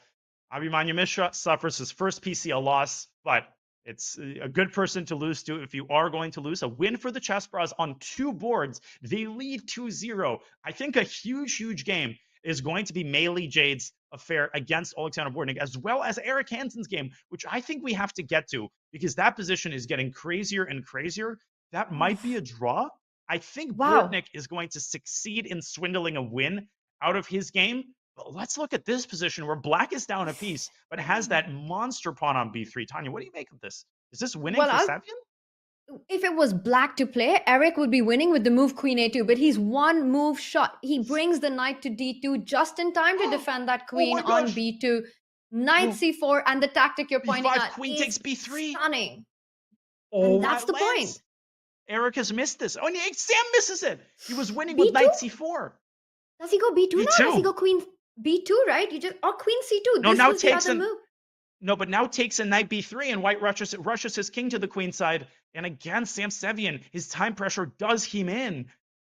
b2, and Black was very much still in the game. He had to keep that b pawn alive. There was no way to get to it. Queen c2, and now you're pointing out just trade the queen, pick up that pawn on b3, And that's what you need to do, because otherwise you can't go queen b3. The d2 knight is hanging. Knight b3 is impossible. The queen on c3 is hanging. I don't see another move. You've got to trade the queens. The thing is, if Sam is not confident in that ensuing endgame, you could also lose that if Black's king reaches the queen side quickly. So given the match situation, he might actually take on b3. And he's declined a draw here. He has taken on b3, and he's going after Hansen's pawns on the king side. Yeah, but queen pawn B5. endings very often is not about who has the extra pawn, but about the passes. He needs to not care about winning that pawn back. He has to just start pushing. Queen e1, b4, give a check, push that pawn. It doesn't him, matter how baby. many pawns you lose. Push It's them, literally baby. about the passers. Can the Garden State passers pull it out here? No, I think Savian is winning because Eric couldn't play b3 in that position because his king is so much less safe. It's susceptible to the checks. I think Sam is going to be first to the party with h6. His passer is going to prevail. It's over. Queen c4. You could Queen not go to c4 picks up the d4. pawn Queen with check. c4 was a mate, and now he picks up the pawn. This is just over. Wow, this is What a heartbreak for Eric. heartbreaker. Great choice of words there. Sam And Eric, Savian, what? so close. Unstoppable. Oh, wow. And Bortnik Does won as it well. again. He does it And again, he gets up, indeed. he leaves. We see Eric Hansen on our screen. He is devastated right now. Just everything went wrong in that queen pawn ending. What a win by Sam. Unbelievable. He was worse at some point in the middle game. We didn't look at it when Hansen was better. And Savian missing the smoother win, but going for that queen endgame and a great judgment call, deciding that it would be tough to defend with Black as we review the second round score. Somehow, Tanya, the Garden State passers are able to hold a 2-2 tie. Conceivably, this could have been 3-1, or even if Meili Jade had held a draw, 3.5 very easily in the Chess Bros favor. Instead, they will have to put off the comeback for at least another round. Wow, and that, if Eric would have managed to save that half a point against Sam, they would have been back in the match with a level score. But going into round 3, they are trailing the Garden State passers by 1 round. They're down 4.5 to 3.5. They need to win one match to at least, 1 round at least, to level the score. But it's such a small margin. This match is wide open, Daniel. Wide open indeed. It can change at the drop of a hat. Every result has the capacity to change the course of this match. Magnus Carlsen is going to have to continue putting through a perfect performance for the Chess Bros, and we'll see if he can do that. And before we go on break, we wanted to remind you that this month we celebrate women who have changed the world with our March bots. Challenge Mary Jackson, NASA's first Black female engineer, or test your skills against Ada Lovelace, often recognized as the first ever computer programmer. What lines will visionary and activist Malala Yousafzai bring to the chessboard? Don't miss your chance to find out, as these bots will disappear once March ends. Head over to chess.com/play/computer or use !WHIM, WHIM, Women's History Month in chat to play now. So ladies and gentlemen, the Chess Bros and the passers will play now. No, they'll first play after a short break. We'll give the players a chance to fill up their coffee cups. We will do the same. Oh my goodness, round 3 of this epic PCL match is coming up in just a couple of short moments.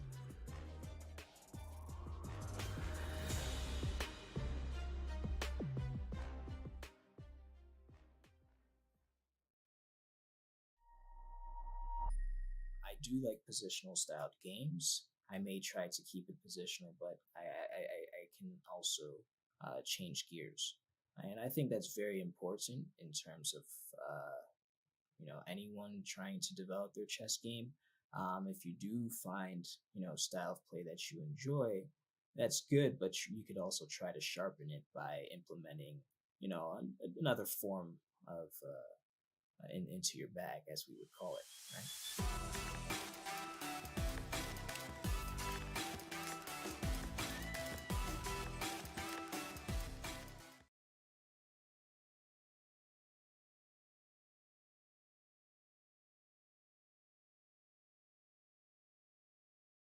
What's the best way to follow any chess event, from the World Chess Championship to the candidates, the Speed Chess Championship, Title Tuesday, and so much more? Chess.com/events has all of the top chess tournaments played both over the board and online. Analyze and review games from the world's greatest players with live commentary, cloud analysis, opening explorer, and table bases. Find all the key event information, including schedules, prizes, results, news reports, player bios, tie breaks, and more. Even compete by voting for your predicted results. Explore chess.com/events today on web or with our iOS and Android apps and experience chess like never before.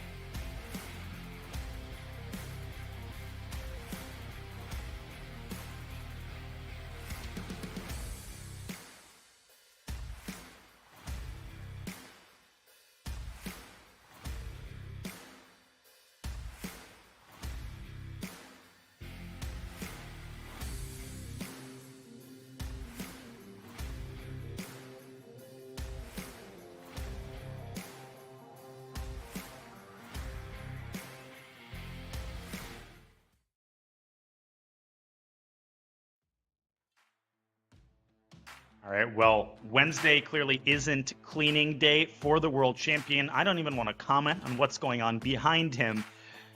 We might need to talk to the world champion about that. What we will not need to talk to him about is his play on the chessboard. That is as clean as it always is. He's won the first 2 games. Tanya, I mean, we can sing his praises for hours and hours. At the end of the day, his resume and his performances week in and week out, they speak for themselves. He's cleaning out the competition, and that's all that you need to do when you are the chess world champion. I see what you did there. Learning from the best here, Danya. But he has 16 world championship titles, and that is just incredible stuff. Magnus Carlsen is the GOAT, if there ever was one. He most certainly is, and we take his performances for granted. But to go 4-0 in the PCL, that's only been done once this season by someone not named Magnus Carlsen. I'm stalling because I don't remember who. I keep forgetting who the other Wei Yi. It was Wei Yi in his first match for the Shanghai Tigers, who incidentally sit at 2-0. But Magnus Carlsen is just a cheat code, and he's been a cheat code thus far, although he came very close to suffering a shock defeat at the hands of Carissa Yip in round 1. We review the overall scores through 2 rounds as the Garden State Masters lead 4.5, 3.5, 4 points away from that golden 8.5 score, which they could conceivably achieve with an easy 4-0 victory in this round. What's as easy as that, right? Absolutely, Danya. And as you were pointing out, this is our lineups for a very critical round 3 that's coming up. 4.5 to 3.5 against the Canada Chess Pragg. Now, what was worrying to me was the bottom 2 boards for both these teams, they have barely scored now in the first 2 rounds. Between the 4 players of the bottom 2 boards, they have raked up half a point, and that's just not enough. You can have the world champion on your team, but if the other players are not performing, it's not going to be good enough. It's not going to get you the result that you want. Sam Savian will be taking on the very creative Croatia #1 Grandmaster Ivan Saric. Botnik against Magnus. That's going to be a fun one, Daniel. It is indeed. Oh, I'm looking forward to Bortnik with black against Magnus. And Magnus might consider playing 1e4. If he does, let's see if Alexander Bortnik sticks to his guns and plays an Alekhine against the best player in chess history. That would be an incredibly gutsy decision. It led to a victory in round 1 against Eric Hansen. Oh my goodness, we've got some exciting games for you today. Well, the Garden State Passers, they're going to try to solidify their lead. We are off with Saric against Sevian, who is 8.5 out of 9, Wow. and a Gleck system. Okay, I can get behind this. I like it. I like the strategy behind it. I mean, he's played the move G3 and it puts Sam into a thing. Sam has been a powerhouse of a performance so far. So it's a good thing to get him out of theory, to get him to think early on. And he reaches out and he says, I'll play copycat. Goes G6 for the And- fianchetto himself. Small correction, by the way, Tanya. Our very hardworking team informing us that there were other players, including Hikaru Nakamura, who have gone 4-0, which honestly just speaks to how ridiculously strong the PCL is. So Magnus not in as elite of a crowd as I thought he was, but he's still Magnus Carlsen. In any case, this opening has gained a little bit of popularity in recent years. I call it the Gleck system. Traditionally, the Gleck system involves developing all of the knights and then playing G3. And here, Saric has deviated a little bit with pawn to C3. How unusual is this, Tanya? We're almost in some sort of a perk. Wow. And with that, D4 was the idea, but I like this move by Sam. It stops it, anticipating a break in the center, already places the rook on the E file, hitting that pawn on E4. And now it is, again, Sam's turn to think as D3 is played. It's a very slow start. Daniel, this is going to be a long strategic fight. And I think that's exactly what the Canada Chess Bros want against Sam Sevian, who has been a monster so far in this format. But we do have liftoff on another very critical board. So let's bring our bird's eye view as I do spot that the World Champions game has started. Now, Botnik is the other player for the Garden State Passers, who has been unstoppable today. He has indeed. His Alekhine has been unstoppable, and that is why Bortnik has repeated the, oh my gosh, Alekhine against the world champion. What could be better than that? Magnus Carlsen, though, has come prepared. I have no doubt in my mind, Tanya, that Carlsen prepared specifically against the Alekhine. As crazy as it may sound, because top players face these unorthodox, unconventional openings rarely, historically, they have struggled sometimes to demonstrate as precise of play as some lower rated grandmasters would, who face these openings more often in open tournaments. So Magnus Carlsen has done his research. He's transitioned the game into an early end game.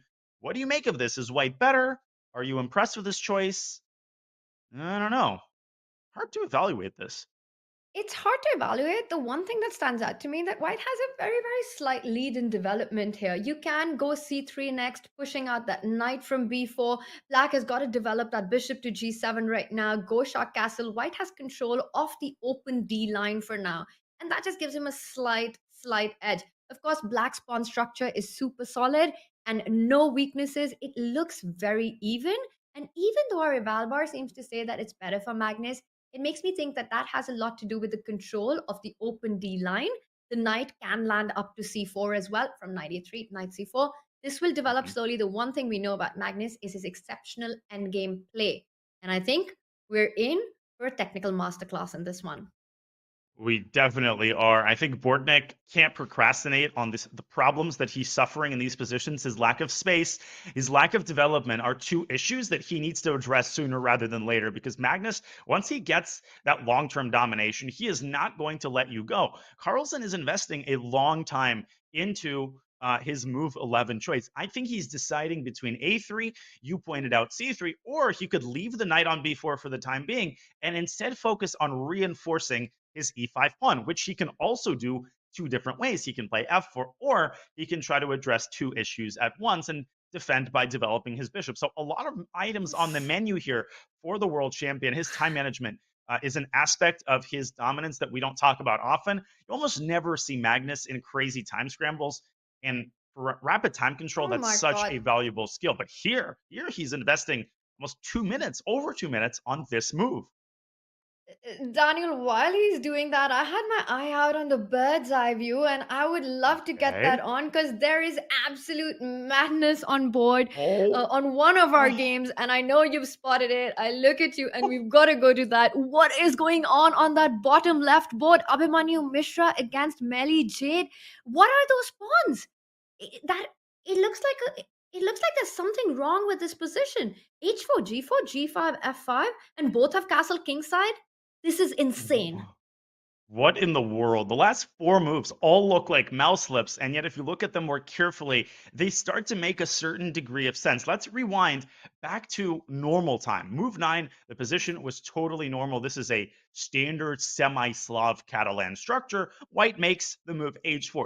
Okay, this is a little bit off the wall, but you're preventing black from playing g5. You see this idea sometimes. Black with h6, okay, whatever. And now the craziness begins. G5 by Melee Jade. She insists on pushing that pawn, cements her knight, and Abhimanyu says, you want some of that? I'll give you some of that with G4, interrupting the protection of the E4 knight.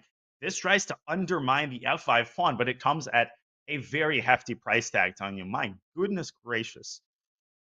I mean, I'm still making sense of what we're just seeing. That last move by Abhimanyu, G4, if we can just do a, like a loop play of that, G3 to G4. Daniel, how do you Yeah. make this move?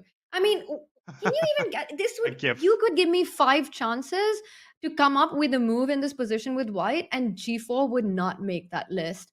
But then Abhimanyu Mishra is the youngest grandmaster in the world. Yeah. He knows what he's doing. I was going to say there's one list he has made, and it's the youngest GMs in history.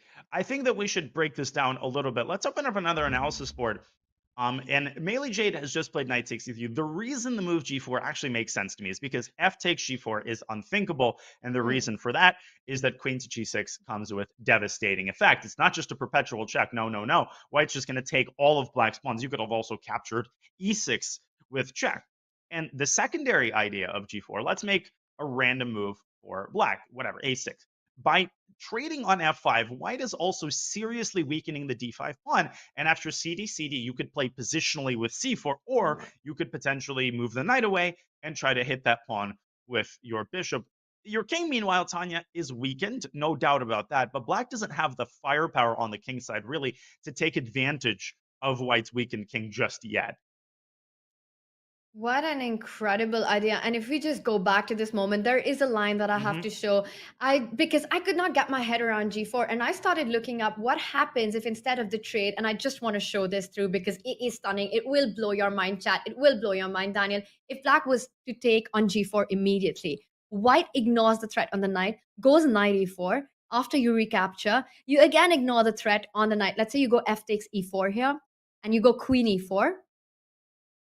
Sorry, D takes E4, Queen E4, and you ignore the knight on F3. If black was to recapture, you give a check on G6, King H8. You pick up the pawn on H6, King to G8. You give a check on G6, King to H8, and now you ignore the bishop hanging on G2, and you capture the pawn on G5. And white is completely winning. What is this chess? You pick up that bishop on G2, King G2, Rook H1, mate is unstoppable. You can't fight against this. This is game over. This was Abhimanyu Mishra's idea. And the only reason I was able to find it is because I had help here. This was unbelievable. And all of this had to be foreseen because once black takes on f3, 2 of white's minor pieces are hanging, and obviously Abhimanyu could not be satisfied with just a perpetual check. So Melee Jade correctly avoids that line. That was definitely worth showing, Tanya. Thank you for that. So instructive. A great illustration of the fact that the open H file actually can favor white under the right set of circumstances. Melee Jade trying to make sure that those circumstances don't become reality. She moves her king up to G7 and says, hey, I'm going to defend the G6 square myself, right? You're not going to do it. I'm going to do it for you, says the black king. Now black is seriously contemplating FG, and queen d2 is Abhimanyu's last move. It's awkward looking, but the idea is clear. He wants to meet FG with knight takes g5, Tanya, but the eval bar, not a fan of that move, and maybe it's because black can now swing her knight over to f6 and pressure that g4 pawn with a minor piece. Yeah, but if you do that, if you go knight f6, then queen to g5 is Oh, hanging, my right? bad. So with a Scratch check. that. And I'm just wondering if this is black's opportunity to actually block that diagonal with a push of the pawn. You could maybe potentially go f4. I don't know if that's a good move or not. And then follow it up with your idea of knight f6, trying to get it to g4 or to e4. You could also go the other way. Maybe knight to Hmm. b6 is a more sensible way of untangling your pieces. Also, thank you for correcting that. I'm going to pretend I never said anything. The worst thing would be if Melee Jade plays knight f6, because then we'll know who to blame.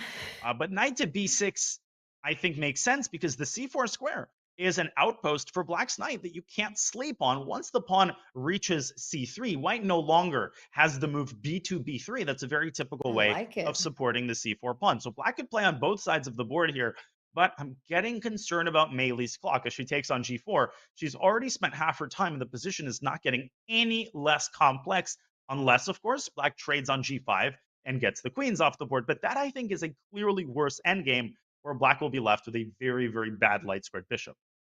So I wouldn't do that. Well, it's happening knight g5, and now it is up to Melee Jade, and she goes for this endgame, picks up that bishop. Everything has been traded off, and as you're pointing out, look at that light squared bishop of black. The rook on a8 still not developed. This is going to be a tough endgame. Abhimanyu Mishra, he needs to show good technique to take this point home, but I think it definitely favors white, even though our eval bar says that it's sort of even. That bishop pair, the rook on b1 on an open file, e4 central break ideas, the g4 pawn being weak. This looks like it could be a point for the Garden State bosses. Well, I know one man who probably agrees with you, and that is the team captain of the Passers, a player, a commentator, and now wearing the captain's hat, FM James Canty joins us once again to share his insight on the current state of the match. Canty, you've got a 1-point lead. How are you feeling right now? No, we're feeling good. It's not over yet. It's definitely not over, but we're feeling really good. We're hanging with them. I like the fearlessness in the kid, right? Mishra is just, you see the face right there. I don't care if he's losing, he's going to be looking like this in the board with his mean face, and it could scare you. Don't look at the camera when you play this guy, right? It could definitely psychologically mess you up. But no, the kid really is like very strong, and he's also very angry because he lost to Magnus in that last game too as well. So he's doing it here. I think we're gonna get to pick up this point, and like we looking good. I also see the Aval bar in Carissa Yip's favor, so that's a big game. You know, Carissa Yip will hit you in your lip. So let's see if Eric about to get caught with one right now. I don't know, but it's feeling good about Carissa's play. Let's James, go back to the what bird's eye about this? view. But this position, Melee Jade just picked up the pawn on c4. So would that be something that might worry you a little bit with white, or you don't care?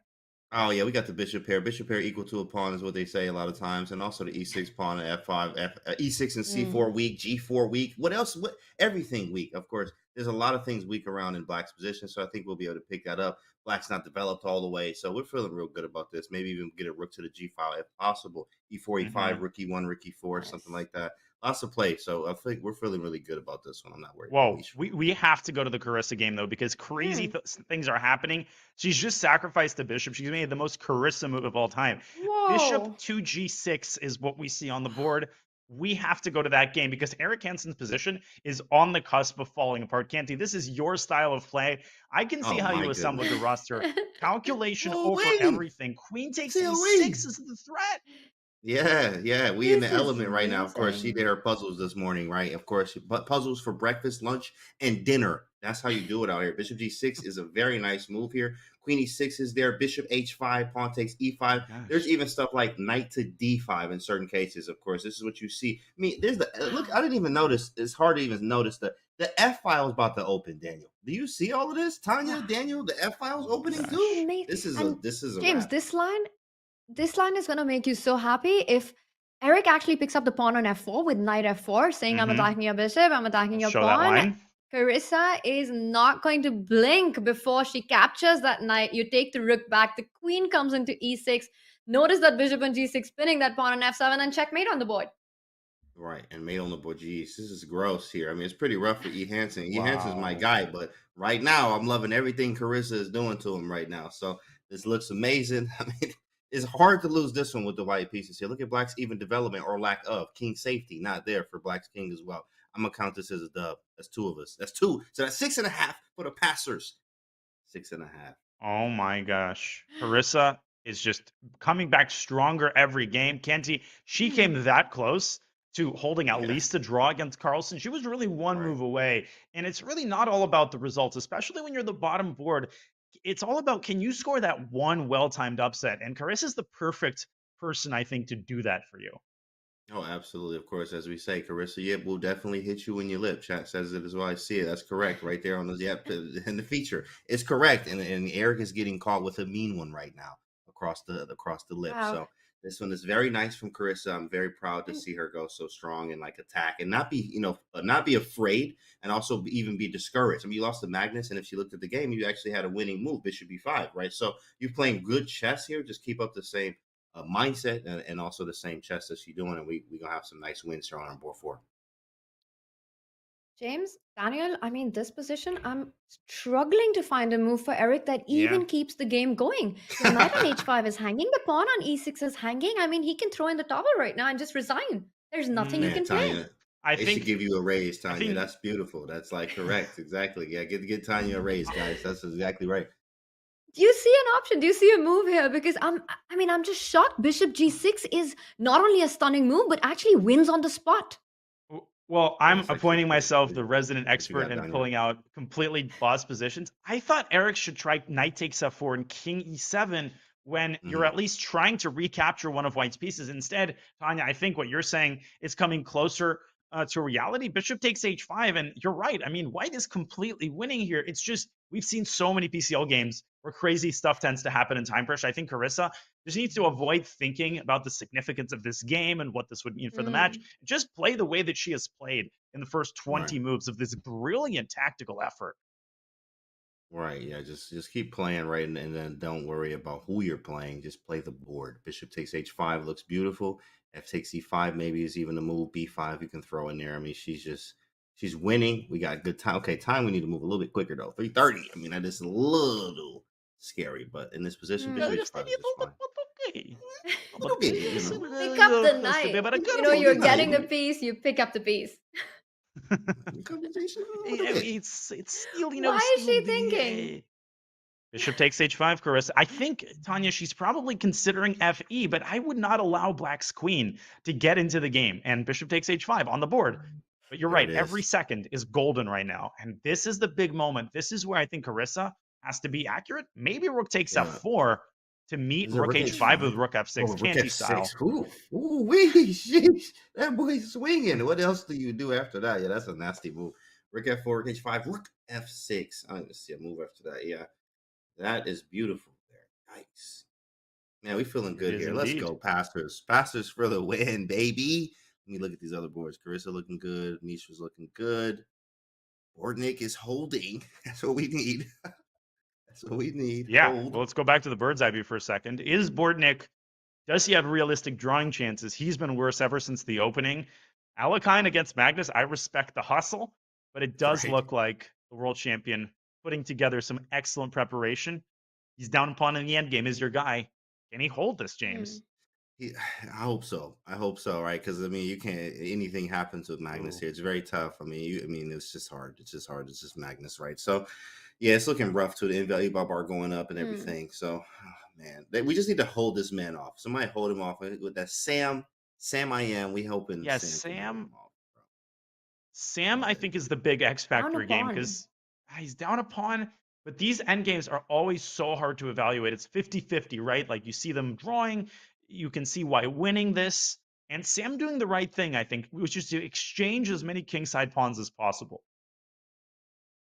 Yeah, and then go to something h5. theoretical. And James, what would be your reaction? Would you trade on h5 or will you keep the structure the same way? Because for me, allowing h4 is also a little scary. Do you think that Ivan right now is going to trade on h5? Is that what Sam is hoping for? He might even play h4 here yourself as white, which is a strong move. H4, and then if Ooh, G, if that's a nice HG, move, Rook G, actually. and then you keep everything That's a connected. So really this is nice the thing move. about it. Yeah, I mean, the endgames are nice too. I don't like separating the pawns, so GH5 I really don't like. I would rather play H4 or even Hmm. just King G3 I don't like, but I just don't want to separate these pawns. Maybe some weighty moves like Rook B5 to play Rook B6 and A6.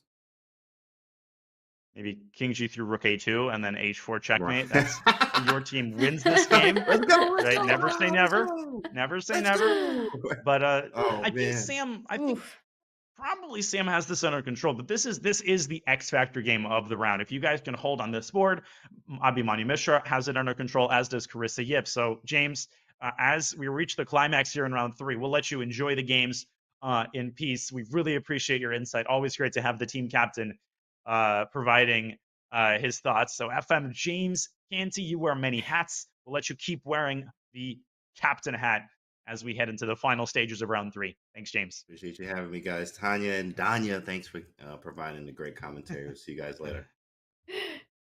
Thanks, James.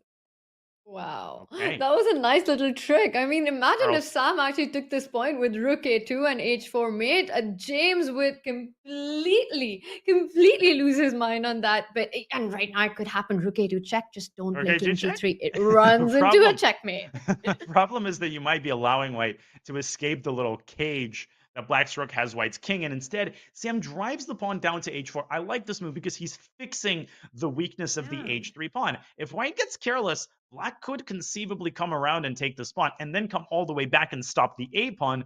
A lot of tempi are required to do that. So if I'm Sarich, I'm making a mad dash over to the queen side. The world champion, unsurprisingly, has converted the full point in that endgame, so he's on 3 out of 3, 1 game away from yet another perfect score. I think we should go back for a moment to the bird's eye view because some other games are competing for our attention. Carissa Yip still with some work to do if she wants to defeat Eric Hansen. Yeah, last time we checked on this one, we felt that Carissa Yip on the bottom right just looked like so dominating. You've got an extra piece, but like you're saying, you have to show a little bit of technique, and the clock is running low for both players. We see Eric's got a minute, Carissa's got about 2, and yes, winning, but there's work to be done. But look at that bottom left board, Abhimanyu Mishra in this endgame against Melly Jade. I like Black's position here.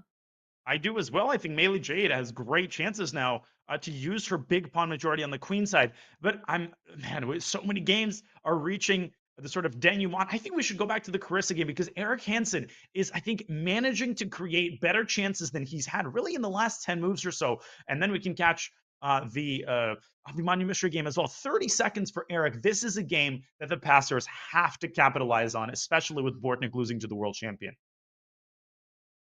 Absolutely. It is a big board for the Garden State passers as well as for the Canada Chess Players. Eric has to try to save this one. They are currently behind in this match. He goes with the queen activity, queen b4, hitting that bishop on b2, hitting that pawn on c4. The one good news for Black is that the king for now is safe, but you always have to watch out for ideas of sacrifice on e6, threatening a mate on g6. But right now, Carissa needs to find a response to queen b4. The bishop on b2 is hanging. How do you play here with white? And when you're less experienced of a blitz player, you get nervous when you go down below a minute. You start feeling like your clock is inexorably ticking down to 0. Carissa has to avoid feeling those feelings. But I think Eric, he's attacking 2 minor pieces at the same time. Carissa might have to sack the knight on c3 and somehow play rook takes f4. But there's no question in my mind, Tanya, that she's let a lion's share of the advantage slip. She's let Eric get a lot of counterplay. And if he can get this into a time scramble, he gets good winning chances. And look at this move by Carissa. She fearlessly sacrifices her bishop. We've got pandemonium on the board. I don't know what's going on. I love it. So she wants to pick up the e6 pawn with a check, and I am trying to understand it, but before I can, there's another sacrifice. Another sacrifice. Instead, Eric picks up the bishop on b2, and Carissa, playing in Carissa style, sacrifices a knight. Gosh, the bishop 5 is hanging, seconds. the knight is... What is happening here? She needs to make a move. She needs to make a move fast. Wow. Eric takes on d5, cd. And maybe Eric could pick up the bishop with his king. I think he has to try. E5 here would lose. With 1.2. He does it. King g6 running away. Check. Well, running away. Right. And I don't even see... I do see a perpetual, right? You've got queen g4 check. And you can you repeat immediately? Can you bail out I here? think I'm not sure. I wouldn't even try. I would have gone rookie. I would go rookie 6 here and play this for a win. You're right. Carissa probably does have the perpetual, and maybe she says, okay, you know what? I let the advantage slip. I don't want to lose this game, but I would try rookie 6 because defending this with 7 seconds is tough. But Eric is just heroic defense here, and he's going for it. He's going for the win. Eric Hansen is. He might get mated. But this is so dangerous. He goes for it, but I'm not sure if this is the path. G6, the only move to keep the bishop defended. King H5 was mate in 1 after Queen G4. That would be game over. G6 played. Rook into G6 is in the air. Carissa has sacrificed a bishop. A knight. Will she sacrifice a rook? And the other game is going crazy too. Ivan Sarch has won. He's won that endgame against Sansevian. Wow. That was almost indefensible from a practical standpoint. We've got a time scramble in our other game as well. I think Abhimanyu Mishra is going to take that game against Meili Jade. Look at the bird's eye view there. Carissa Yip is forcing the draw with rook takes f7. So perfect opportunity for us to go to the last game. They're repeating moves. That's it. Carissa Yip has drawn a great save for Eric Hansen. Let's go to our final time scramble. Meili Jade, I think, has let this one slip against Abhimanyu Mishra. Wow, so it all depends on how this one goes. And rook to f1. White has a huge advantage. King f5, f4 is falling. That was a huge blunder. He's going to get mated. Oh my gosh. d5 there was winning on the spot. Instead, Black's king get active. And now she can give it check again. He gives it. But she's going for the win here. But be very careful if you're Meili Jade, because d5 could come at the most inconvenient King d5. moment. No, she stops it. Winning now. She stops it. Take C3. Now pick up the c3 pawn. And no more d5 ever. Come back with the king. Knight the d5 c4 coming pawn. in. Oh She's totally my god. winning. C3. C3. Abhimanyu. Okay, this is also fine, but c3 was even faster. And the Canada Chess Pros have already won the match 2.5, but if Meili Jade converts this, they take a 3.5 point victory, which is massive, which would mean that they go into the final round as the leaders of this match. Oh man, James must be tearing his hair, praying for a comeback here by Mishra, but this is, I don't see a single way for him to make this interesting. It's over. The B pawn is coming, and this is over. B4, B3, Resign nothing's time. going to ever stop that. This is resign time. King D5, just pick it up with your king. She picks up the E5 pawn, also good enough. Pick up the E6 pawn. White's king is far away. B2 coming next. And that is it. She saves her rook. She doesn't even give a chance to go into a king and rook versus king and queen. And everything's on the board. 2 queens incoming. And that is it. Meili Jade does it when it was most needed. A 3.5 to half win for the Canada Chess Pros. Oh my lands. And Meili Jade, it's settling in.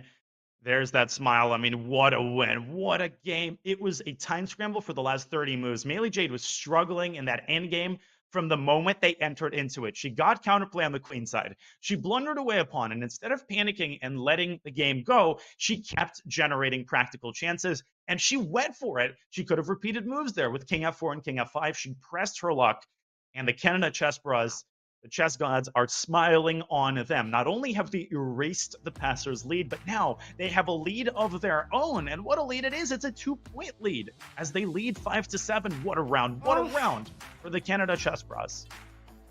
Just incredible stuff there. And we saw Meili Jade on our screens. She had this cool, cold calmness about her after that big win.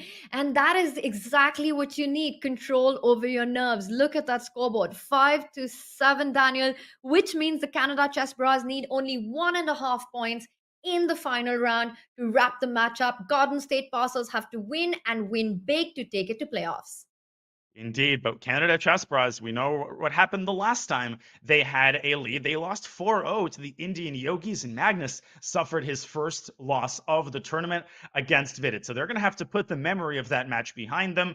They're going to have to step it up. The world champion, he can come very close to ending the match if he wins his 4th game, going for another 4-0 sweep of his very strong opposition. Sansevian will try to stand in his way. Everybody will have to come up with a huge game for the Garden State Passers. Everything is still possible, and you are going absolutely nowhere. You will not want to miss the final round of today's PCL action between the Garden State Passers and the Canada Chess Pros. We'll be bringing you that action in just a couple of short minutes.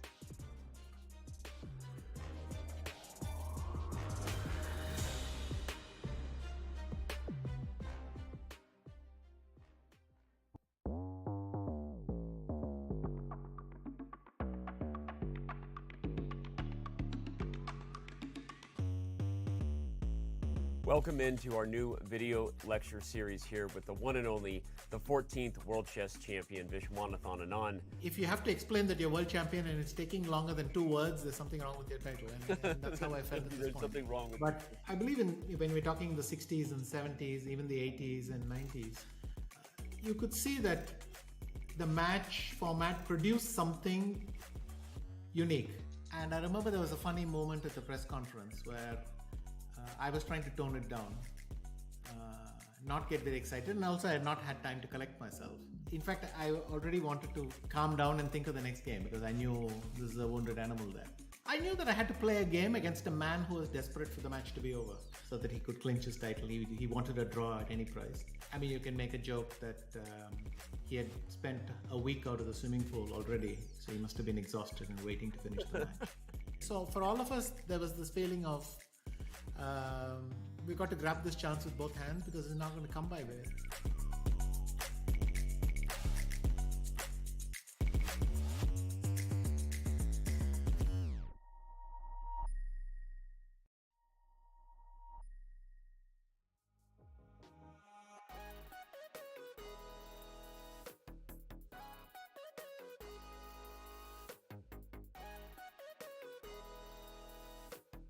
My name is Ethan Curry.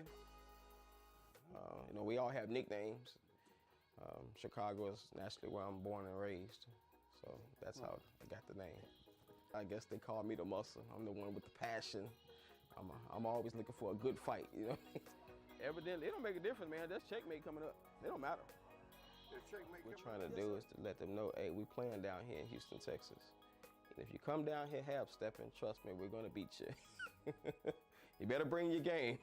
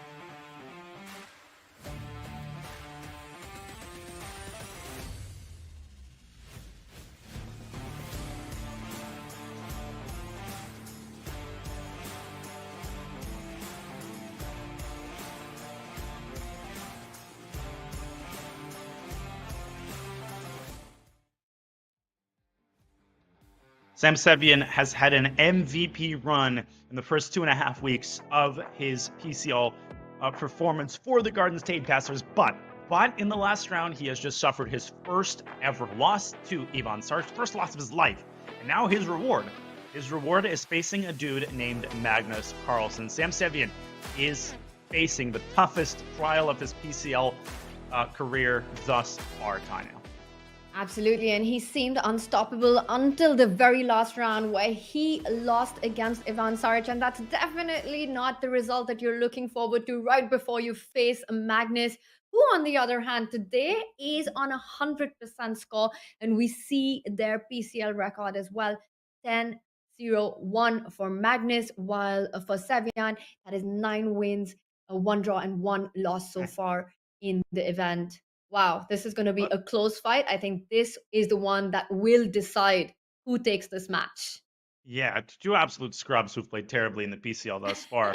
And so have their teammates. Let's review the individual scores really, really quickly. Alexander Bortnik has had a good run for the passers, although he has also suffered a loss to Magnus Carlsen. But Mishra and Carissa Yip are going to have to perform well in the final round because our match score is 5-7, and the Chess Bros only need 1.5 points to reach that golden number, Tanya, as we review the lineups for this fourth and final round.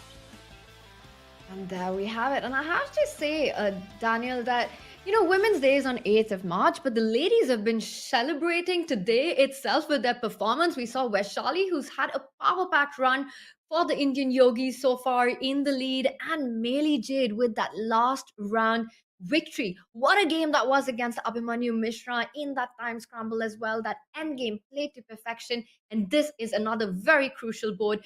Carissa Yip against Meili Jade. Carissa played a brilliant game against Eric, but failed to convert the point.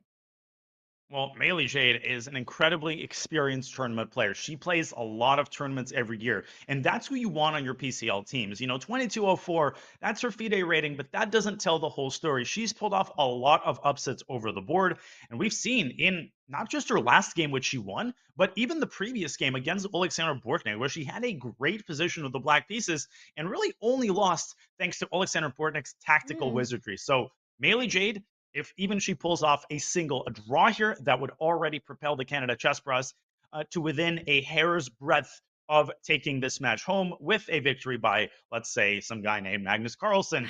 Carlsen, he does have, I think, does he have the black pieces? No, I think he does have the black pieces against Sam Sevian. So for Carlsen, Tanya, he's going to play solid. He's not going to do anything crazy. I think he's okay with a draw. Magnus is never okay with a draw. It doesn't even matter what the situation is, who he's playing against. Magnus is going to try to create his chances. Of course, we're not going to expect anything crazy or rash over the board, right. but if he gets it, he will try to make the most of it. And he plays the French defense. Okay, you're absolutely right. This is as clear of an indication that Carlsen wants to end the match with a win here as there is. And Sam Sevian says, you're going to play a French. I'm going to meet you at the top, playing the main line, a classical variation here. And this is one of the most topical lines contested now for several decades, from really the time of Garry Kasparov. It's still popular at the top level. Wow, this is getting crazy very early on. And of course, White has to decide where you want to castle kingside or queenside. Right now, Magnus putting too much pressure on d4 to give time for Savian's king to decide one way or the other. Queen f2 played, defending that d4 pawn. And it looks like Magnus is the first one who goes into a think out of the opening. Well, this is a great sign for Sam Sevian. Carlsen has played the French a good amount in rapid tournaments in the last couple of years. He played it against me in our aim chess game. So this can't be too much of a surprise for Sam Sevian, who must have expected Carlsen to play some sort of unbalanced opening. And very good preparation. Queen f2, probably not the most common move if the world champion already settles into a 30-second think before completing his queenside development. Well, he does go on to complete his queenside development with bishop to b7, and I'm expecting White to shot castle. He goes for the kingside castling. Very often, Black has got ideas of taking on d4, trying to put that bishop on c5, but there are so many tactical knight jumps that you have to calculate after c takes d4, knight d4. I don't know if bishop c5 is possible or not. It looks very tempting, trying to put pressure on that knight. We see Magnus and a very messy room behind him. I have to say the chess in this game is going to be equally messy. It absolutely is. That was really smooth. And to contribute to your point, cd4 and bishop c5 is incredibly tempting, but the knight from c3 will slide back to e2.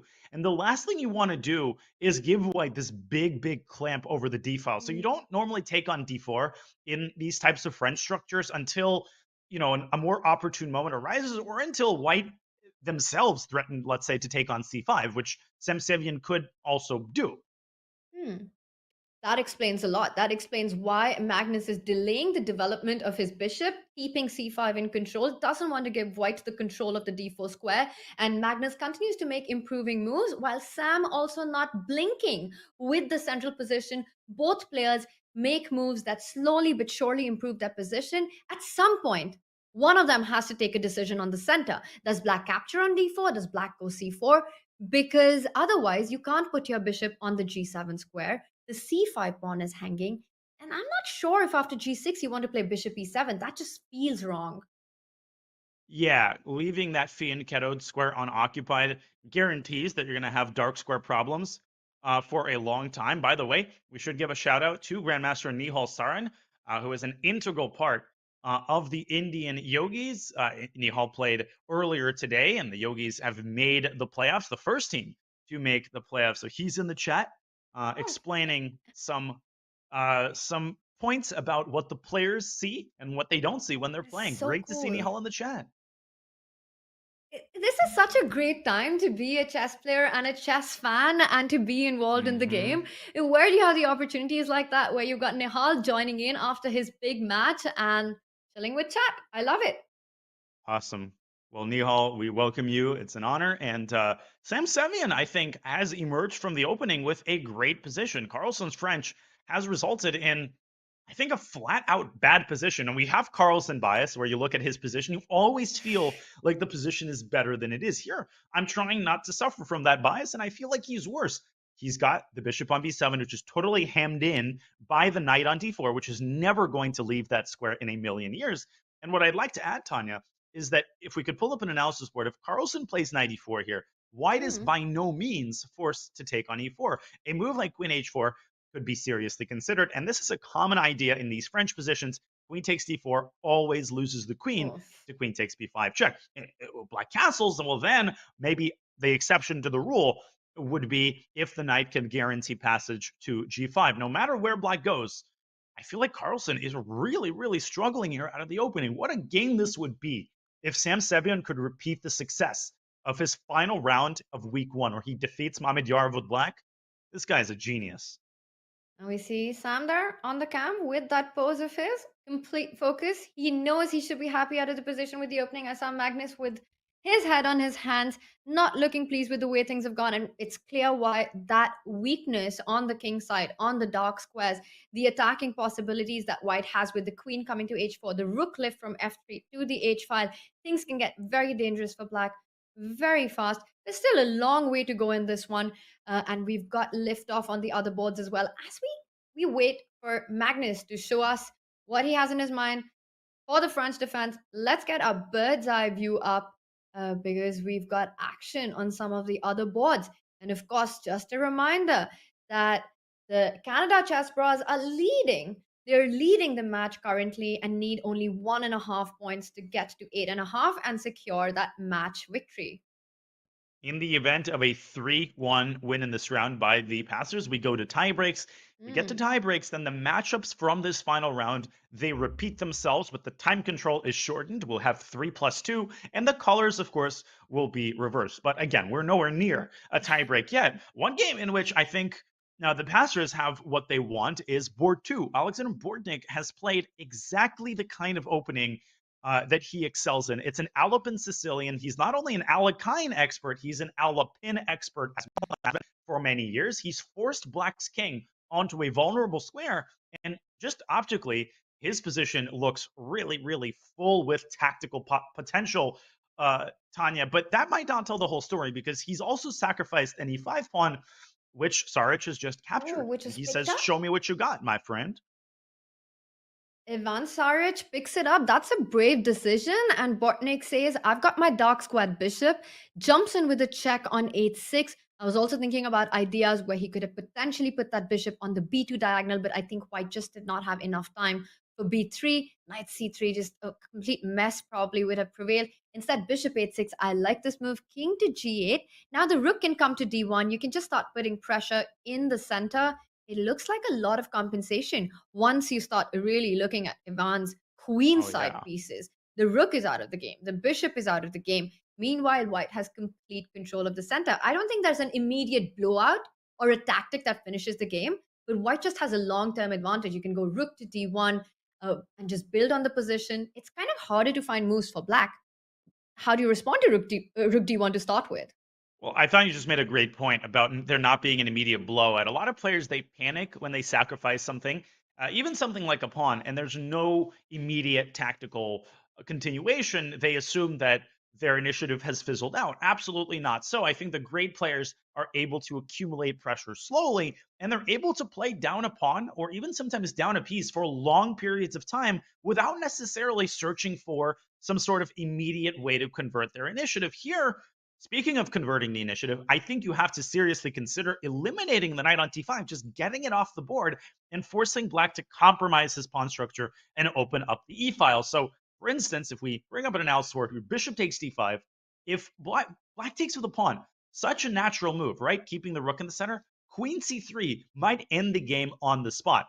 Rook can't move because you get mated. That is And if you amazing. support the rook, then white eliminates the pawn with check. And then rook takes c5 with a completely devastating, it's carte blanche against the king. This is a big moment. Bortnik has taken on d5. Oh my gosh. Oh my Sarge God. loses on the spot if he takes back with a pawn. This is easy to miss. This is very easy It's to so miss. easy to miss because it's such a natural move. You're hitting that knight on e4, and this is a Exactly. big moment. And Sarge, they're shaking his head. He needs to find this tactic that you're mentioning. Queen c3 will be game over.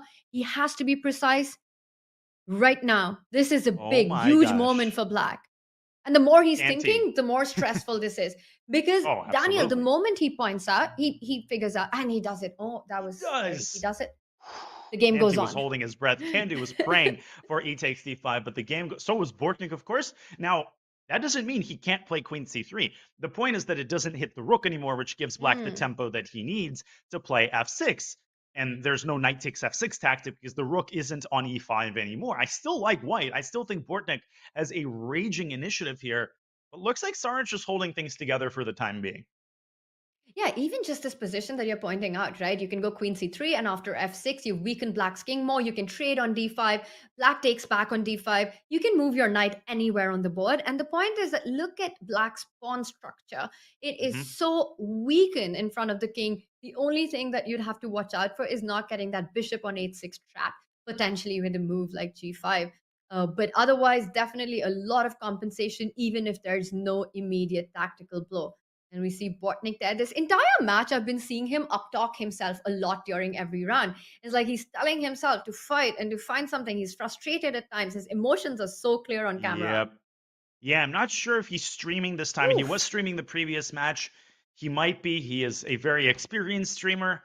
And Alexander Bortnik, he needs to deliver in a big way for the Garden State Passers. Now, we've got action on all four boards. This is going to be, it just feels, Tanya, in the early going that this is going to be one of those epic rounds where we end up screaming and yelling the last 2 minutes.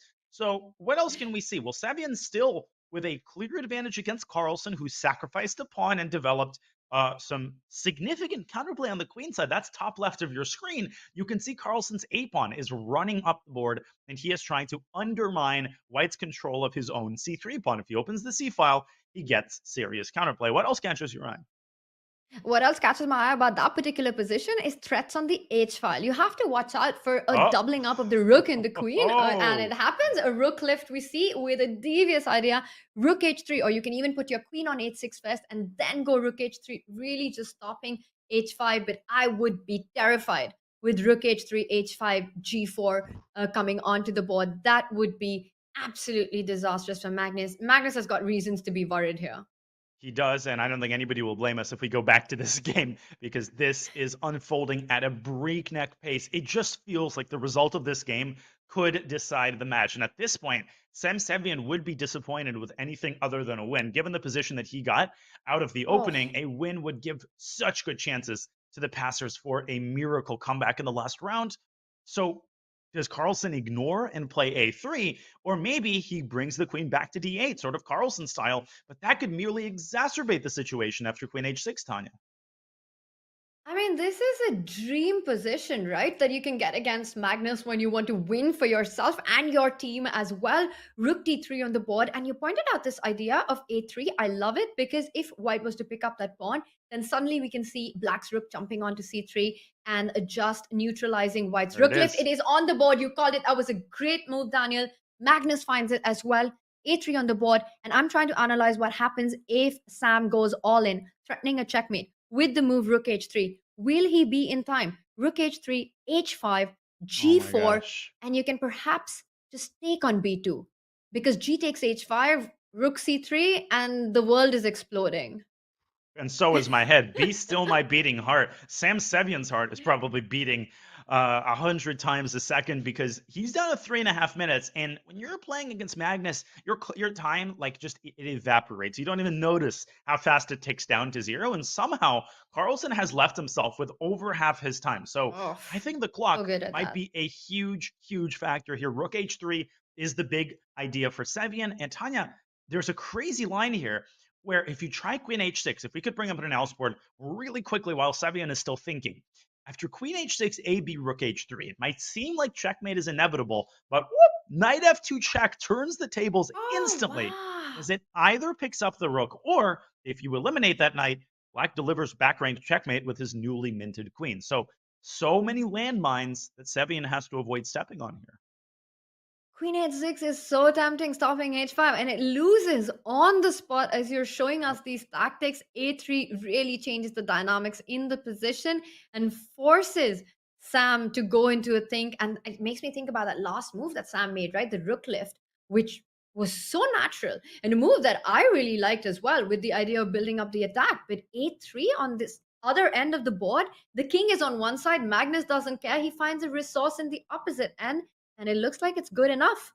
The eval bar approves as well. Magnus playing the Magnus way. I love it. And as we've been discussing, another minute has elapsed from Sam Sevian's clock. He now has 2 minutes. I think if you're Magnus at this point, you're probably thinking about winning this game. You're thinking about playing for a win. The eval bar shows zeros, but that doesn't mean the game is guaranteed to end in a draw. Maybe there's some sort of a perpetual that can be found after Rook H3, H5. I don't see what it is, though. And if White bites the bullet and takes on A3, then Magnus's pieces stream in down the C file. He gets a past D5 pawn, and it just feels like he's taking over this game. It really does, right? And I mean, he's thinking, and he's down to 1.5 minutes, and it's really not easy. He has to find a resource, he has to find it quick, and it's really easier said than done. The more we look at the tactics that exist in the position, the harder it is to find a move. He eventually goes for the line with Rook H3, and we're seeing this being played out. H5 captures on A3. Magnus will go Rook C3. I'm expecting, trying to trade off this Rook on H3. But Magnus goes into a think, which makes me wonder, what is the alternative? Yeah, well, there's Rook C3. Knight C3 would have run into Knight C6 and Knight E7. So Magnus correctly sidestepping that line. And the problem for Sam is that he's just burned 3.5 minutes on Rook H3. And now the hardest part is still ahead. He's trying desperately to engineer kingside counterplay. What a move by Sevian. I think he's going to sack the knight on F5, I Tanya. think it's coming. Wow. It's happening. Knight F5, It's Rook gonna F5, happen. and he's going to try to go after Black's king there. It's going to be after E takes F5, either Knight F5, or the other sacrifice that comes to mind is ideas with E6. Just really opening up the king side, and Magnus doesn't want to go into any of that. He keeps the pressure on the clock, quickly retreats with the knight, bringing it to the defense. But now White does have the option. I was going to say to pick up the pawns, but then I realized the D4 knight is hanging. Oh gosh, this is vintage Magnus Carlsen right here. Knight E4 without thinking. How is he able to play so quickly in these positions? You look at the board, you're like, he must have made a mistake. He must have overlooked something. But the more you look, the more hopeless you feel. Sam is under a minute. If he takes on G6, Tanya, Carlsen will take on T4. His king is kept safe by that well-placed rook on F8, which is such an integral defensive piece. And there are smothered mate ideas once the queen lands on D4. I don't see a move. 39 seconds. You've got to make a move. And if you move the knight, you simply pick up the F5 pawn with no compensation. And as our chat is pointing out, it is the clock as well, which is against Sam in a very difficult position. He's trying to look for some way to save this game. Maybe he can go with FE6. He doesn't. He goes knight C6. And this is a huge, huge blunder. This is a blunder, and the reason is queen takes b5. Carlsen took another 2 seconds on that move. Now there's a check on e7. Sam is pinning all his hopes on that check, but king h7 sidesteps all of the problems. Watch out. Daniel, the f1 rook was hanging, which is so easy to miss. Queen f4 defends it, but g5 you're pointing out against any check on g6. Or just e takes f5. But then maybe he takes with the knight? I think then you can take the knight and hide away on g7. You called it, Tanya. The problem is that white is tied down to this rook, so the mobility of the queen is restricted, and the knight on e4 is such a good defensive piece because it guards the f6 square once the king reaches g7. And Carlsen could 20 just seconds for Sam. 20 seconds for Sam, and it is a difficult position on the board, and I don't even see too much counterattack in this position man. for white. Wow, More- Magnus has turned this around. It's just unbelievable what he does. More bad news for the passers. The Chessbras are in control on Bortnik's board, where he's down below a minute, and Saric now has a better position. Carlsen should be able to finish this one off. Let's stay here for the time being. And I will also point out that Meili Jade Wale is, I don't want to say crushing Carissa Yip, but she's got an incredibly big advantage, the bishop pair, and attacking chances. But Knight I F5 on think the this board. game will end Daniel, quickly. Knight F5 on King the G7, board. no King problemo. G7. E6 has to be tried. You can't take Last on chance E6. for The F8 Sebian. rook hangs.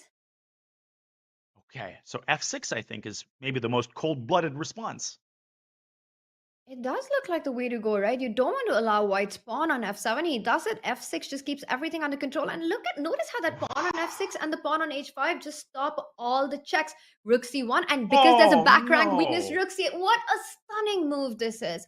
And who's getting checkmated now? He makes it look so easy, Tanya. We see these moves. Of course, rook c8, right? But it's crazy how quickly he finds them. Queen to e2, I think, ends the game almost officially because it opens up the threat of knight f2. At this point, it's choose your pick, choose your poison, and choose how you want to kill your opponent here if you're black. And Magnus is doing just that. He's got 3 minutes. He wants to go also for the beauty prize, which would be amazing if you could just sacrifice the queen to deflect that queen from f5. Because knight f2 would be a checkmate, but I think queen e2 just keeps it simple and strong, and that's what he's going to go for in the end. That might be the match because Bortnik has officially lost control of his initiative. He had such a promising position, but he was not able to find a way to capitalize on it. And Saric could basically end this match, assuming that nothing insane happens on Carlsen's board, and I'm pretty confident that nothing will. He could just leave his queen on d3, Tanya. You called it. I think he could play rook to c3, for instance. We're going to go back to Carlsen game because I think this is going to end momentarily in just a couple of moves, but Bortnik might be losing as well. Wow, queen look at f3 played, Carlsen. and this is why queen e2 was so much more tempting because you have a real threat of knight f2 as well, but he does decide. You can actually go queen e2. No, you can't go queen e2 because queen e2 actually keeps it defended, but I like your move rook c2, just deflecting that queen, threatening knight f2, and just thinking it. I was going to say Carlsen likes to go king f8, something zen here, but he's just finish it off, Magnus. Knight d2, I think, ends the game, but we've seen Carlsen Knight d2, there's a check struggle. on g3. That's true. Oh my gosh, king f8, queen d6. Carlsen has struggled a little bit in the technical phase of the game in Tata Steel, but he's up a full piece for goodness sake. Even queen e5, the simple queen e5 ends the game. That's it. He goes for Take the queen pawn. e5. Just pick up the e6 pawn. It's the big pawn, and he does it. And a4, it doesn't matter. There's no compensation. Black's king is absolutely safe. There is not That's a it. single check on the board. Queen Oh. a7 doesn't really get you anywhere. And that stopped he as well stops now. it anyway. That's it. Let's go to the Bortnik game. I think we should go to the bird's eye because it's obvious that Magnus is going to win this game. And so the scene shifts over to Alexander Bortnik's game, where he has been able to somehow stay alive. Look at his pieces. Both his bishop and his knight are hanging, but neither piece can be captured. Saric has let his advantage slip. Wow, and the Not over reason for yet. that is you pick up the bishop, then white jumps in with knight f6, picks up the bishop, and delivers a fork, and that would actually turn the result around. You can't pick up the knight. The queen is hanging. The queen needs to move somewhere, Daniel, to defend that bishop on f6. He does it. The bishops are traded off, and we see Ivan Saric there, just breathing a sigh of relief. This might be the decisive game. All Saric needs here is a draw, and that might be what spells doom for the Garden State passers. Rook to d8 here, I think, might force that draw to happen. Instead, he checks on a1. I don't know about that move. King h2, queen f1. There's f3. Oh, what tactics by Saric! G5. He's Bishop blundered. g5, queen e5 check. There's But a what has check he on blundered? e5. And Bortnik counter blunders. There was a win there for white, but I don't see it. I didn't see it. Potentially could have been a Oh. sack on c. We have no idea On what it was, but he goes c6. bishop g. Yeah, rook c6 looked very tempting and bringing the queen to d7, but instead Oh my he falls gosh. back. What is this? He got his It's piece over. trapped. He just FG, got and the game his is over. piece trapped on G3. What was Bishop G3? I will have to show the win that Bortnik had. It was a ridiculous sequence, and he could have turned the tables. And if the passers end up winning their other two boards, this will end up as the decisive game. Saric should repeat. Tanya, Saric should repeat moves here if he's aware of Magnus's result, because that immediately bags the match. Immediately. Oh, and we can see Bortnik. He is devastated right now, and it just depends. I think Saric is potentially checking the match result right now. He has a draw in his hands, and if that is match victory, he will go for it. It is the smart thing to do, and he's figured it out, Daniel. I think we're going to have a repetition on this one. As ridiculous There as we it have may it. sound, right, to repeat moves, you are not an individual player. You are completely a team player. You sacrifice your own results for the sake of the team results. The match is over, and the Chess Bros have pulled it off. Before we go to any other games, let me show really quickly what Bortnik missed in this position. Rook takes bishop. What the heck is the point of this move? Well, it's to play queen a7 to d7 and hit the rook. Why is that dangerous? Well, the rook can't be defended. If you play king f8, bishop d6 throws the king back to g8. And Tanya, if you move the rook, it's complete carte blanche And against Bishop Black's king. E5. This is totally crushing with the bishop and the queen combining to massacre Black's kingside. Bortnik could have won this in one move, but how do you blame him for missing rook takes c6 with 2 seconds on his clock? Happens to the best of us. Clearly, rook c6 would have just changed a lot in this match, but instead, Ivan Saric making that decision at the very end survives that tactical shot missed by Botnik and goes on to go for the repetition, which suits the Chess Bros just fine. We still have action on one of the boards, but the Canada Chess Bros have taken the match. They have taken the match, and they might also take one of the other two games. Meili Jade is, I think she was in control of that board, but Carissa, I think, has actually taken over the initiative and might win her game, and Abhimanyu Mishra is better on his board. So that result between Bortnik and Saric might end up actually influencing directly the results of the match. But again, it's nobody's fault. That's not how it works. And I'm going to switch over to Abhimanyu. He is going to win, and I think Carissa is going to win as well. Wow, and the Oh my reason this is so gosh. winning for Black is because that H pawn, just look at it, it's unstoppable. It's as simple as this. H3, H2, move the rook, queen the pawn, win the Yep. game. That bishop the on game. E5 is an absolute monster. H2. Anyway, and then rook c1 check Oof. is a pretty tactic that ends it. Sam is going to resign. Eric is going to resign, I think, after maybe not. Rook h3 still in it. No, that's it. And now rook A1, that is so classic. Oh. You've got to take with the pawn. He Or could have this, gone or rook this. to A1. Yeah, but this is also Or winning because this. king b3, rook b1 is just game over. He's going to Oh. hide on g8, and he's going to go rook And to that's b1 it. check. Wow. Amazing technique there. Just Amazing incredible stuff. indeed. Okay, we can go out of this game. We will trust that Abhimanyu Mishra has the technique to win it. And there we go. Resignation. That leaves us with one game. Oh, what a Leaves heartbreaker us this with will be one for game. the passers. Yes. An absolutely heartbreaking moment here with that draw in the Ivan Saric and the Botnik game. That just means that it doesn't matter what the result is. The match is already decided. What a win by Abhimanyu Mishra, but it is too little, too late.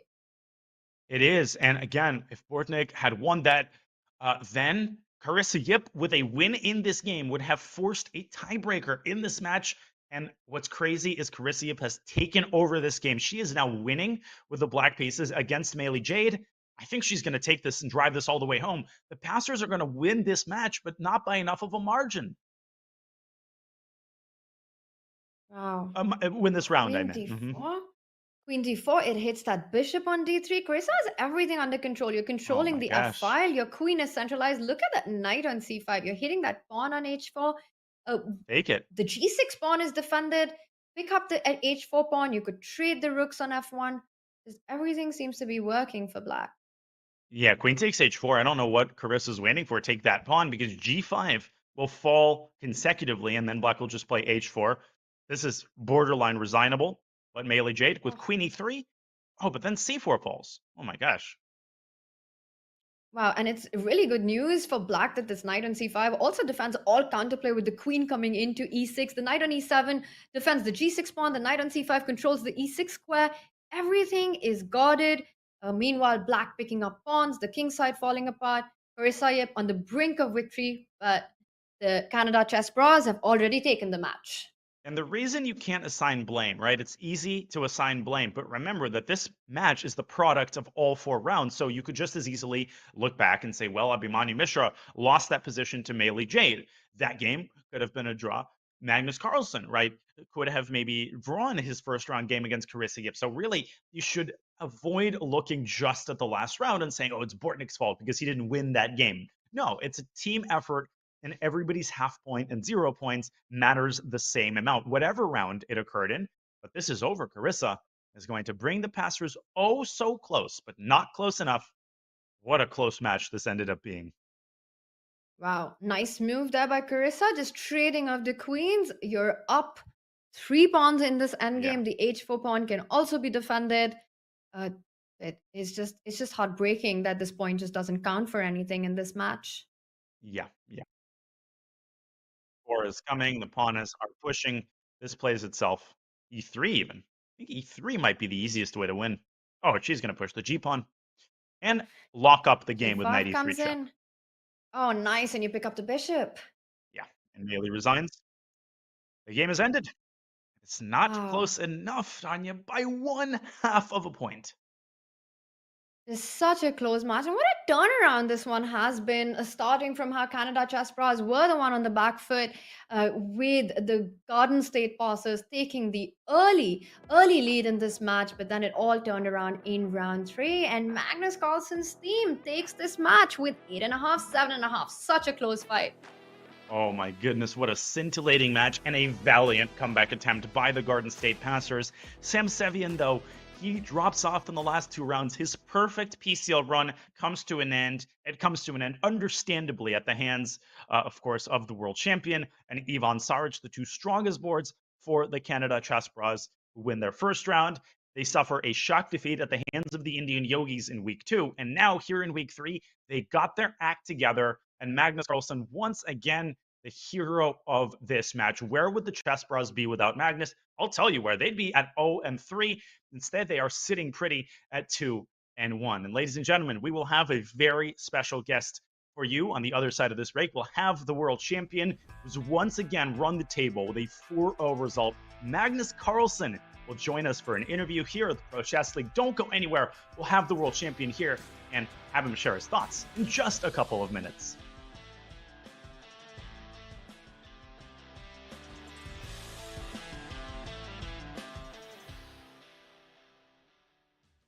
When I say chess, what's the first word that comes to your mind? The musical and, of course, the board game. Fantastic. Okay, is chess a sport? Absolutely. Very competitive, known worldwide. Battle of wits to the highest degree, I imagine. This is the best interview I've ever given. Howdy, sir. Good, how you doing? I'm doing great. Are you an important phone call? No, I'm not. Okay. Hey, that's not the first time I've had people hang up for me. Thank you. You're a good Look at looking that. Thank you. I appreciate it. Are you kidding me? Is chess a sport? Intellectually, yes. Okay. Kind of like the same type of sport physically that NASCAR is. Okay. Does that make sense? I've actually never heard that comparison as a guy who's been in chess my whole life. That's a great comparison. Hi, sir. Do you play chess? Sorry, no, I speak French. Oh, speak French. Okay. En passant. Hey, that guy was walking en passant. Chess. Chess? Chess, like the game. Chess? I can beat you in chess. If you beat me, I'll give you $10. 10. 10. If you beat me, I bet. Okay, I love it. Okay, I'm gonna move my pawn out. You know what you're doing. I do know what I'm doing. I don't know what I'm doing. It's all right. It's all right. I don't know what I'm doing in life. Okay. All right, bro. That's checkmate. Aw, fool's mate. Fool's mate, bro. I lost. You lost. You got 30 seconds for me? Quick interview? Come on, you look like a chess player. You play chess? Don't play chess. Okay. When I say chess, what's the first thing that comes to your mind? Winning. Of these 3 things, one of them is real. Chess dancing, chess climbing, chess boxing. Chess climbing? Chess climbing. Chess dancing, climbing, Chess climbing. Chess boxing. chess boxing. Chess boxing. You nailed it. Okay. Am I right for real? You nailed it. Seriously, yeah. Of the 2 of us, one of us is a world chess boxing champion. Which one do you think it is? Him. The guy with the camera? Yeah. I'd like to say you, but I'm going to go with Mr. Man over the back. Okay. He's not world. gonna box me. No, he's not. I mean, he does get. He tried to hit another guy earlier. So Oh my God. She didn't even hesitate. From now on, will you stop making me do things in New York and Toronto where it's cold? Can we do every On the Street episode from here from now on? My Lord. Looking for a new way to learn chess? Meet Dr. Wolf, the ideal chess coach and companion. Play against Dr. Wolf as he explains everything step by step, points out strategic ideas, and alerts you to your mistakes. Train with him and go over your past mistakes until you master them. Choose from over 35 lessons created for all skill levels. No matter your level, everyone could use a coach. Download Learn Chess with Dr. Wolf for Android or iOS devices today.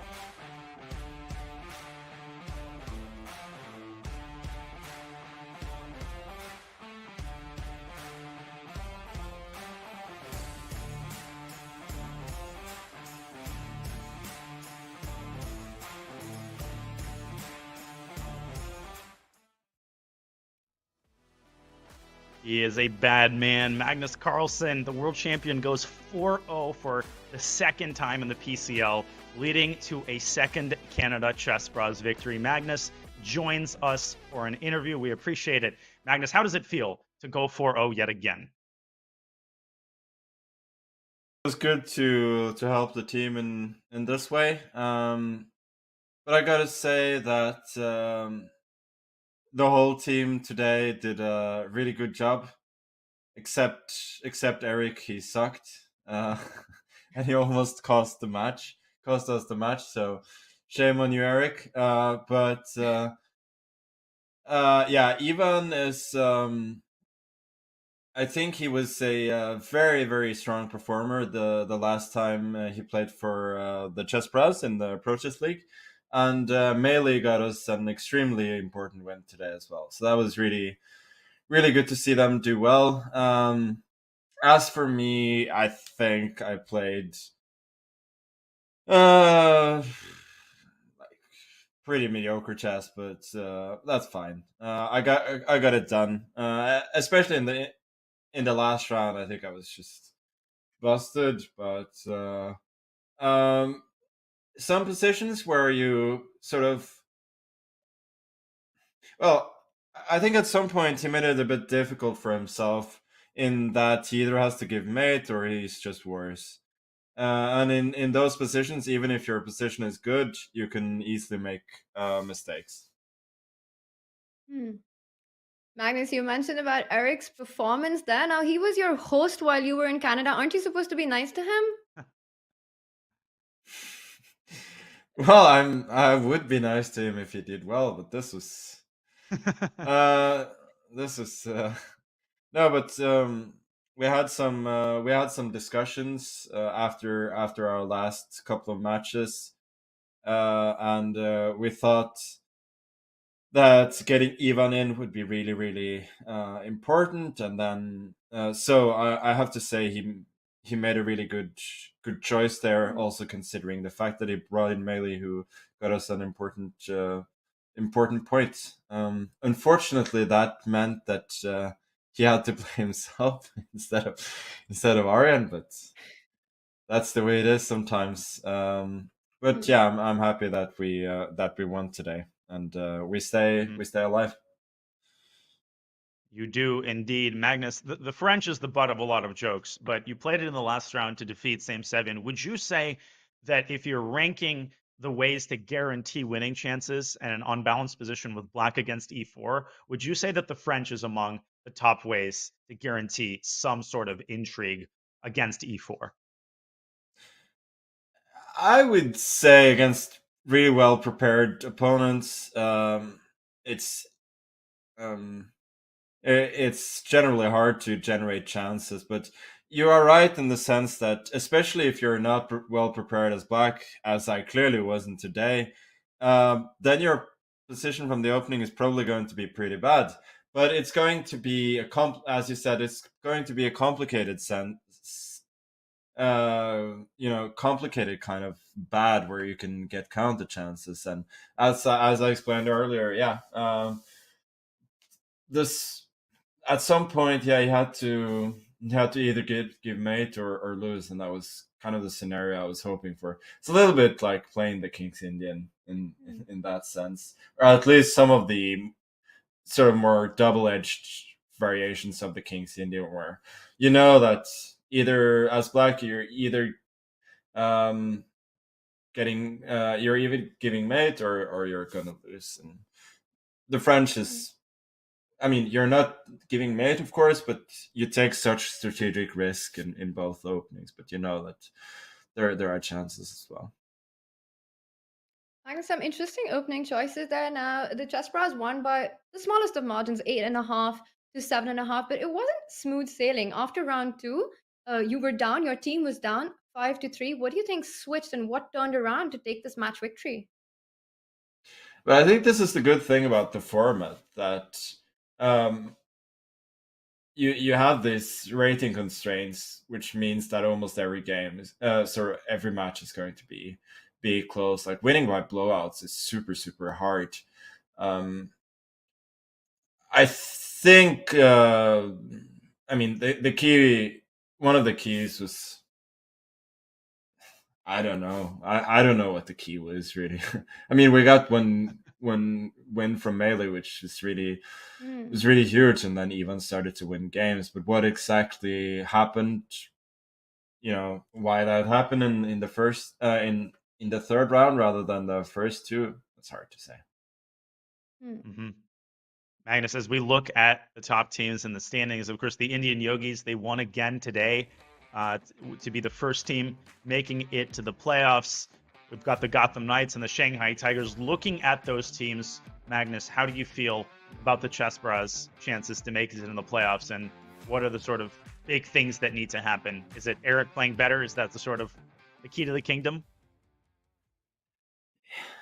Yeah, I guess it's getting like good performances from everybody on this. If we do that, we can beat every single team. And I'll be curious to see who we play in the next round. But for instance, like I may have on a good day been able to see Made in 3 against Vidit in the last match, but even then we'd have lost the match. So we really need everybody to pull, and that's hard on any given match. But at least now we've scraped a couple of wins, so we have a chance. Magnus, can you also just tell us a little bit about what's it like to play for the Chessbras, and how involved are you in the decision making for the lineup of every week? Is that something that you leave to Eric, or is that something that you're actively involved in? Well, I've been discussing it a little bit with Eric, but it's his choices. He makes the decisions. He's the manager, the boss, the godfather. So I mainly just tune in once a week and try to play good enough moves to win a few games. Mm-hmm. Magnus, feature chat question from Dizzy Bagel 94. How does the PCL compare to a normal tournament? Is this sort of a fun tournament or are you viewing this just like any other aim chess or any other online rapid tournament that you've played? No, it's not fun. Well, it can be fun sometimes when your teammates are doing well, but mostly it's a little bit frustrating. Especially after last week, I was thinking like I'm never ever gonna play a match again. Here you are. But No, it's obviously different because you cannot control your fate in the same way. Right, we've got one more feature chat question for you, and it's by Dan Plays Chess, and he's asking, Magnus, is there anyone you've played that surprised you with their play? Maybe somebody previously who's not on your radar. I cannot say that I've been following the other matches too intently. In terms of how people have played against me, nah, not really. I mean, some people have played really well, some others haven't, but no, I cannot say that I have. Well, Eric has surprised me negatively so far, but Well, Magnus, it's been a pleasure watching your games. You've gone 4-0 now twice. So congratulations on a well-earned victory for the Chess Bros. We'll let you take your well-deserved rest. We look forward to seeing you in the next match. Thank you. Always a pleasure. Thank you, Magnus. He needs no introduction, Tanya. 8.5, 7.5. The final score. This could have gone either way. None of this could have happened without the heroics, as usual, of Magnus Carlsen. We are just so spoiled by we are used to this degree of excellence, which is ridiculous, honestly. I mean, look at that scoreline, right? Magnus Carlsen 4 out of 4 one more time. Ivan Saric with 3 points. Those are some heavy hitters for today. And let's take a look at what this means for our standings, with the Canada Chess Bros winning their match against Garden State Passes. Wow. Well, we've got a logjam at the top. Only one team in the playoffs thus far. They will be joined by either the Shanghai Tigers or the Gotham Knights, who will be facing off in the next PCL match. Talk about fascinating. We're going to have Wei, who's gone 4-0, and Hikaru Nakamura, who has also had a perfect run. They will presumably be playing. And so many of these teams who now sit at 2-1, Tanya, and even I'm looking at MGD1. Don't fall asleep on those teams, because they can absolutely make a run and make the playoffs. So nothing has been decided just because the Yogis are the first to make the playoffs. Well, the Yogis definitely have a lot to celebrate. They have done their job so far in this main event of the Pro Chess League. They booked their spot in the playoffs. But of course, we've got big rounds coming up. And also, not just these teams. We've got Blitz, the Croatia Bulldogs, the Garden State Passes. It is all about getting those 3-match wins. And then you've got your shot into the playoff. That's what the teams are looking at. But some of the teams are also facing elimination. Well, one team only has been eliminated, but the Bears and the Archbishops are staring down the barrel, as are the Passers, the Capybaras, and the Maniac Shrimps, who have to be perfect if they want to stay in the PCL. Well, speaking of perfect, we've got a perfect week of action for you, ladies and gentlemen. Tomorrow, you have more action to look forward to, so your PCL withdrawal is not going to last long. It's the same schedule, with action starting at 7:30 a.m. Pacific time, bright and early, with the Knights facing the Shanghai Tigers. A second team will be in the playoffs after that match concludes, and the 2 1-1 teams, the Blitz against the Croatia Bulldogs, face off immediately afterward at around 10 a.m. Pacific. So, man, we've got more awesome stuff coming for you. Start time, 7:30 a.m. Pacific, 10:30 New York time tomorrow morning. But Tanya, the time has come for us to take our well-deserved rest. What a day of action we've had today. So much action, so much fun and drama and big fights and turnarounds, and Nihal Serene in our chat as well. What a day it's been, Daniel. It's been an absolute pleasure calling this out. We had Magnus join us as well. He's on a 4 out of 4 today's victory, but on an overall streak as well in the Pro Chess League. We have our first participant into the playoffs. So much action. Loved every moment of it. Me too. It was incredible. Me too, Tanya. It's an honor to commentate with you. This was such a pleasure. 5 hours went by in a flash, and I'm sure they'll go by in a flash tomorrow as well. I'll be bringing you that match alongside Grandmaster Amon Hambleton. But for now, I'd like to thank everybody in the chat for supporting your favorite players and your favorite teams. The PCL would not have this level of hype without you. Our producers, Bick and Hala, as well as our entire amazing team at chess.com who works so hard behind the scenes to help us make this the best show that we can make it. And now, ladies and gentlemen, for Grandmaster Daniel Naroditsky and International Master Tanya Sachdev, we say goodbye from Wednesday here at the Pro Chess League. We will see you tomorrow bright and early at 7:30 a.m. Pacific for the Gotham Knights against the Shanghai Tigers. Have a great rest of your Wednesday. So long.